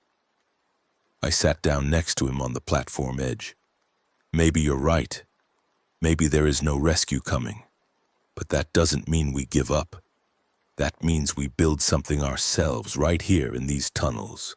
We expand, we scavenge, we create a community that can sustain itself long term." "On what?" "Hope. On work. On planning. On the fact that we're still alive and that means something." McCarthy was quiet for a long time. Then he said, "You're going to get people killed, you know. Your optimism, your plans. They'll follow you and they'll die and you'll have to live with that." "I know. And you're still going to do it?" "Yeah." He nodded slowly. "Then I hope you're better at it than I was." I took over leadership the next day. First thing I did was cancel McCarthy's consolidation order. We kept the outposts, kept the supply runs, kept expanding. But I changed how we did it. Instead of random volunteers, I formed specific teams. A scouting team led by Jake Morrison, a medical team led by Priya Kapoor, a security team led by Marcus. I had Lisa Chen map out the entire transit system and identify which areas were likely to have supplies, which tunnels were clear, which stations might be defensible. I established training protocols. Everyone learned basic self-defense. Everyone learned how to navigate the tunnels. Everyone knew multiple escape routes from each location. I instituted regular drills, practicing evacuations and defense scenarios. I changed the rationing system, working with Robert Chen to ensure everyone got equal shares, but also rewarding people who took on dangerous work with extra portions. I set up a council system where major decisions were put to a group vote instead of being made by one person. And I kept planning for the long term. If we were going to survive months or years down here, we needed more than just scavenged supplies. We needed to grow food, purify water, generate power sustainably. Jake Morrison started experimenting with hydroponics in one of the station rooms. Lisa Chen worked on solar panels that could be positioned in the few street-level areas we controlled. Priya Kapoor organized classes on basic medical training so more people could help in emergencies. It was working, slowly, painfully, but working. By day 40, we'd expanded to 5 stations across the light rail system. We had 73 people, new survivors we'd found and brought into the group. We had enough food for 3 months if we rationed carefully. We'd only lost 2 people in the last week, both to accidents rather than infection or violence. We were building something. But McCarthy had been right about one thing. My decisions got people killed. On day 41, Robert Chen led a supply team to a warehouse near the waterfront. I'd approved the mission based on Lisa's reconnaissance that showed the area was relatively clear. What we didn't know was that the warehouse was being used by another group of survivors, violent ones who didn't want to share. Robert's team was ambushed. 4 people went in. None came out. We found their bodies the next day when Jake Morrison led a rescue team. They'd been tortured before being killed, probably for information about our location and numbers. Robert Chen had died last, judging by the amount of blood. He'd held out as long as he could. I'd sent them there. I'd made the call. Their deaths were on me. The council voted to send a larger force to clear out the hostile group. 15 people, heavily armed, with orders to eliminate the threat. McCarthy volunteered to lead it. It was the first time he'd stepped up for anything since losing the vote. "Let me do this," he said. "I'm good at the hard choices. Always have been." I approved it. They went out at dawn on day 42. They found the hostile group, 8 people holed up in the warehouse, armed with scavenged weapons. McCarthy's team hit them hard and fast. The fight lasted maybe 10 minutes. When it was over, 6 of the hostiles were dead and 2 had fled. On our side, we'd lost 1 person and had 3 wounded. McCarthy came back covered in blood that wasn't his. "It's done," he said. "They won't bother us again." "Thank you," I said. He nodded. "Don't thank me. Just don't forget what it cost to keep people safe." But the violence was escalating. Other survivor groups were out there, getting more desperate as supplies dwindled. We started having regular confrontations. Sometimes we won, sometimes we retreated, sometimes we negotiated. We established territories, unspoken boundaries that everyone respected because breaking them meant war. On day 45, Keisha Thomas reported that one of the children, Emma, was having nightmares every night, screaming about monsters, about her mother who died in Manhattan, about the boy Marcus Jr. who died on Priya's operating table. Keisha had tried everything, staying with her, letting her sleep with the other children, giving her tasks to keep busy. But nothing helped. "She's too young for this," Keisha said. "They all are. We're traumatizing these kids for life." "What else can we do?" I asked. "I don't know. But we have to figure something out, because if we don't, we're not saving them, we're just prolonging their suffering." That night I sat with Emma in the children's area. She was clutching her stuffed bear, eyes wide and haunted.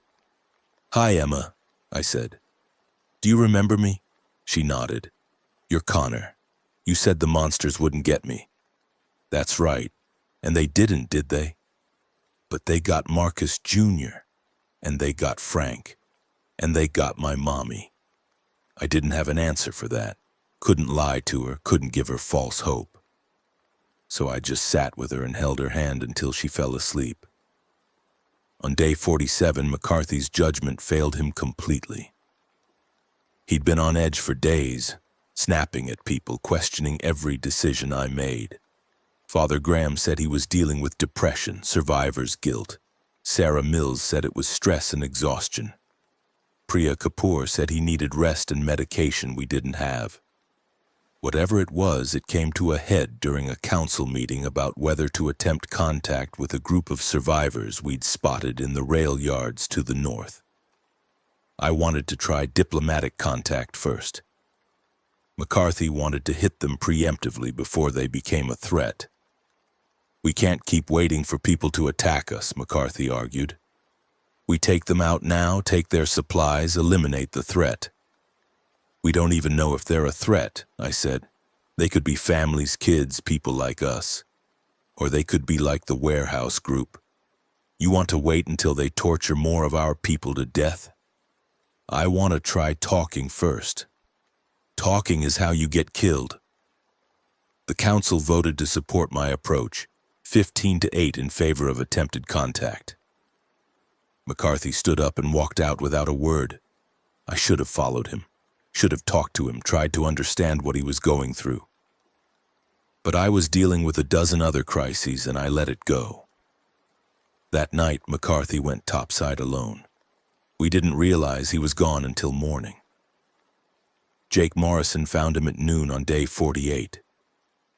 He'd gone to the rail yard group by himself. We found him in the street, beaten severely, barely breathing. They'd worked him over professionally, broken ribs, shattered jaw, internal bleeding. He died in Priya's arms before we could get him back to Journal Square. Before he died, he managed to whisper something to Priya. She told me later what he'd said. I was right. You were wrong. But you won anyway. Patrick McCarthy, Port Authority Commissioner, the man who'd gotten us out of Manhattan and kept us alive through the hardest weeks, died because he couldn't accept not being in charge anymore. Died because he made a reckless decision based on pride and exhaustion. Died because I'd failed to see how badly he was struggling. His death shook the group badly. Whatever people had thought of his leadership, he'd been a constant since the beginning. His loss felt like losing our foundation. We buried him in a maintenance tunnel, far from the active areas. Father Graham said words over his grave. 20 people showed up to pay respects. Jennifer brought Emma, who'd insisted on coming. Why did he die? Emma asked. Because he forgot how to be careful, I said. And because I should have helped him more. Are you going to die too? Eventually, but not today. I tried to mean it. The vote to replace McCarthy as second in command went to Jake Morrison. He didn't want it any more than I'd wanted to lead, but he was good at it.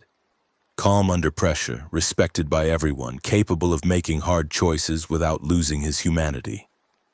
We worked well together, balancing each other's strengths and weaknesses. With Jake's help, we restructured the group again. Clear chains of command, specific responsibilities for everyone, backup plans for every scenario. We were becoming more organized, more professional. Less like refugees and more like a community. By day 55, we'd established 8 stations across the light rail and path systems. We had 97 people. We'd found and integrated 3 more survivor groups, carefully vetting each person before bringing them into our tunnels. We had supplies for 4 months.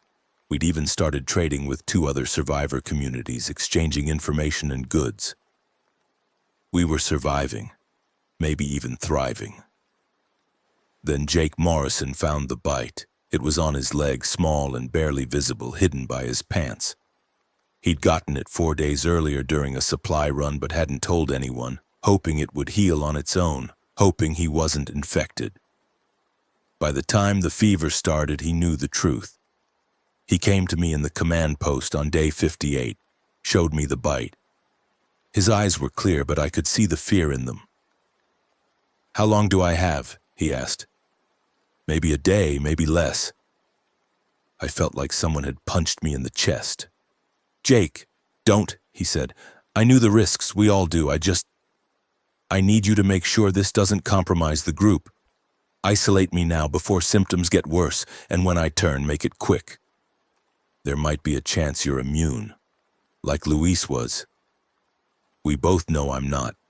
He smiled sadly. "I can feel it, Connor. It's in my blood, in my bones. I'm going." We isolated Jake in the same maintenance room where we'd held Thomas and Patricia and Luis. But this time was different. Jake knew what was happening, was cooperating fully, trying to help us prepare for his absence. He spent his last lucid hours writing down everything he knew about our defenses, our construction projects, the people who could replace him in various roles. Father Graham sat with him when the fever spiked. Sarah Mills administered morphine to keep him comfortable. I stayed outside the door listening to him deteriorate, unable to help.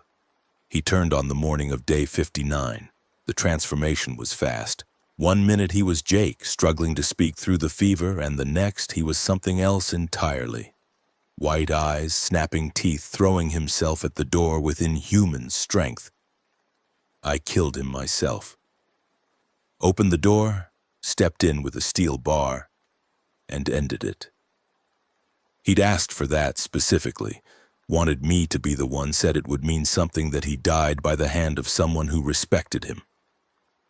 I've killed a lot of infected over the last 2 months. But killing Jake Morrison was different. He'd been my friend, my second in command, the person I trusted most. And I crushed his skull because that's what survival required. Jake's death devastated morale worse than McCarthy's had. People started questioning whether the expanding strategy was worth it, whether we should go back to McCarthy's consolidation plan. The council was divided. Tempers ran high. On day 61, the first of the Russo's replacements died. A couple named James and Kelly, who'd been together for 5 years, started fighting over resources. It escalated. He accused her of hoarding. She accused him of putting them at risk. They screamed at each other in front of everyone. Then Kelly pulled a knife and stabbed James in the stomach. She didn't mean to kill him, at least that's what she claimed, said she was just trying to scare him, make him back off. But the blade went deep and James bled out before Priya could save him. We had to decide what to do with Kelly. The council voted. Some wanted her expelled, some wanted her executed, some wanted her isolated. I settled on isolation, confined to a small room guarded at all times, given food and water, but no freedom. Kelly lasted 3 days before she hanged herself with her own clothes. 2 more deaths from the same couple. The curse continued. Emma stopped talking on day 65. Keisha Thomas reported it to me that morning.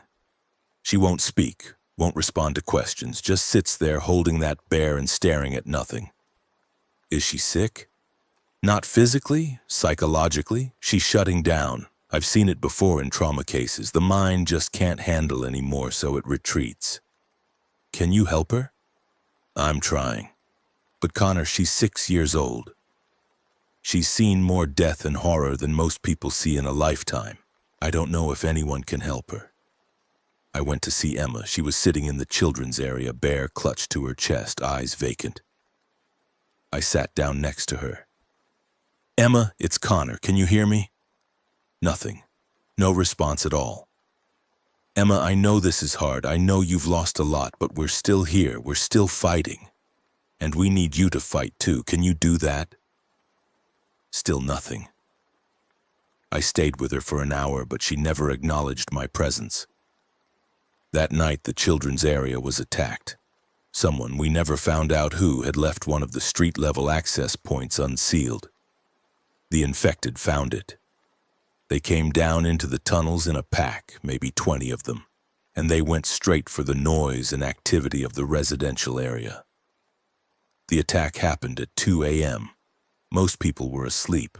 The guards were watching the main entrances, not the auxiliary access points.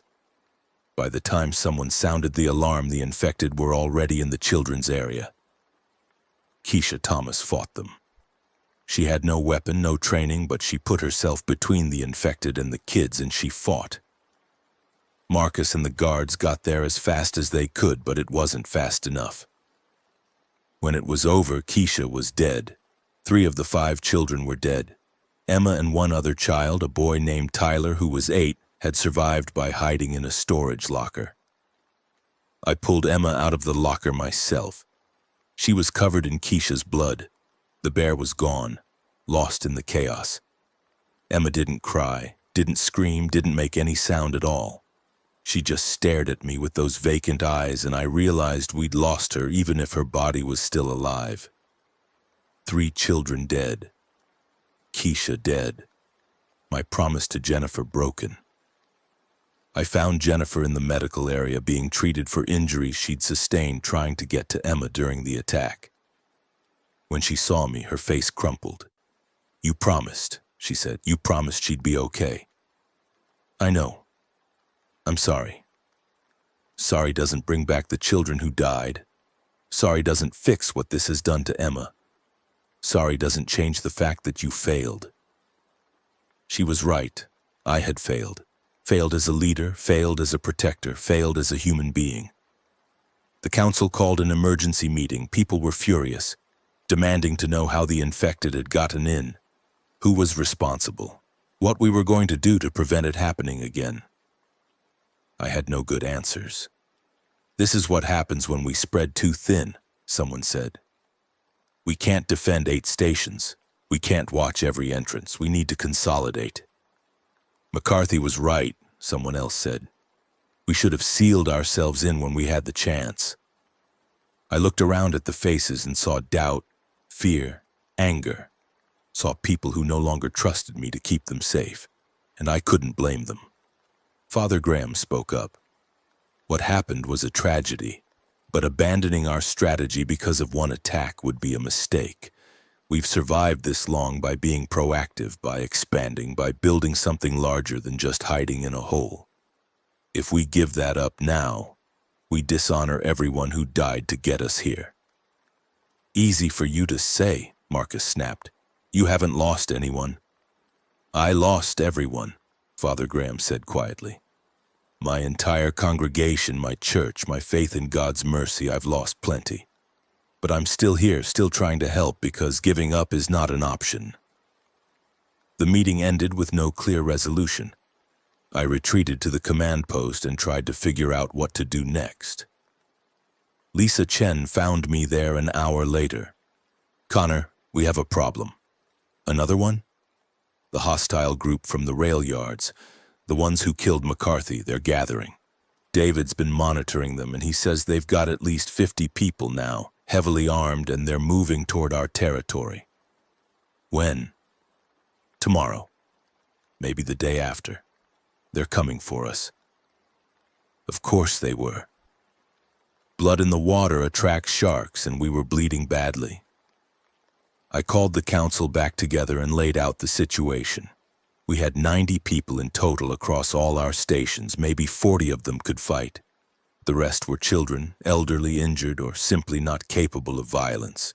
We had limited ammunition, improvised weapons, and defenses that were designed to stop infected, not organized human attackers. "We can't win a direct fight," I said. "But we can use the tunnels to our advantage. Draw them in, ambush them in confined spaces, use our knowledge of the system against them. Or we could abandon the outer stations and fall back to Journal Square," Marcus suggested. "Consolidate our forces, make a stand where we're strongest. That leaves our people in those stations exposed. So we evacuate them first." The debate went on for hours. Finally, we put it to a vote. The council supported my plan barely. 23 to 20 in favor of defending all positions. We had 1 day to prepare. I sent word to all 8 stations: fortify positions, prepare for assault, fall back to Journal Square only if your position becomes untenable.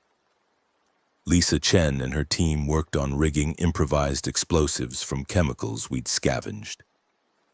Marcus trained the fighters in tunnel combat tactics. Priya Kapoor prepared the medical area for mass casualties. Father Graham organized the non-combatants, making sure they knew where to hide and what to do if the defenses failed. The attack came at dawn on day 67. They hit 3 stations simultaneously: the northern outpost, one of the middle stations, and Journal Square itself.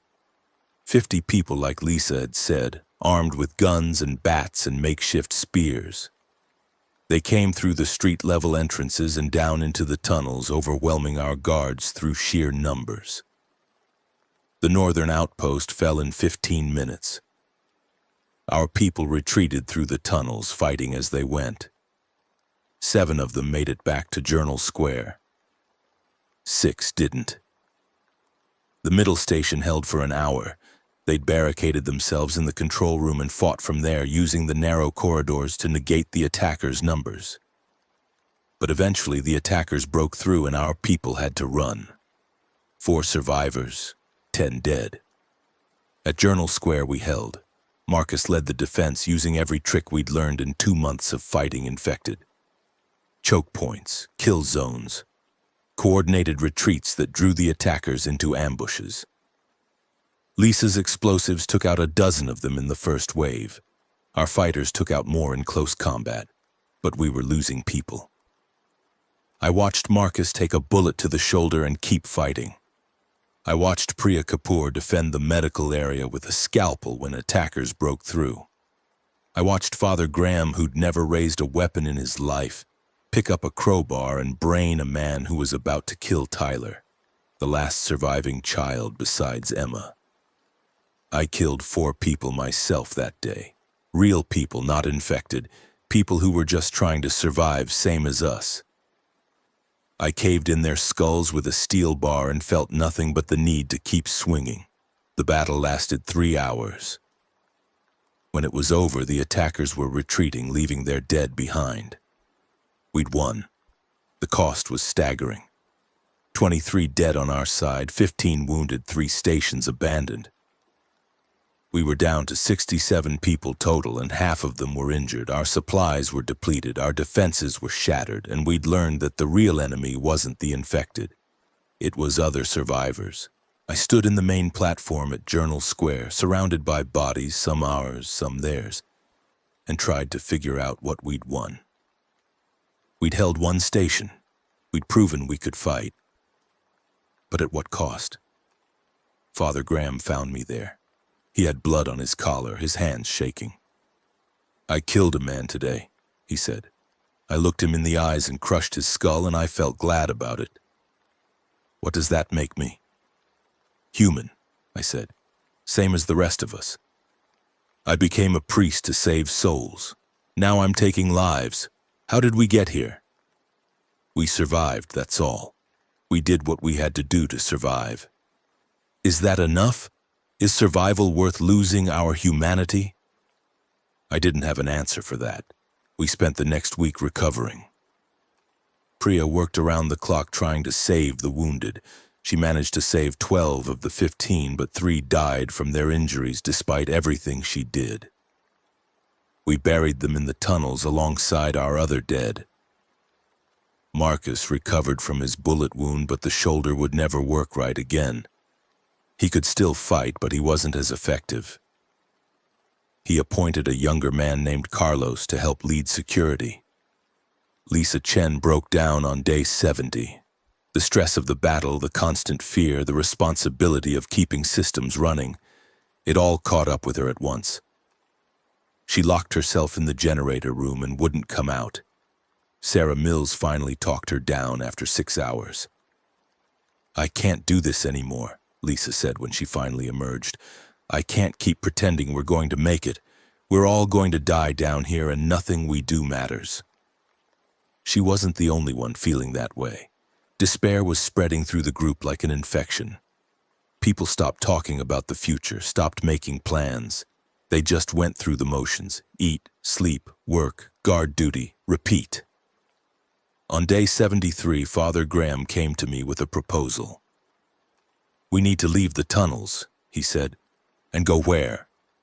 "Anywhere. Topside, to another city, into the countryside, anywhere but here." "We'd never make it. There are too many infected, too many hostile groups. And we have children, elderly, wounded. They can't travel.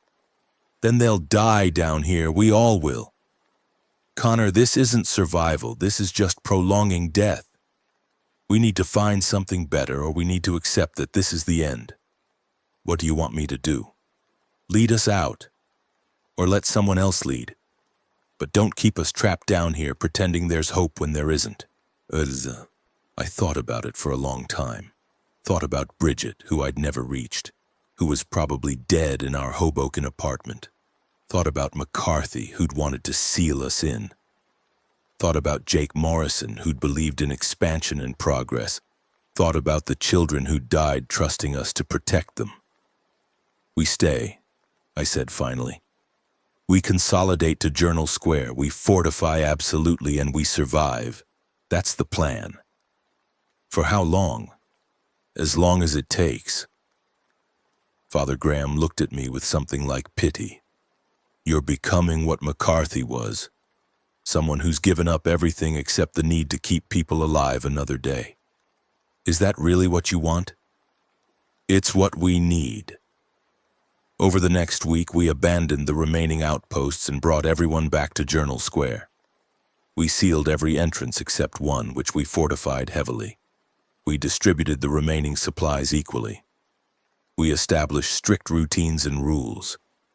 We became exactly what McCarthy had wanted, a sealed community waiting for rescue that would probably never come. The group settled into this new reality with grim acceptance. No more expansion. No more supply runs except in dire emergency. No more hope of anything better. Just existence. On day 78, Lisa Chen died. She'd been getting sicker for days, some kind of infection from a cut that Priya couldn't treat effectively. Without proper antibiotics, without a real hospital, there was nothing to be done. Lisa died quietly in the medical area, mumbling about power systems and generator maintenance, her technical knowledge dying with her. Without Lisa, keeping the power running became much harder. We had to ration electricity strictly, lights only in essential areas, generators running limited hours. The tunnels got darker, colder. On day 80, Jennifer confronted me about Emma. Look at her, Jennifer said, pointing to where Emma sat in the corner, staring at nothing. Just look at what we've done to her. Emma hadn't spoken in 2 weeks. Didn't eat unless forced. Didn't sleep well. Just existed in a gray twilight that wasn't quite living and wasn't quite dead. Priya says she's catatonic, Jennifer said. Trauma-induced. She's retreated so far inside herself that we might not be able to bring her back. And even if we could, what are we bringing her back to? This? She gestured at the dark tunnels, the huddled survivors, the armed guards watching for threats that never stopped coming. I don't know what you want me to do, I said. I want you to fix this or admit you can't. But stop pretending we're surviving when we're just dying slowly. She was right. We were dying slowly. The group was down to 60 people and falling. Supplies were running out. The infected were getting more numerous above ground. Other survivor groups were getting more desperate, and we were trapped in this hole in the ground with no way out and no hope of rescue. On day 82, Priya Kapoor came to me with news I'd been dreading. We're out of antibiotics, she said, out of insulin, out of most medications. The next time someone gets seriously sick or injured, I won't be able to help them. How long until we're completely out of medical supplies? 2 weeks, maybe less. I asked her what we should do. We need to raid a hospital or pharmacy. Get real medical supplies, not just scavenged painkillers. There's a Jersey City medical center about a mile north. It was overrun early, but there might be supplies left in the upper floors. That's suicide. So is staying here with no medicine. I took the proposal to the council. They voted in favor, barely. 15 to 14 with 1 abstention. We'd send a team of 10 people to raid the hospital and bring back whatever they could carry. I led the team myself. It was my decision, my responsibility. Marcus came despite his injured shoulder. Carlos came. Sarah Mills came. Father Graham volunteered, said his skills at last rites might be needed. 6 others, all volunteers, all knowing this might be their last trip topside. We went up through the sealed entrance on day 84. The streets were worse than I remembered. More infected, more bodies, more destruction. Entire buildings had collapsed. Fires had burned unchecked. The city was a graveyard. We moved toward the hospital carefully, avoiding large groups of infected, taking an indirect route through alleys and side streets. It took us 4 hours to travel 1 mile. By the time we reached Jersey City Medical Center, it was late afternoon and we were exhausted. The hospital was a war zone. The infected had overrun it completely, hundreds of them wandering the halls, clustered in rooms, piled up in stairwells. We couldn't fight through that many. But Priya had told us the pharmacy would be on the second floor, accessible from an emergency stairwell on the east side. We found the stairwell. It was blocked by bodies, but we moved them quietly, trying not to attract attention. Made it to the second floor. The pharmacy had been looted, but not completely. There were still antibiotics on the high shelves, still insulin in the refrigerated units, still surgical supplies in the back room. We loaded our backpacks as fast as we could. Every sound echoed in the empty hospital. Every creak made us freeze. We could hear the infected nearby, moaning and shuffling. But as long as we stayed quiet, they didn't find us. We almost made it out clean. Then Carlos knocked over a metal tray. The sound rang through the hospital like an alarm.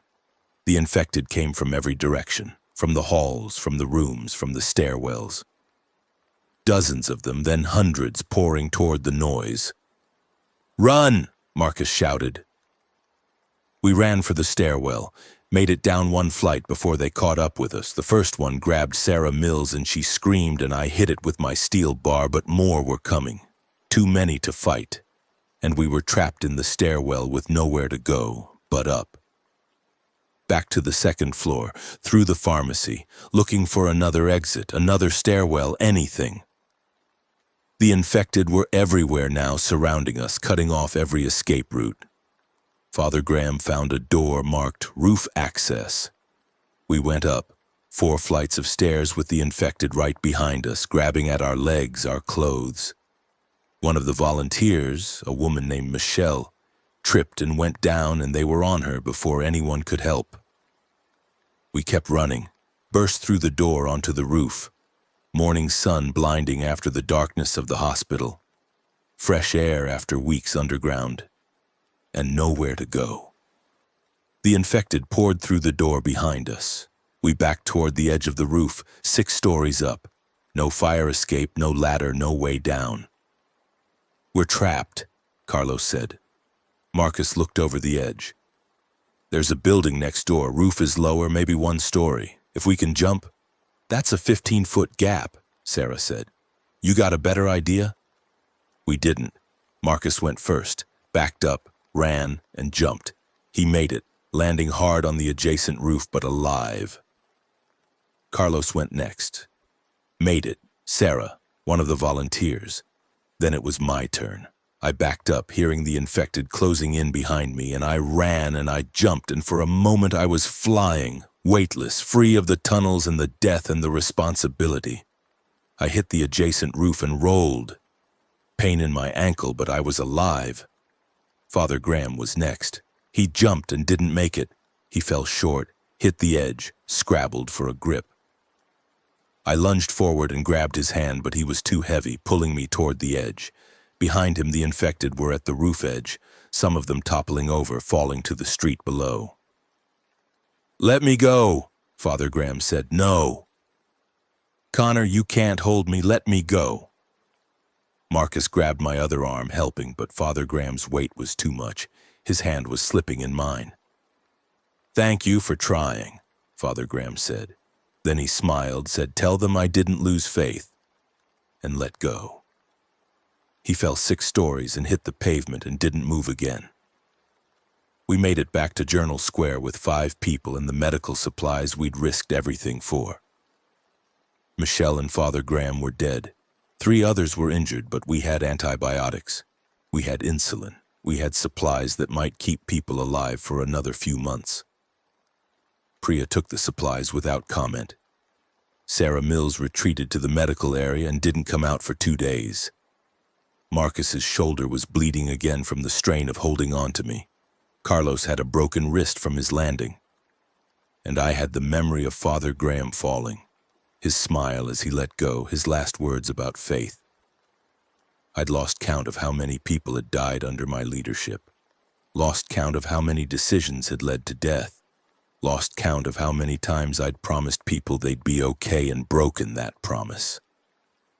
The council met that night.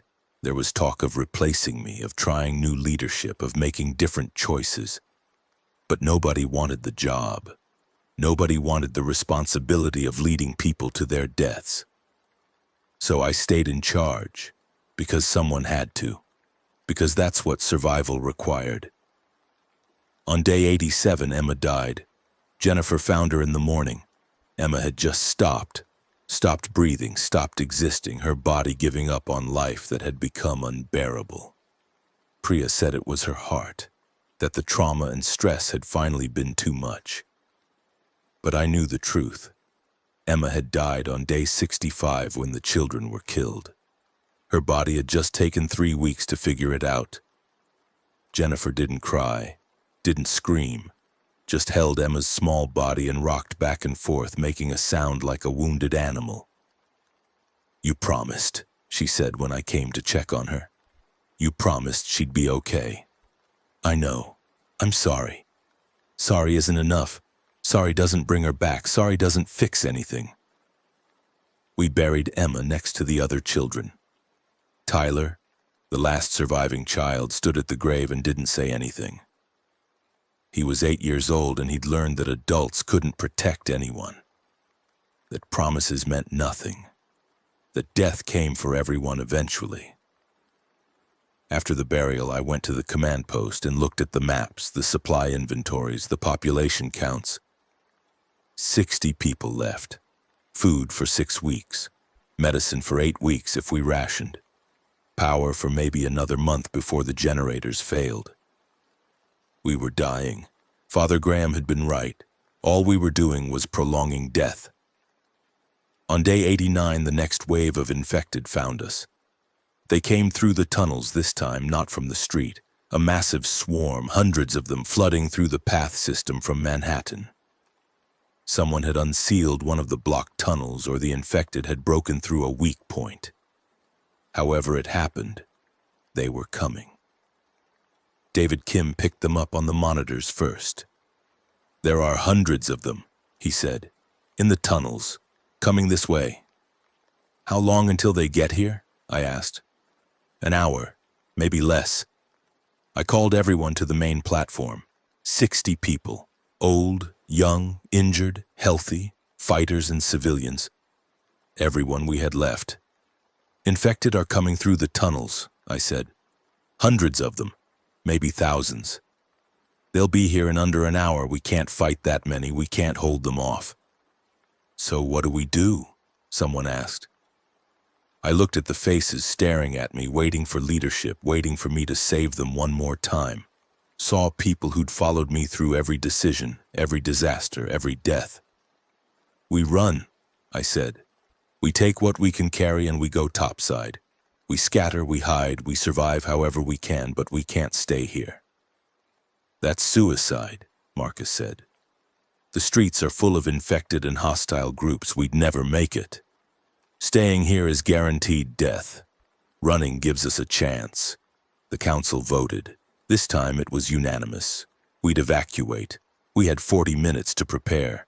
People grabbed what they could: food, water, weapons, medicine. We divided into small groups, 5 or 6 people each, that could move faster than one large group. Each group would take a different route topside, different directions, different destinations. We'd meet in 2 weeks at a rally point north of the city if we survived. If. I led one group: Jennifer, Tyler, Carlos, Sarah Mills, and Marcus. We went up through the emergency exit on Bergen Avenue and came out into the late afternoon. The city was eerily quiet except for the distant moaning of the infected. We could hear them behind us in the tunnels, the sound echoing up from below. Hundreds of footsteps, endless moaning. They were flooding Journal Square right now, pouring through every corridor, filling every room we'd fought so hard to defend. "Where do we go?" Jennifer asked. I looked north toward Hoboken, toward my apartment and Bridget and the life I'd had before all this started. "North," I said. "Away from the city. Find somewhere defensible and hold it." We started walking. Behind us, I could hear other groups emerging from different exits, scattering in different directions. 60 people who'd survived 2 months in hell now dispersed into the ruins of the world. We made it 3 blocks before we encountered infected. A small group, maybe 8 of them. We fought past them and kept moving. Another block, another group. We were leaving a trail of bodies, but we had to keep moving because staying meant death. By nightfall, we'd made it to Hoboken. The streets were less crowded here, fewer infected. We found an office building with the intact second floor and barricaded ourselves inside. 6 people in a small office listening to the infected wander outside, trying to figure out what came next. "What's the plan?" Carlos asked. I looked out the window at the dark city. Somewhere out there, other groups from Journal Square were hiding, surviving, dying. Somewhere out there were other survivor communities, other people trying to make it through. Somewhere out there might be military or government or rescue, but probably not. "We survived tonight," I said. "Tomorrow we figure out the next step. That's all we can do, survive one day at a time." Marcus nodded. "Same as we've been doing. Same as we'll keep doing until we can't anymore." We settled in for the night. Sarah distributed the last of our food. Carlos set up a watch rotation. Jennifer held Tyler close, the only child left from our whole group. I sat by the window and watched the infected shuffle by below. I'd led 60 people into the tunnels.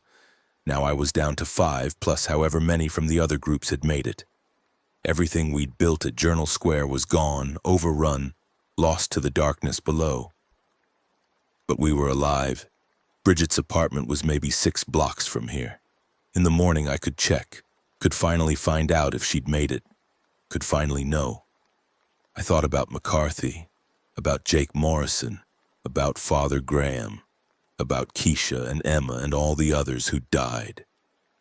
Thought about the choices I'd made, the people I'd failed, the promises I'd broken. Thought about what Father Graham had said, that survival wasn't enough if we lost our humanity. I looked at Jennifer holding Tyler, at Sarah checking Marcus's shoulder wound, at Carlos sharpening his weapon for tomorrow's dangers, at 5 people who'd trusted me to lead them through hell and who were somehow still alive. Maybe Father Graham had been wrong. Maybe survival was enough. Maybe staying human meant doing whatever it took to protect the people who mattered. Maybe leadership meant making impossible choices and living with the consequences. Or maybe I was just telling myself that so I could sleep at night. "Connor," Marcus said quietly, "you did the best you could. Don't forget that. Doesn't feel like enough. It never does. But we're alive. That counts for something." Did it? I honestly didn't know anymore. I stayed at the window all night, watching the infected, thinking about the tunnels, wondering if we'd made the right choice or if we'd just traded one death trap for another. When dawn came, I gathered the group. "I'm going to check my apartment. It's 6 blocks north. Anyone who wants to come with me can. Anyone who wants to stay here or go somewhere else, that's fine too." They all came. 5 people who had no reason to trust me but did anyway. We moved through the quiet streets of Hoboken, avoiding infected, heading north. My apartment building was intact, the doors broken in, but the structure sound. We climbed the stairs to the 3rd floor, and I stood outside my door, not sure if I wanted to open it. Jennifer touched my arm. "Whatever's inside, we'll handle it together." I opened the door. The apartment was empty. No Bridget, no signs of struggle, no body. Just our furniture and our photos and our life together, sitting there like we'd just stepped out for groceries. There was a note on the kitchen table written in Bridget's handwriting. "Connor, if you're reading this, you made it home. I waited as long as I could, but the city was falling apart and I had to leave. I'm going to my sister's in Pennsylvania. If you can, meet me there. If you can't, know that I love you and I hope you survived. B." I read the note 3 times. Bridget was alive. Had been alive 2 months ago at least. Had left for Pennsylvania. Pennsylvania is 200 miles, Marcus said quietly. Through infected territory, through hostile groups, through God knows what. I know. And you're going to try anyway. It wasn't a question. Yeah, I said, I am. Jennifer smiled. Then I guess we're coming with you. I looked at her, at Tyler, at the others. You don't have to. We've followed you this far, Sarah said. Might as well see where it leads. Carlos nodded. Besides, Pennsylvania's got to be better than Jersey. Marcus clapped me on the shoulder with his good arm. We'll need to prepare, gather supplies, plan the route, wait for the other groups at the rally point, see who else made it. And then we go. We try to make it to Pennsylvania. We try to find your wife. We try to find something worth surviving for beyond just surviving. I looked around my apartment one last time, at the photos of Bridget and me on the wall, at the furniture we'd picked out together, at the life we'd had before the world ended. Then I looked at the 5 people who'd followed me through hell and were offering to follow me further. All right, I said. Let's do it. We left the apartment building and headed back toward the rally point. The city was still full of infected, still dangerous, still dying. But somewhere out there was Pennsylvania. Somewhere out there was Bridget. Somewhere out there was a chance at something better than just surviving one more day. The tunnels were gone. Journal Square was lost. 60 people had become 6. We'd failed at building something permanent, failed at creating a safe haven, failed at most of what we'd tried. But we were alive, we were together, and we were still moving forward. That had to count for something. On day 93, we reached the rally point, an abandoned warehouse on the outskirts of Jersey City. We found 8 other survivors from our group there, 14 people total from the original 60. Everyone else was dead, scattered, or unaccounted for. But 14 was enough to try. We spent 3 days gathering supplies, planning the route to Pennsylvania, preparing for the journey. We'd take back roads, avoid cities, move carefully. It would take weeks, maybe months. We'd probably lose more people along the way. But maybe, we'd make it. On day 96, we left Jersey City behind and headed west. 14 people with backpacks and weapons and the slim hope that somewhere out there was something worth reaching for. I led them because that's what I did now. Because someone had to. Because they trusted me despite everything. As we walked, I thought about McCarthy, who'd said we were all dead and just too stupid to lie down. About Jake Morrison, who'd believed in building something better. About Father Graham, who'd said survival wasn't enough if we lost our humanity. About Emma, who'd been too young to survive in the world we'd created. I didn't know if we'd make it to Pennsylvania. Didn't know if Bridget was still alive. Didn't know if any of this mattered in the long run. But I kept walking. Because that's what you do. You keep walking, keep fighting, keep surviving. You do it for the people who didn't make it. You do it for the people counting on you. You do it because the alternative is giving up and dying, and maybe that's enough. Maybe that has to be enough. The road stretched ahead of us, empty and dangerous. Behind us, the city smoldered. Ahead lay 200 miles of infected territory and unknown threats. 14 survivors heading west toward an uncertain future. We'd lost so much, but we still had each other. Still had hope, fragile as it was. Still had tomorrow. And that would have to be enough. Now let's go the next story. When I reached the bottom, Carlos was standing beside his excavator with 3 other guys, Tommy, Deshaun, and the new kid whose name I kept forgetting. And they were all staring at the section of wall they'd just exposed, where the bucket had scraped away wet clay to reveal something that looked like concrete but wasn't, not exactly. more like stone that had been worked by human hands, carved with marks I didn't recognize, symbols or letters in a language that definitely wasn't English. The wall extended in both directions beyond what we'd uncovered, and I could see metal fixtures embedded in it, old iron that had oxidized to rust but still held its shape, brackets and rings like the kind you'd use to chain something up. And I felt a cold weight settle in my stomach that had nothing to do with the temperature down there in the pit. Tommy wanted to keep digging, said we should see how far it went, but I told them to stop, told them I needed to call the site supervisor and probably the city archaeologist because finding something like this meant delays, meant permits and surveys and all kinds of bureaucratic nightmares that would push our completion date back months. But before I could climb back up to make those calls, the new kid, whose name I finally remembered was Jason, reached out and touched one of the metal rings, and I don't know why he did it.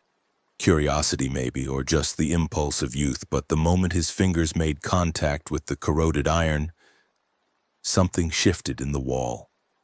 A grinding sound of stone against stone, and a section of it fell inward, collapsing into darkness beyond, releasing a smell that hit us like a physical force, rot and decay and something chemical. Sharp and wrong like formaldehyde mixed with sewage, and underneath it all a sweetness that made my throat close up. We all stepped back except Jason, who leaned forward to peer into the hole he'd accidentally created, and I was about to yell at him to get away from there when he jerked backward, stumbled, and fell onto his ass in the mud, his face gone white as chalk. He said something was in there, something had moved in the darkness, and I thought maybe it was rats because old underground spaces in Jersey always had rats. But then Carlos shone his flashlight into the opening and we all saw what Jason had seen. Shapes in the darkness, irregular mounds that could have been rocks or debris but weren't. And when the light hit them, they glistened wet and moved slightly, contracted like something breathing. I made the decision right then that we were done for the day, told everyone to get topside, called for a full stop on excavation until we figured out what we were dealing with, and the crew started heading for the stairs. But Tommy, who never listened to anyone, said he wanted to get a better look first. Said he'd seen weird stuff in old industrial sites before, buried chemical drums and forgotten storage tanks, probably just some illegal dumping from the 70s. He took Carlos's flashlight and moved closer to the opening before I could stop him. And I watched as he crouched down and aimed the beam inside, sweeping it across whatever space lay beyond that stone wall. And his expression changed from curiosity to confusion to something approaching fear in the span of maybe 3 seconds. He started to stand up, started to back away, but something reached out from the darkness. Something pale and wet that grabbed his wrist with fingers that were too long, too thin, and Tommy screamed, actually screamed, a sound I'd never heard from him in 15 years of working together. And he dropped the flashlight as he tried to pull free, the light spinning on the ground and casting crazy shadows across the pit wall. Carlos and Deshawn rushed forward to help him, grabbed Tommy's other arm in his belt and pulled hard.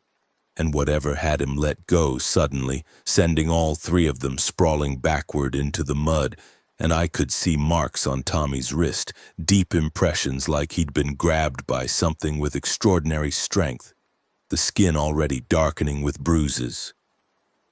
We got out of there fast, all of us scrambling up those temporary stairs like our lives depended on it. And maybe they did, though I didn't know that yet. Didn't understand what we'd just uncovered or what it would mean for Jersey City, for New York, for everything. By the time we reached street level, Tommy was shaking, his face pale and sweaty, and he kept looking at his wrist where the marks were. Deep indents that had broken the skin in places, little beads of blood welling up that looked darker than they should have, almost black in the morning sunlight. I got on the radio to the site supervisor, Bill Henderson, a company man who cared more about schedules than safety, and I told him we had a situation, needed to shut down the dig until we could get someone official to come look at what we'd found.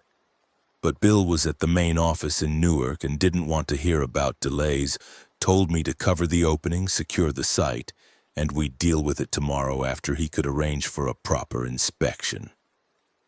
I argued with him, told him about Tommy's injury, about the smell and the thing that had grabbed him from the darkness, but Bill just got irritated, said I was getting spooked over nothing, probably just some homeless person living in an old utility tunnel, and that we should call the cops to clear it out if I was so worried, but definitely not to shut down the whole operation.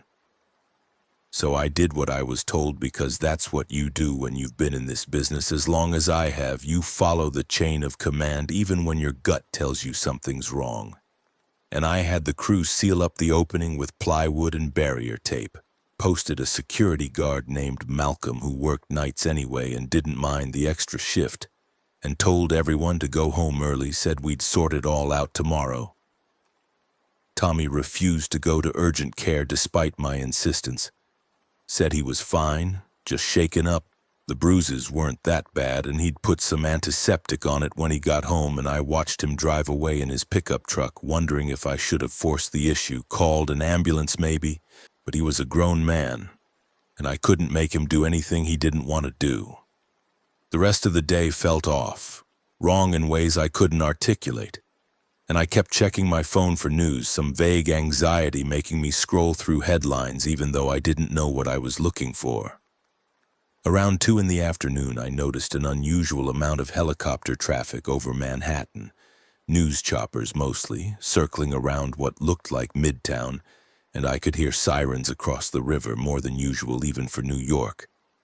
A constant wail that ebbed and flowed but never completely stopped.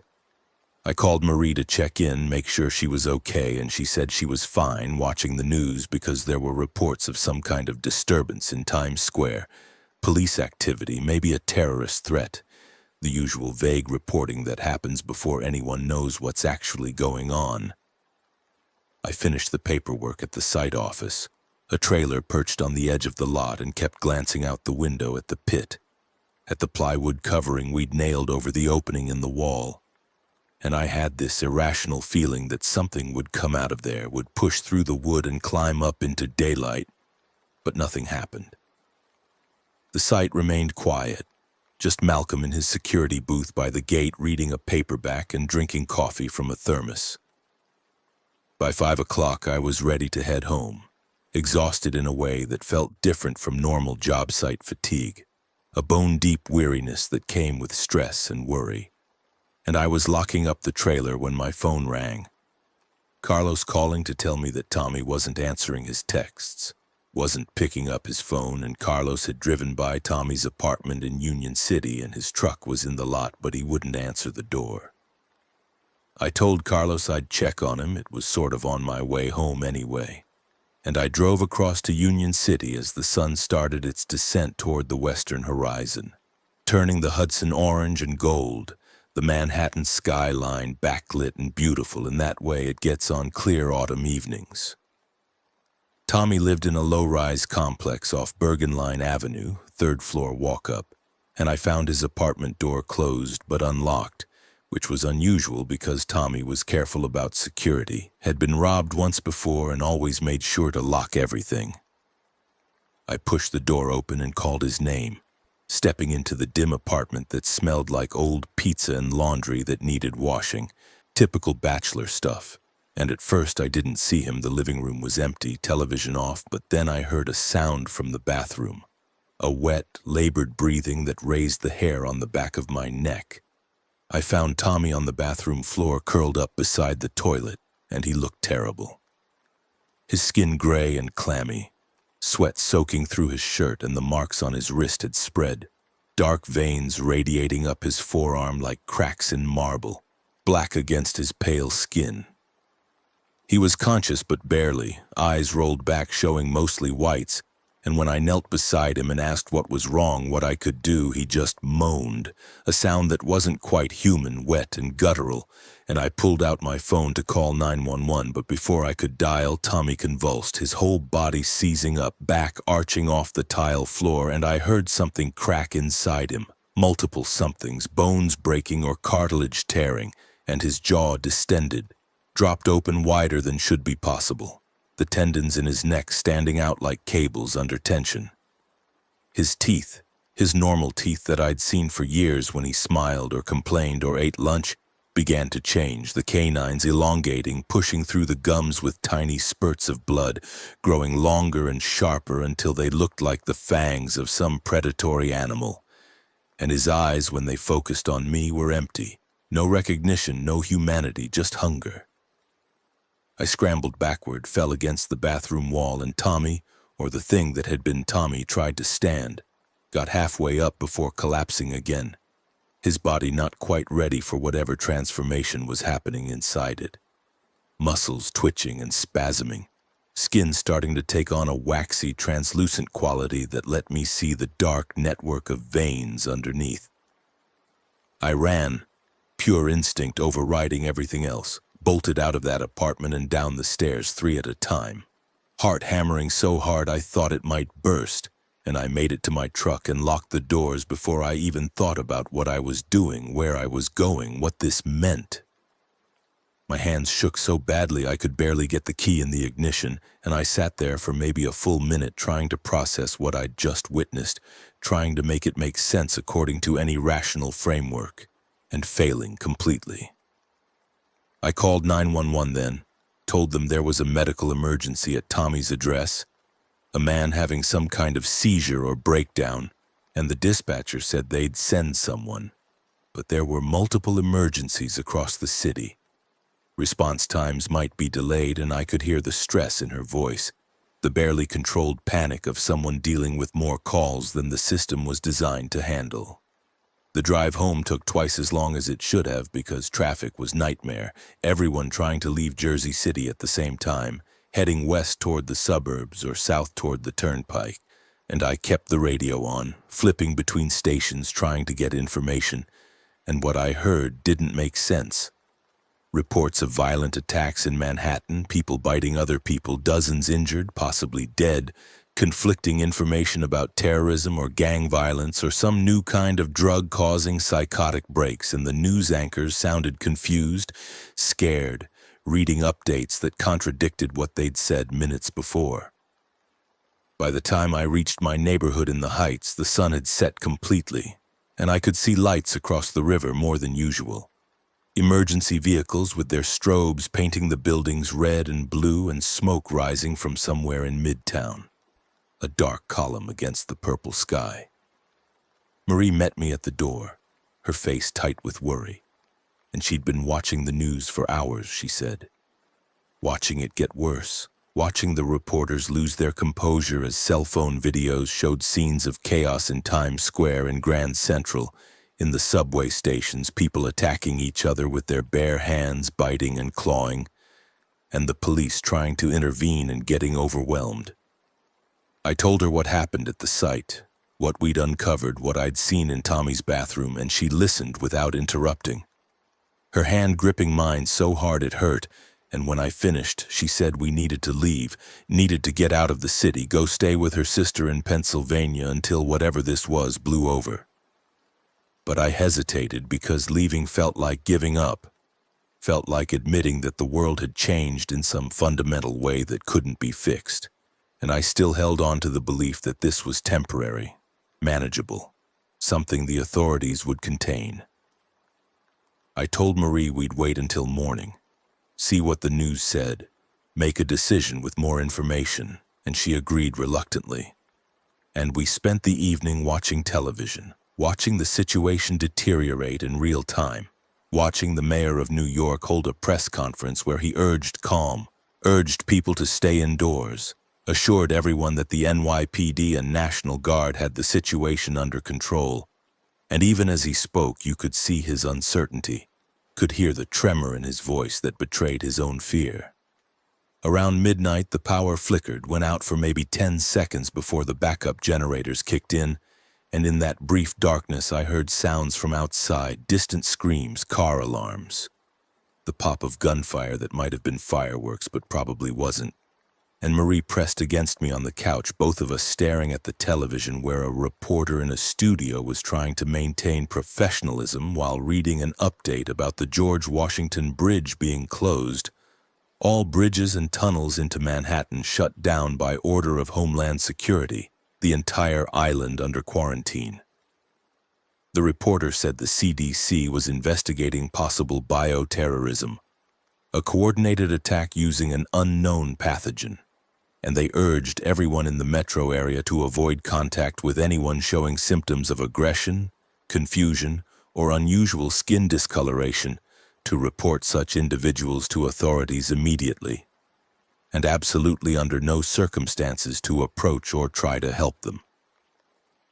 I thought about Tommy, wondered if he was still in that bathroom or if the paramedics had gotten to him. Wondered if he was one of them now, one of the infected, and I felt a crushing guilt that I'd left him there, run away instead of trying to help. But what could I have done? What could anyone do against whatever was turning people into monsters? Sleep was impossible. We dozed fitfully on the couch with the television still on, and I kept waking to check my phone, seeing messages in the group chat with the construction crew, Carlos asking if anyone had heard from Tommy. Deshaun saying the news was showing footage from Jersey City now. Jason, the new kid, saying his girlfriend worked at Jersey City Medical Center and the ER was overrun with bite victims, people attacking the staff, security having to lock down entire wings of the hospital. Around 3 in the morning, I got a text from Malcolm, the security guard at the construction site, and it just said, "Something wrong in the pit, come quick." And I stared at that message, trying to decide if I was insane to even consider going out there, going anywhere in the middle of whatever nightmare was unfolding. But Malcolm was alone at that site, and if something had happened, if something had come out of that opening we'd uncovered, I felt responsible somehow. I told Marie I had to check on the site, had to make sure it was secure, and she begged me not to go, begged me to stay with her, but I kissed her forehead and promised I'd be back within the hour. Promised I'd be careful, and I grabbed my keys and my flashlight and headed out into the night that smelled like smoke and chemicals, and underneath it all that same sweet rot I'd smelled in the pit. The streets were emptier than they should be at 3 a.m., but not deserted. I passed other vehicles driving too fast, running red lights, heading toward the highway on-ramps, and I saw a few people on foot, moving in ways that seemed wrong, jerky and uncoordinated, and I didn't slow down to get a better look. The construction site was dark when I arrived. The security lights that should have been on were out, and Malcolm's booth was empty, door hanging open, his thermos spilled on the ground with coffee spreading in a dark pool. I parked near the gate and sat there for a moment, debating whether to drive away, forget the whole thing. But I could see down into the pit, or at least the top of it, and there were lights moving down there, flashlight beams swinging across the excavated walls, which meant someone was down there, maybe Malcolm, maybe not. I got out of the truck with my maglite in hand, heavy metal that could work as a weapon if needed, and I approached the pit carefully, every sense on high alert, listening for any sound that didn't belong. The temporary stairs were still intact, and I started down, one hand on the railing, the flashlight sweeping ahead of me, illuminating each step before I committed my weight to it. The air got colder as I descended, and that smell intensified. The rot and chemicals, stronger than it had been this morning, like whatever we'd uncovered was decomposing rapidly, breaking down and releasing gases into the enclosed space. At the bottom, I found the plywood covering we'd nailed over the opening had been torn away, splintered and tossed aside, and the opening in the wall was wider now. Sections of the ancient stone collapsed inward, revealing a space beyond that my flashlight couldn't fully penetrate.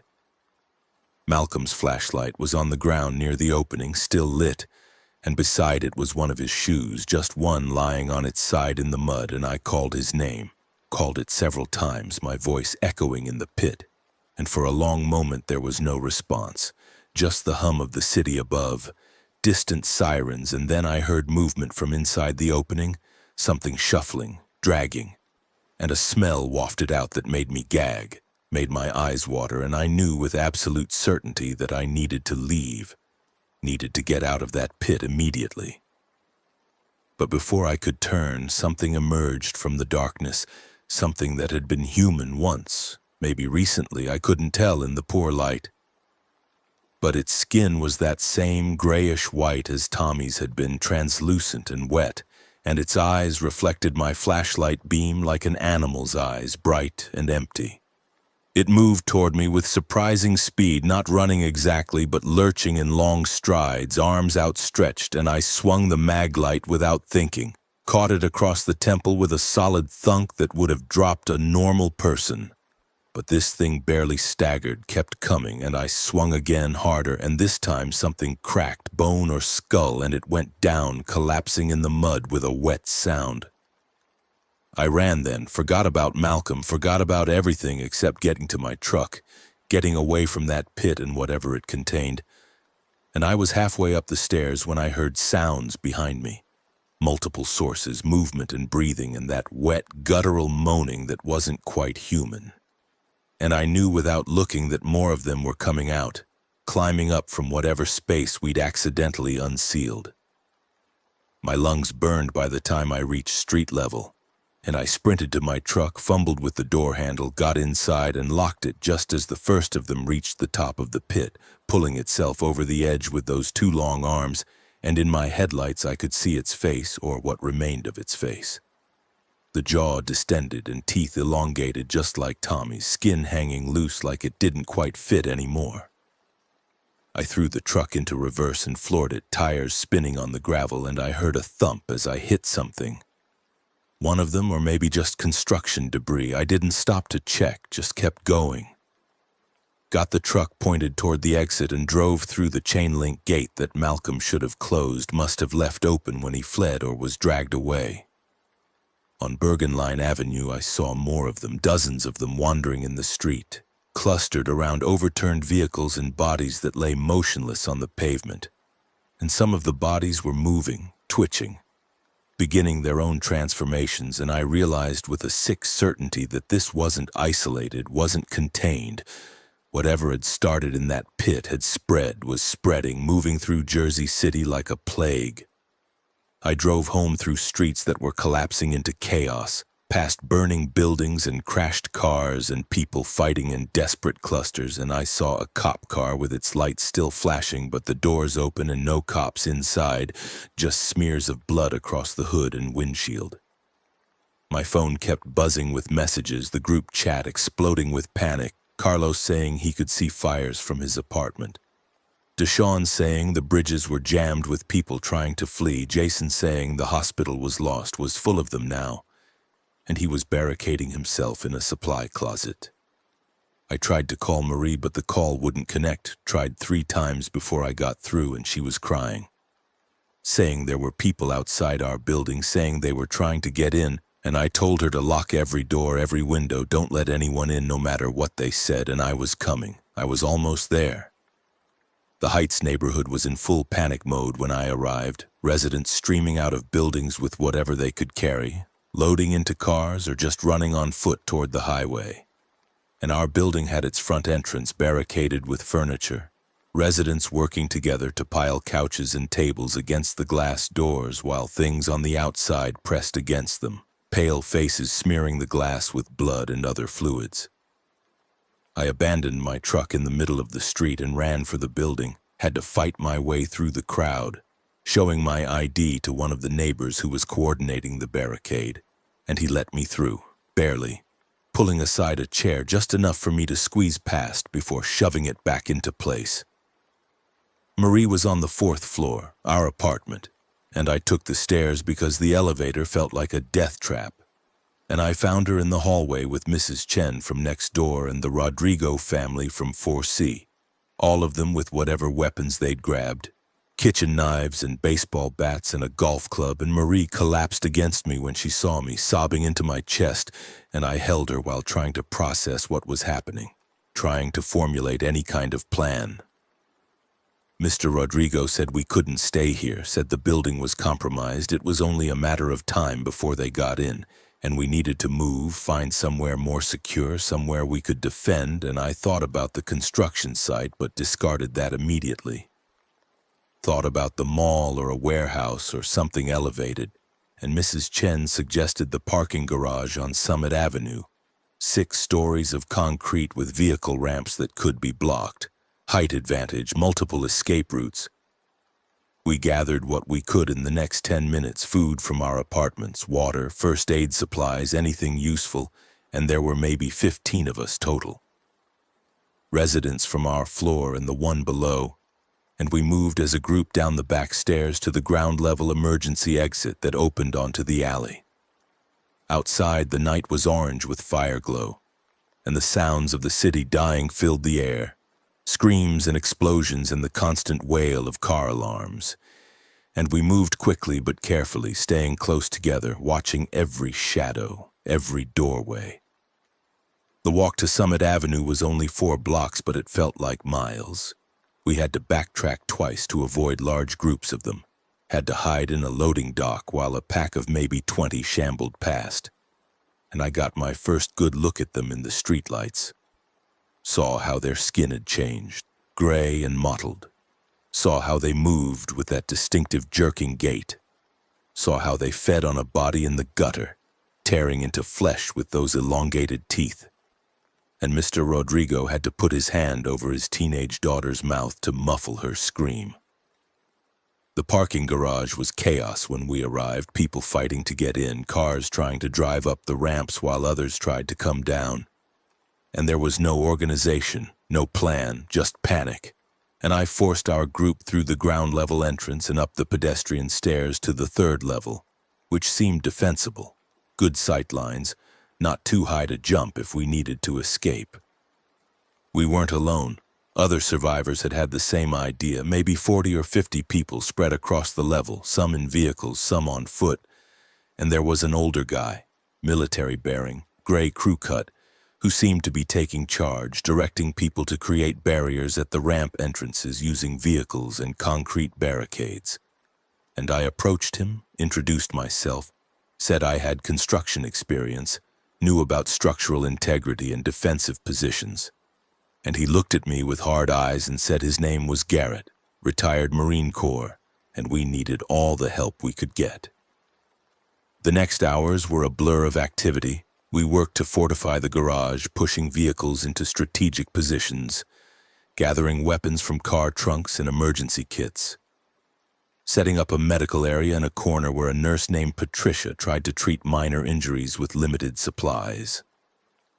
The sun rose on a city transformed, and from our vantage point on the 3rd level we could see across Jersey City toward Manhattan, and both were burning, columns of smoke rising from dozens of fires, and the bridges, what we could see of them, were clogged with abandoned vehicles, and I watched through a pair of binoculars someone had found as things swarmed across the George Washington Bridge. As a military helicopter fired into the mass and then spiraled out of control, crashing into the Hudson in a spray of water and fuel. Carlos found us around 9 in the morning, showed up at the garage with Deshawn and 3 other guys from the crew. And it was a relief to see familiar faces, to know some of them had made it, though Tommy's absence was a weight we all felt. Carlos told us he'd watched his building fall, watched the infected break through the defenses the residents had set up, watched people he'd known for years turn into monsters, and he'd barely escaped through a window onto a fire escape. Deshawn had similar stories, everyone did. The city had collapsed in less than 12 hours. Whatever was turning people spreading faster than anyone could track. And the authorities, what remained of them, were in full retreat, pulling back to defensive positions, abandoning entire neighborhoods. Garrett called a meeting in the afternoon, gathered everyone in the garage, maybe 60 people now as more survivors trickled in, and he laid out the situation as he understood it. We were cut off, bridges and tunnels closed or impassable, no rescue coming, no help from outside, and we had maybe a week of food if we rationed carefully, water for 3 days unless we could find a source. Our best chance was to hold this position, defend it, and wait for the government to regain control, to send in troops or establish safe zones, but even as he said it, I could see he didn't believe it. Could see the doubt in his eyes that matched what I was feeling in my gut. That this wasn't something that would be controlled, that would blow over.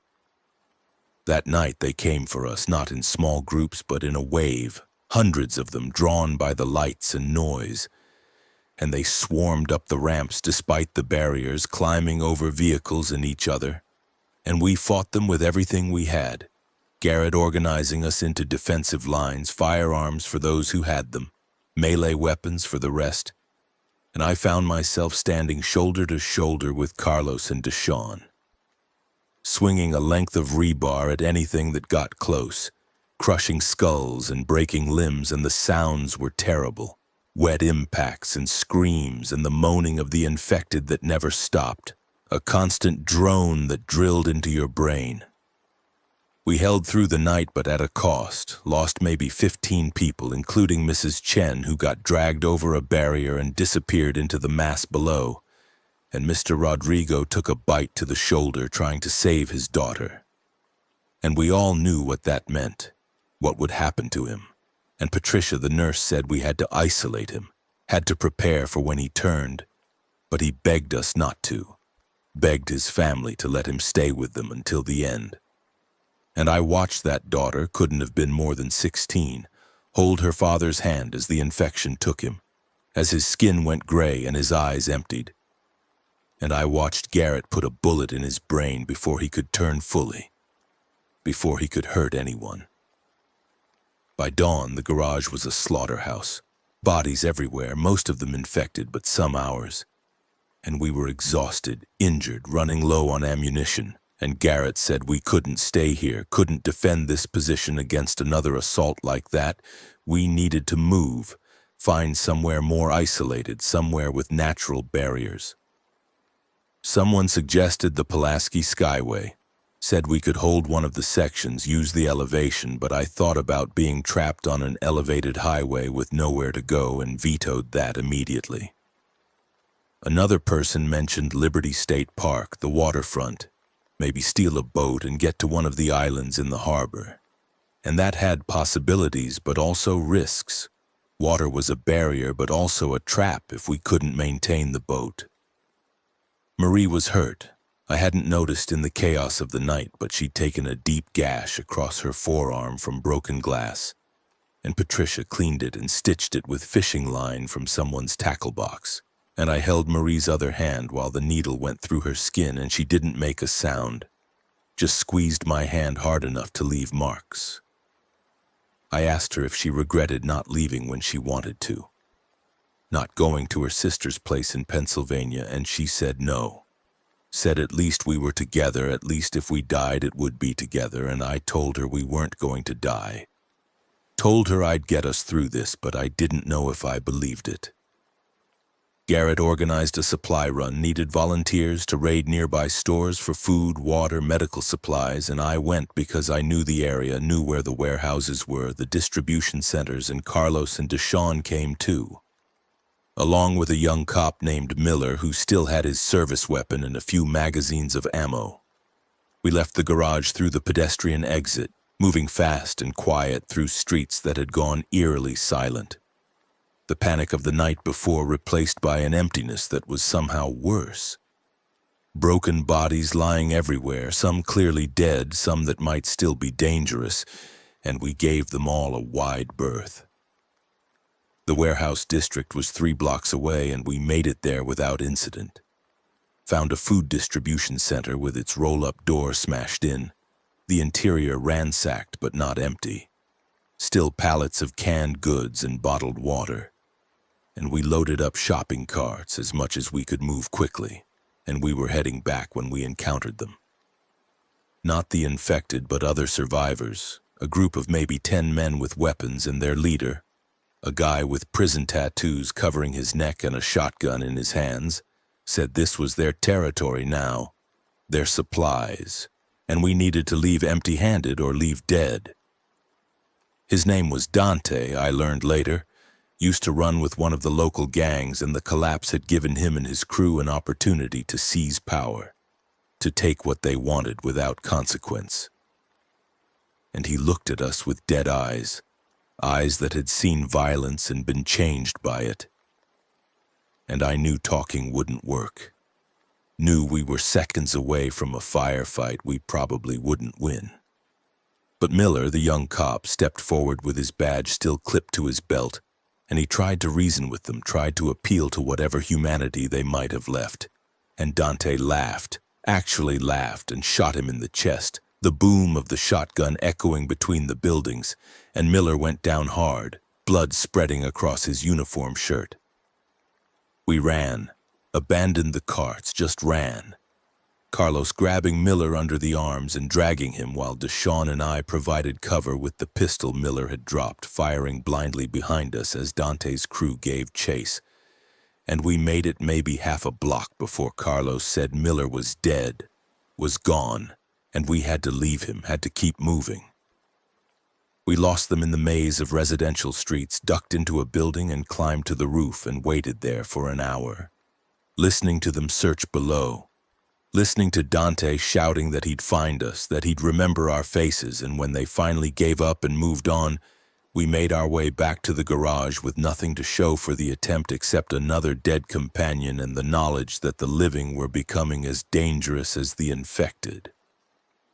That evening, Garrett gathered his inner circle, me and Carlos and a few others he trusted. And he said we had a bigger problem than supplies, said Dante and his crew had been consolidating power, taking over buildings, gathering weapons and followers, creating a kind of warlord state in the chaos, and they'd eventually come for the garage, come for our supplies and our people, and we needed to either submit to them or eliminate the threat. I asked how he knew all this, and he said he'd sent scouts out, people to gather intelligence, and one of them had come back with stories of Dante executing people who didn't swear loyalty, of taking women by force, of building a fortress in an old factory near the waterfront. And Garrett's expression was grim when he said we might have to go to war, real war, kill or be killed. I didn't want that, didn't want to become a killer, but I thought about Miller lying dead in the street, thought about Marie and the other innocents in the garage depending on us for protection, and I knew Garrett was right, knew we didn't have a choice. The old world and its rules were gone, and the new world was about survival by any means necessary. We spent the next 2 days preparing, gathering what weapons we had, planning an assault on Dante's stronghold. But before we could act, the decision was made for us.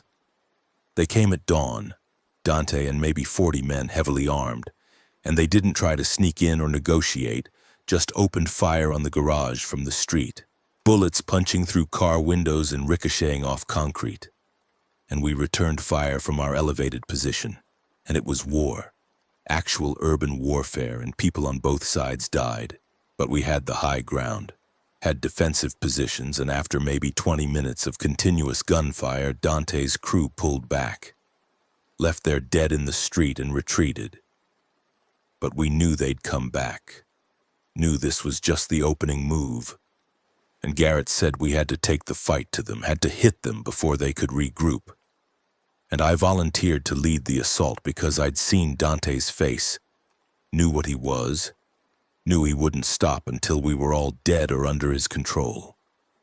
We assembled a strike team, 12 of us, including Carlos and Deshawn, and we left in the darkest part of the night, moving through the city like ghosts, using every shadow, every bit of cover, heading toward the waterfront where Dante had set up his base. The factory was lit up like a beacon, generator-powered lights blazing, and I could see guards on the perimeter, could see they were expecting something but maybe not a direct assault, and we split into 2 groups, one to create a distraction, one to infiltrate.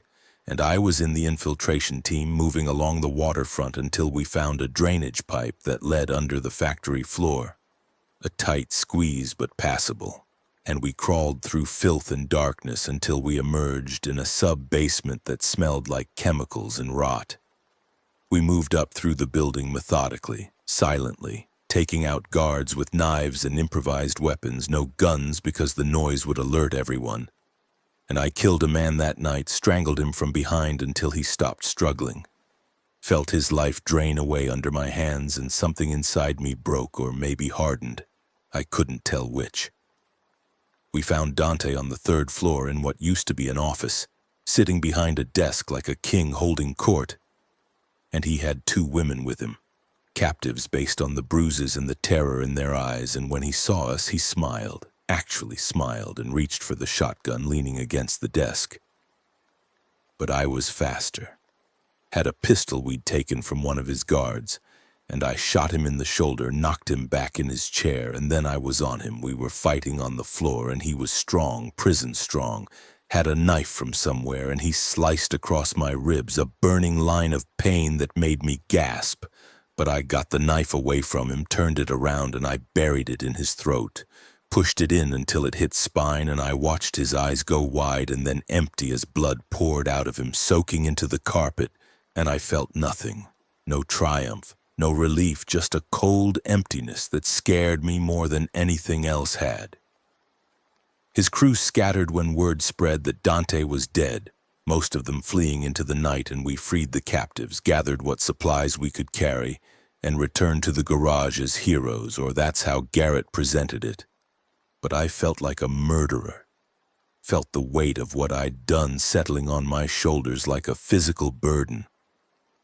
Marie held me that night while I shook, while the adrenaline wore off and the reality hit, and she whispered that I'd done what had to be done, that I'd saved lives, but I couldn't reconcile that with the feeling of Dante's blood on my hands, the way his eyes had looked when the life left them. The days blurred together after that. We held the garage, fought off infected attacks, sent out supply runs, lost people to bites and injuries, and sometimes just despair. People who gave up, who walked out into the horde rather than continue fighting. The news, when we could get it on battery-powered radios, was apocalyptic. Reports of major cities falling, the military retreating to secure zones, talk of nuclear options being considered, and I thought about that. Thought about bombs falling on New York, on us, and whether that would be mercy or just another layer of horror. Carlos found his wife and kids, or what was left of them, in their apartment during one of his solo trips to gather personal effects.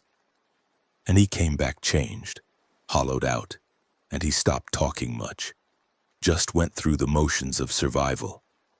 And I watched him deteriorate mentally, watched the light go out of his eyes, and I tried to help, but what could I say? What comfort could I offer in a world where everything was lost? Deshaun took a bite during a supply run 2 weeks into the siege, trying to save a kid who'd wandered into an infected zone. And we all knew what it meant, and he asked us to make it quick, asked Garrett to do it before he turned, and I had to walk away. Couldn't watch another friend die, couldn't handle the sound of the gunshot that echoed through the garage. Marie got sick around day 20, not bitten, just regular sick, a fever and cough that wouldn't go away. And Patricia said it might be pneumonia, said we needed antibiotics, real medicine. And the only place to get that was the hospital, which we'd been avoiding because hospitals were death traps, full of infected and desperate people. But I couldn't let Marie die of something preventable. Couldn't lose her when we'd survived so much, so I organized a team, me and Carlos and 2 others, and we geared up for what we knew would be a suicide run, going into Jersey City Medical Center to raid the pharmacy. The hospital was a nightmare, worse than I'd imagined. The emergency room packed with infected feeding on old corpses, the hallways full of them, and we had to fight our way through, using suppressed pistols when we could, blades when we couldn't. And the pharmacy was in the basement, locked down but not impassable. And we got in, found the antibiotics and other supplies, filled backpacks with everything useful, and we were making our way back when we got separated. Me and Carlos going one way, the other 2 going another, planning to meet at the exit, but they never made it. We heard their screams over the radio, heard them die, and we couldn't go back, couldn't help them. We got out through a kitchen loading dock, ran across the parking lot with a horde behind us, made it to the vehicle we'd stashed 2 blocks away, and we drove back to the garage with infected clinging to the hood and roof. Had to shake them off by swerving and braking hard. And when we got back, I gave Marie the antibiotics immediately, started her on a course of treatment, and prayed it would work. Prayed she'd recover. She did slowly, the fever breaking after 3 days, the cough receding after a week, and I felt like I'd won something, felt like maybe we could survive this after all. But the situation was deteriorating globally. The radio reports got worse each day. Governments collapsing, military forces being overrun, reports of nuclear weapons being deployed in Asia to stop the spread, entire cities vaporized, millions dead instantly and millions more dying slowly from radiation, and I wondered if that would be our fate too. Wondered if someone would decide that New York had to be sacrificed to save the rest of the country.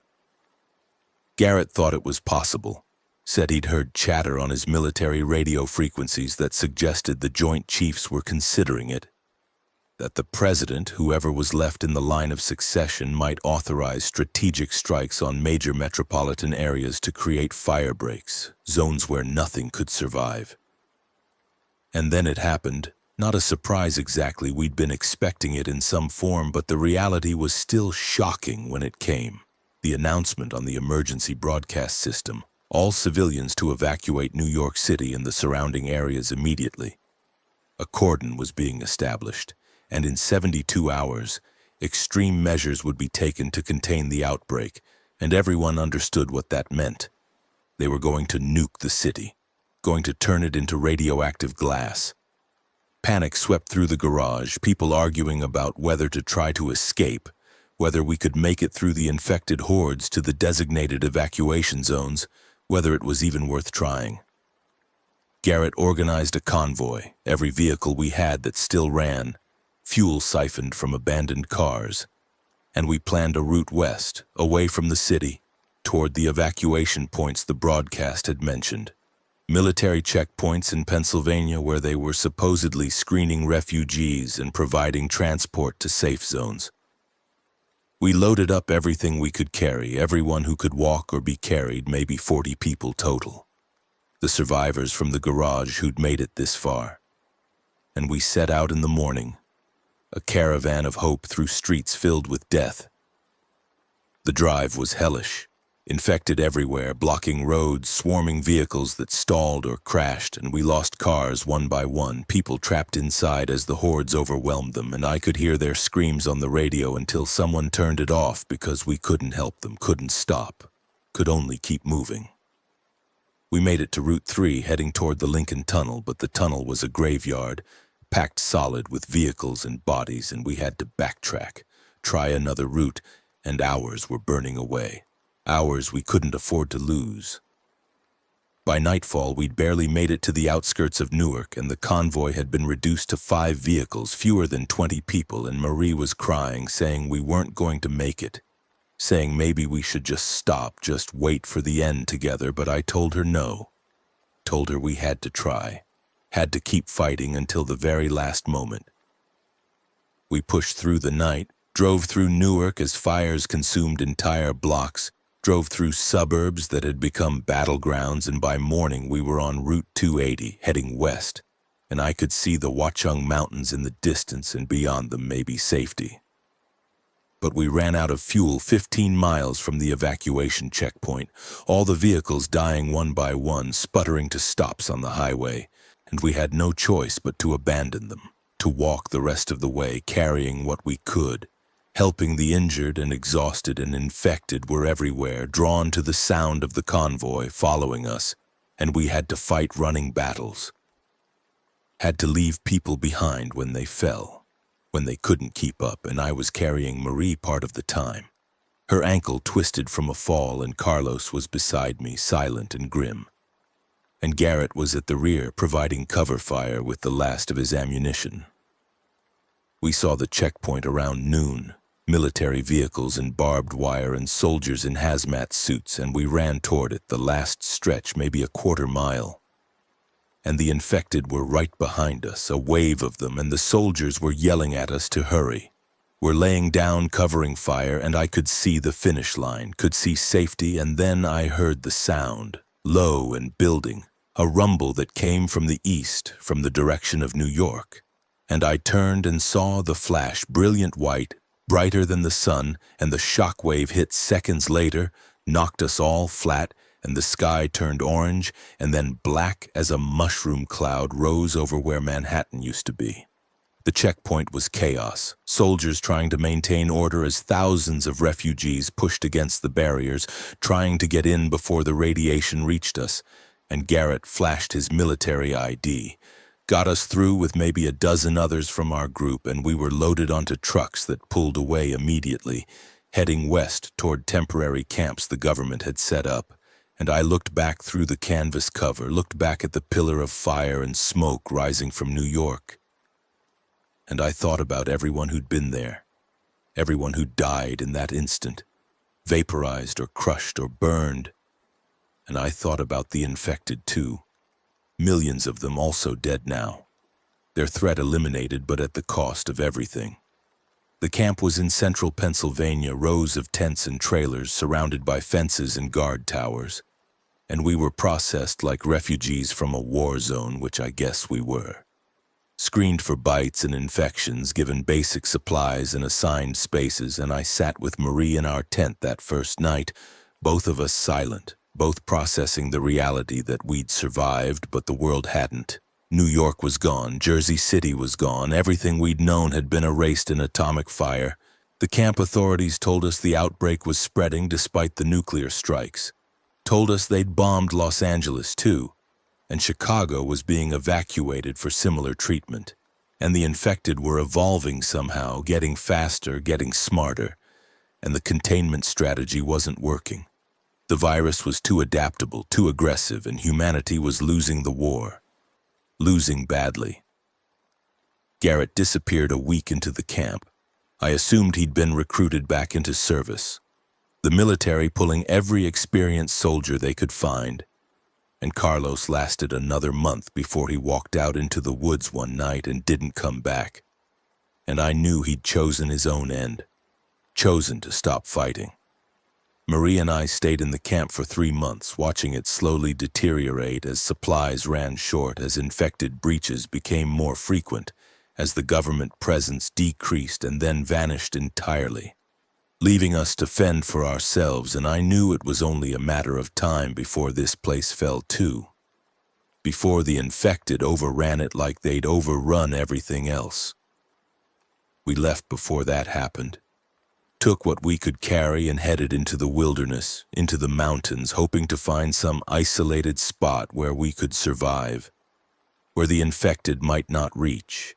And we're still searching, still moving, always one step ahead of the hordes that seem to cover the earth now.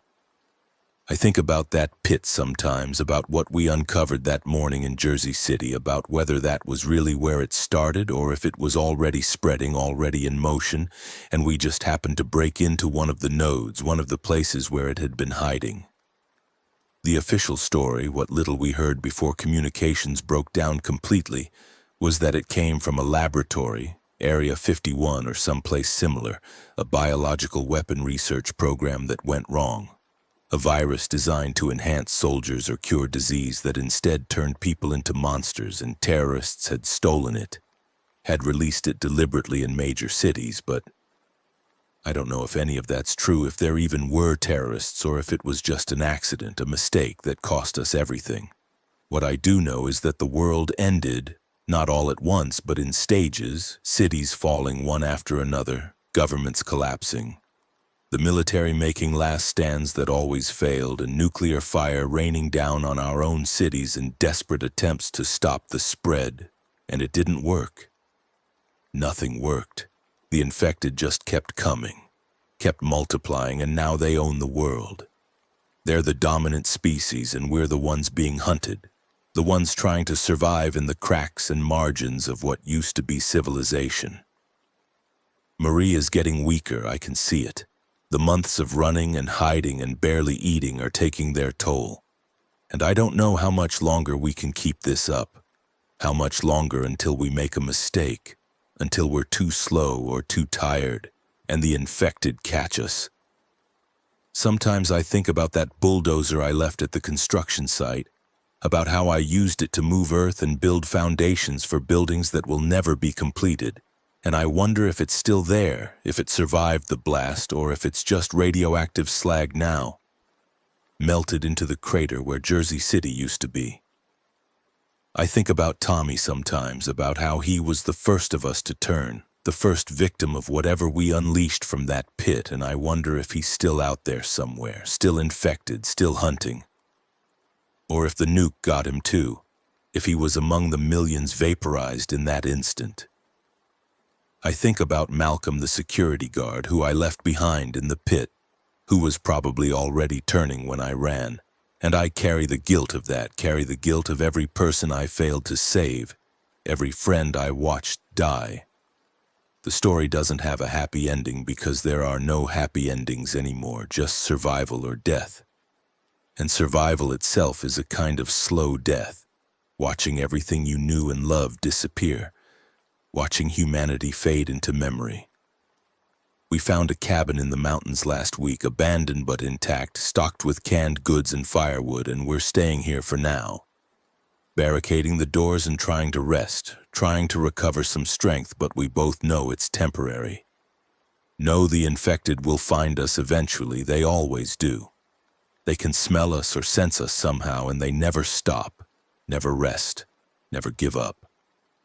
Marie asked me yesterday if I thought we'd done the right thing, trying to survive, fighting so hard to stay alive when maybe it would have been better to just let go, to go quick in the blast or in the teeth of the infected rather than dragging it out like this. And I didn't have an answer for her because I really don't know if there's any point to continuing, any meaning in this existence we're clinging to.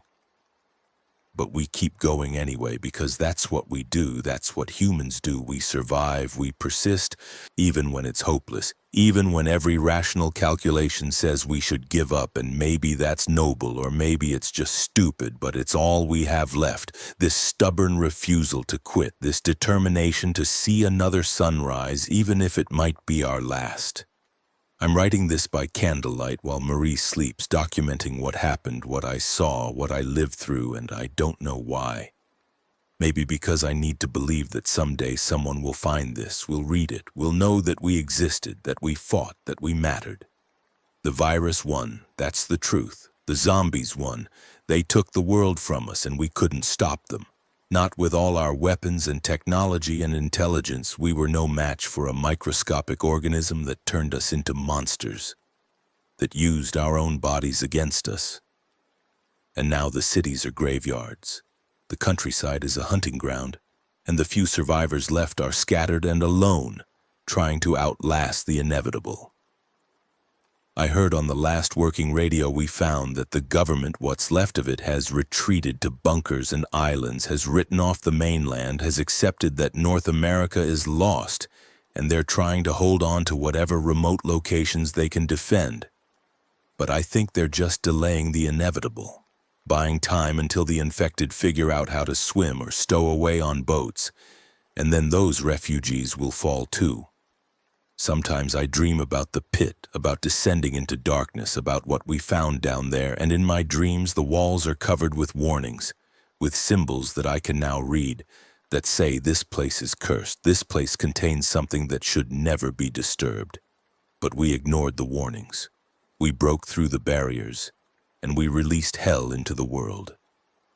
I don't know if those warnings were ever really there or if my mind is creating them in retrospect, trying to make sense of the senseless, trying to find meaning in catastrophe, but it doesn't matter. What's done is done. The past can't be changed. The radiation from the nuclear strikes is spreading, contaminating water sources and croplands, and the survivors are starting to show symptoms, sickness and lesions and cancers, and I wonder if we'll die from radiation before the infected get us. If humanity's last act was to poison the world so thoroughly that nothing can survive, not even the monsters we created. Marie has a cough again, different from the pneumonia, deeper and wetter, and I'm afraid to think about what it might mean. Afraid that even if we survive the infected, we won't survive the aftermath, the toxic legacy of our own weapons. I see them sometimes at night, the infected wandering through the forest below our cabin, moving in packs, hunting, and they're changing, evolving, becoming more coordinated, more purposeful, And I wonder if the virus is still mutating, if it's creating something new, something worse than what we've already faced.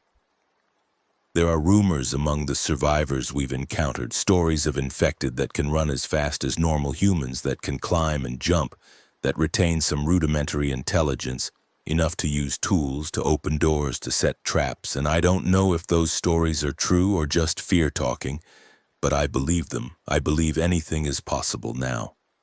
In this new world where the rules have changed, we're running low on ammunition, down to maybe 20 rounds total. And our melee weapons are worn, the baseball bat cracked, the knife blade chipped, and I know that when the next attack comes, we might not survive it, might not have the strength or the weapons to fight them off, and I'm trying to prepare myself for that, trying to accept that this might be where our story ends, in this cabin in the mountains, far from home, far from everything we knew.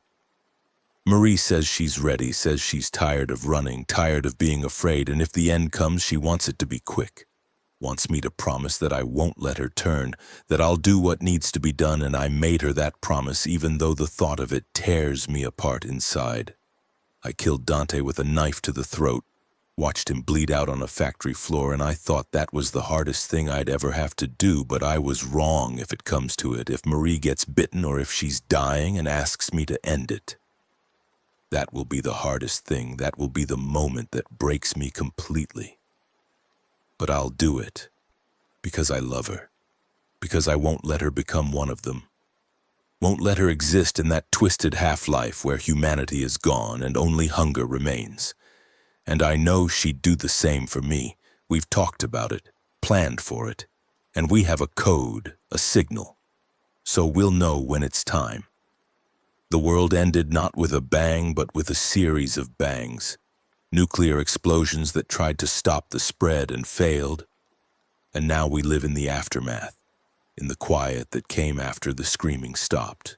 And I don't know how long we have, days or weeks or maybe months if we're lucky, but I know it's not forever.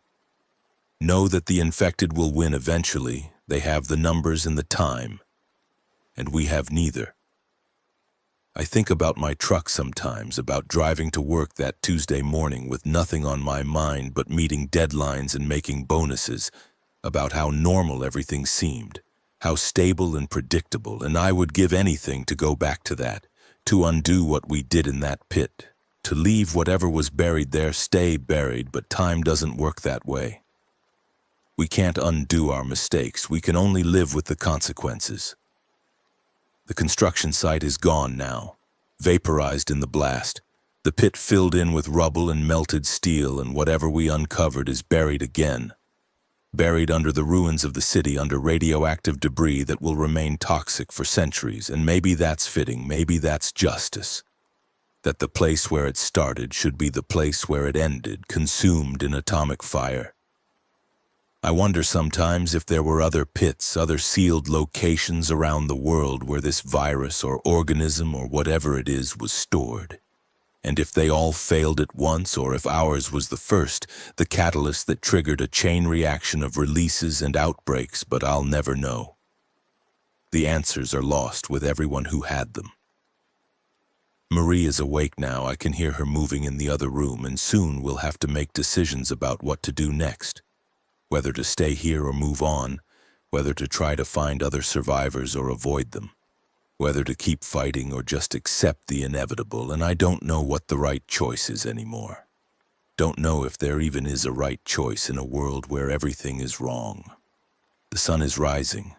I can see light through the cracks in the boarded windows, and it's another day we've survived. Another day of existence in the ruins, and that has to count for something. Has to mean something, even if I can't articulate what. I'm going to finish writing this now, going to seal it in a waterproof container and hide it somewhere it might survive. Might be found by someone someday. Someone who needs to know what happened here, how the world fell, how we fought and lost. And maybe they can learn from our mistakes. Maybe they can avoid making the same errors, or maybe they'll just read it and understand that we existed, that we loved and hoped and struggled until the very end.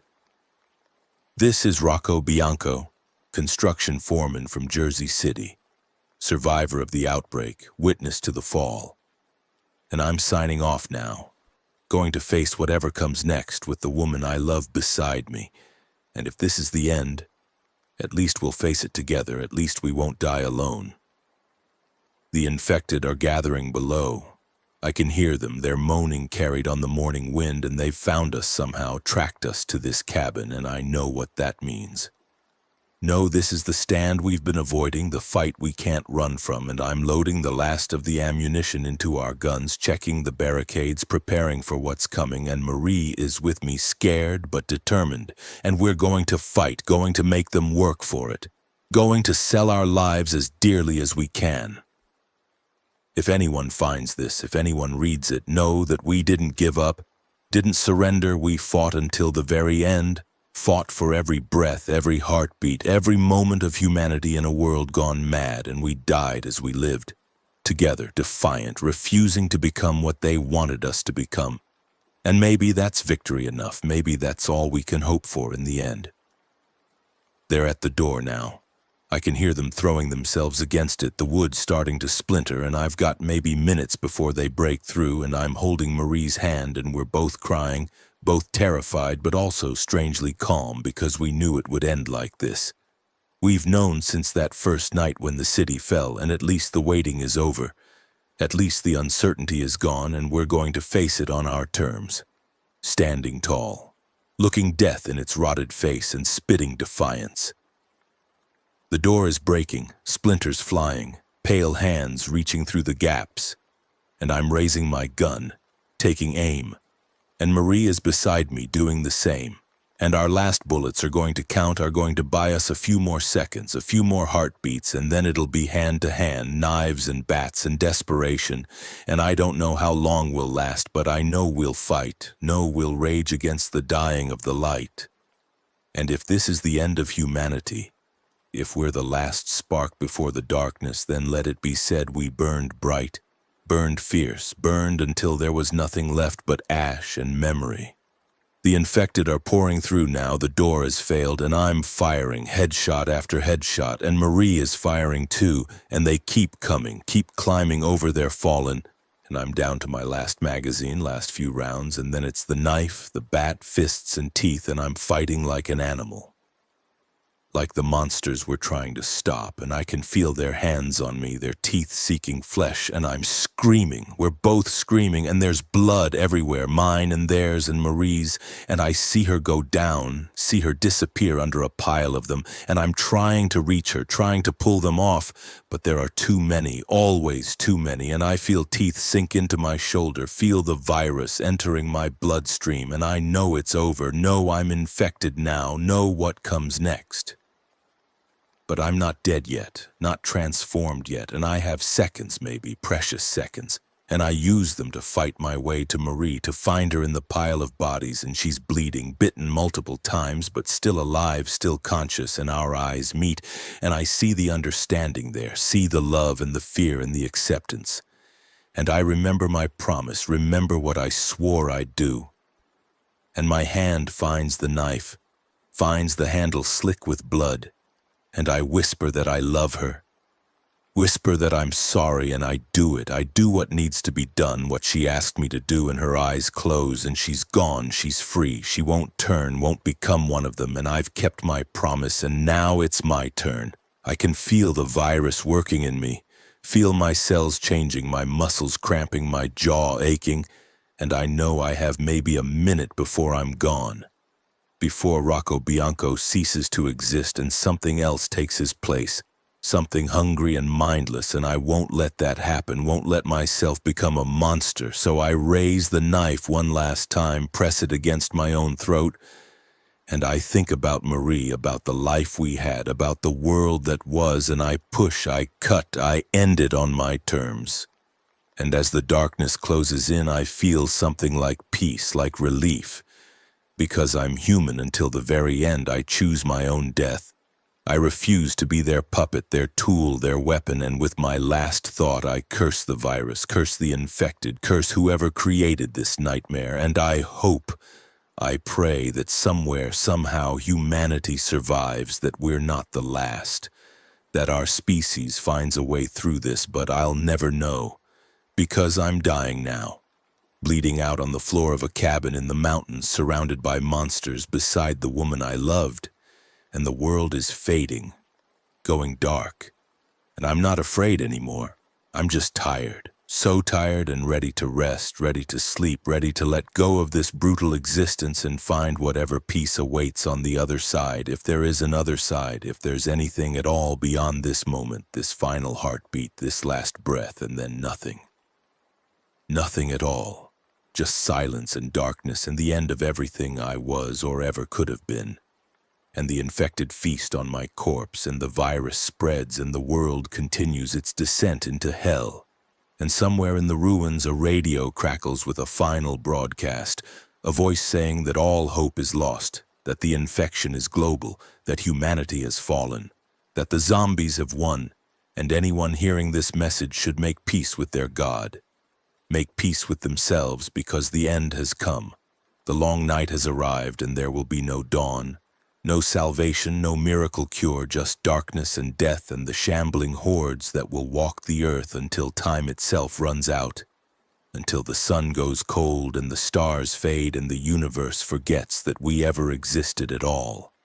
And that's the truth, the final truth, the only truth that matters anymore, that we're finished, extinct, gone, and nothing we did, nothing we built, nothing we dreamed or hoped or fought for will survive us. It's all ash now. All ruins, all forgotten, and the pit in Jersey City where it started is buried under a radioactive crater that glows in the dark, that will glow for centuries, a monument to our failure, our hubris, our extinction, and maybe that's fitting, maybe that's what we deserve, for playing God, for creating weapons we couldn't control, for unleashing forces we didn't understand. And now we pay the price, the ultimate price, everything, everyone, everywhere, all gone, all lost, all consumed by the hunger that never ends, the plague that never stops, the darkness that swallows everything, and I'm gone too, I'm part of it now. Another body among millions, billions, all of us dead, all of us ended, all of us forgotten in the ruins of the world we destroyed.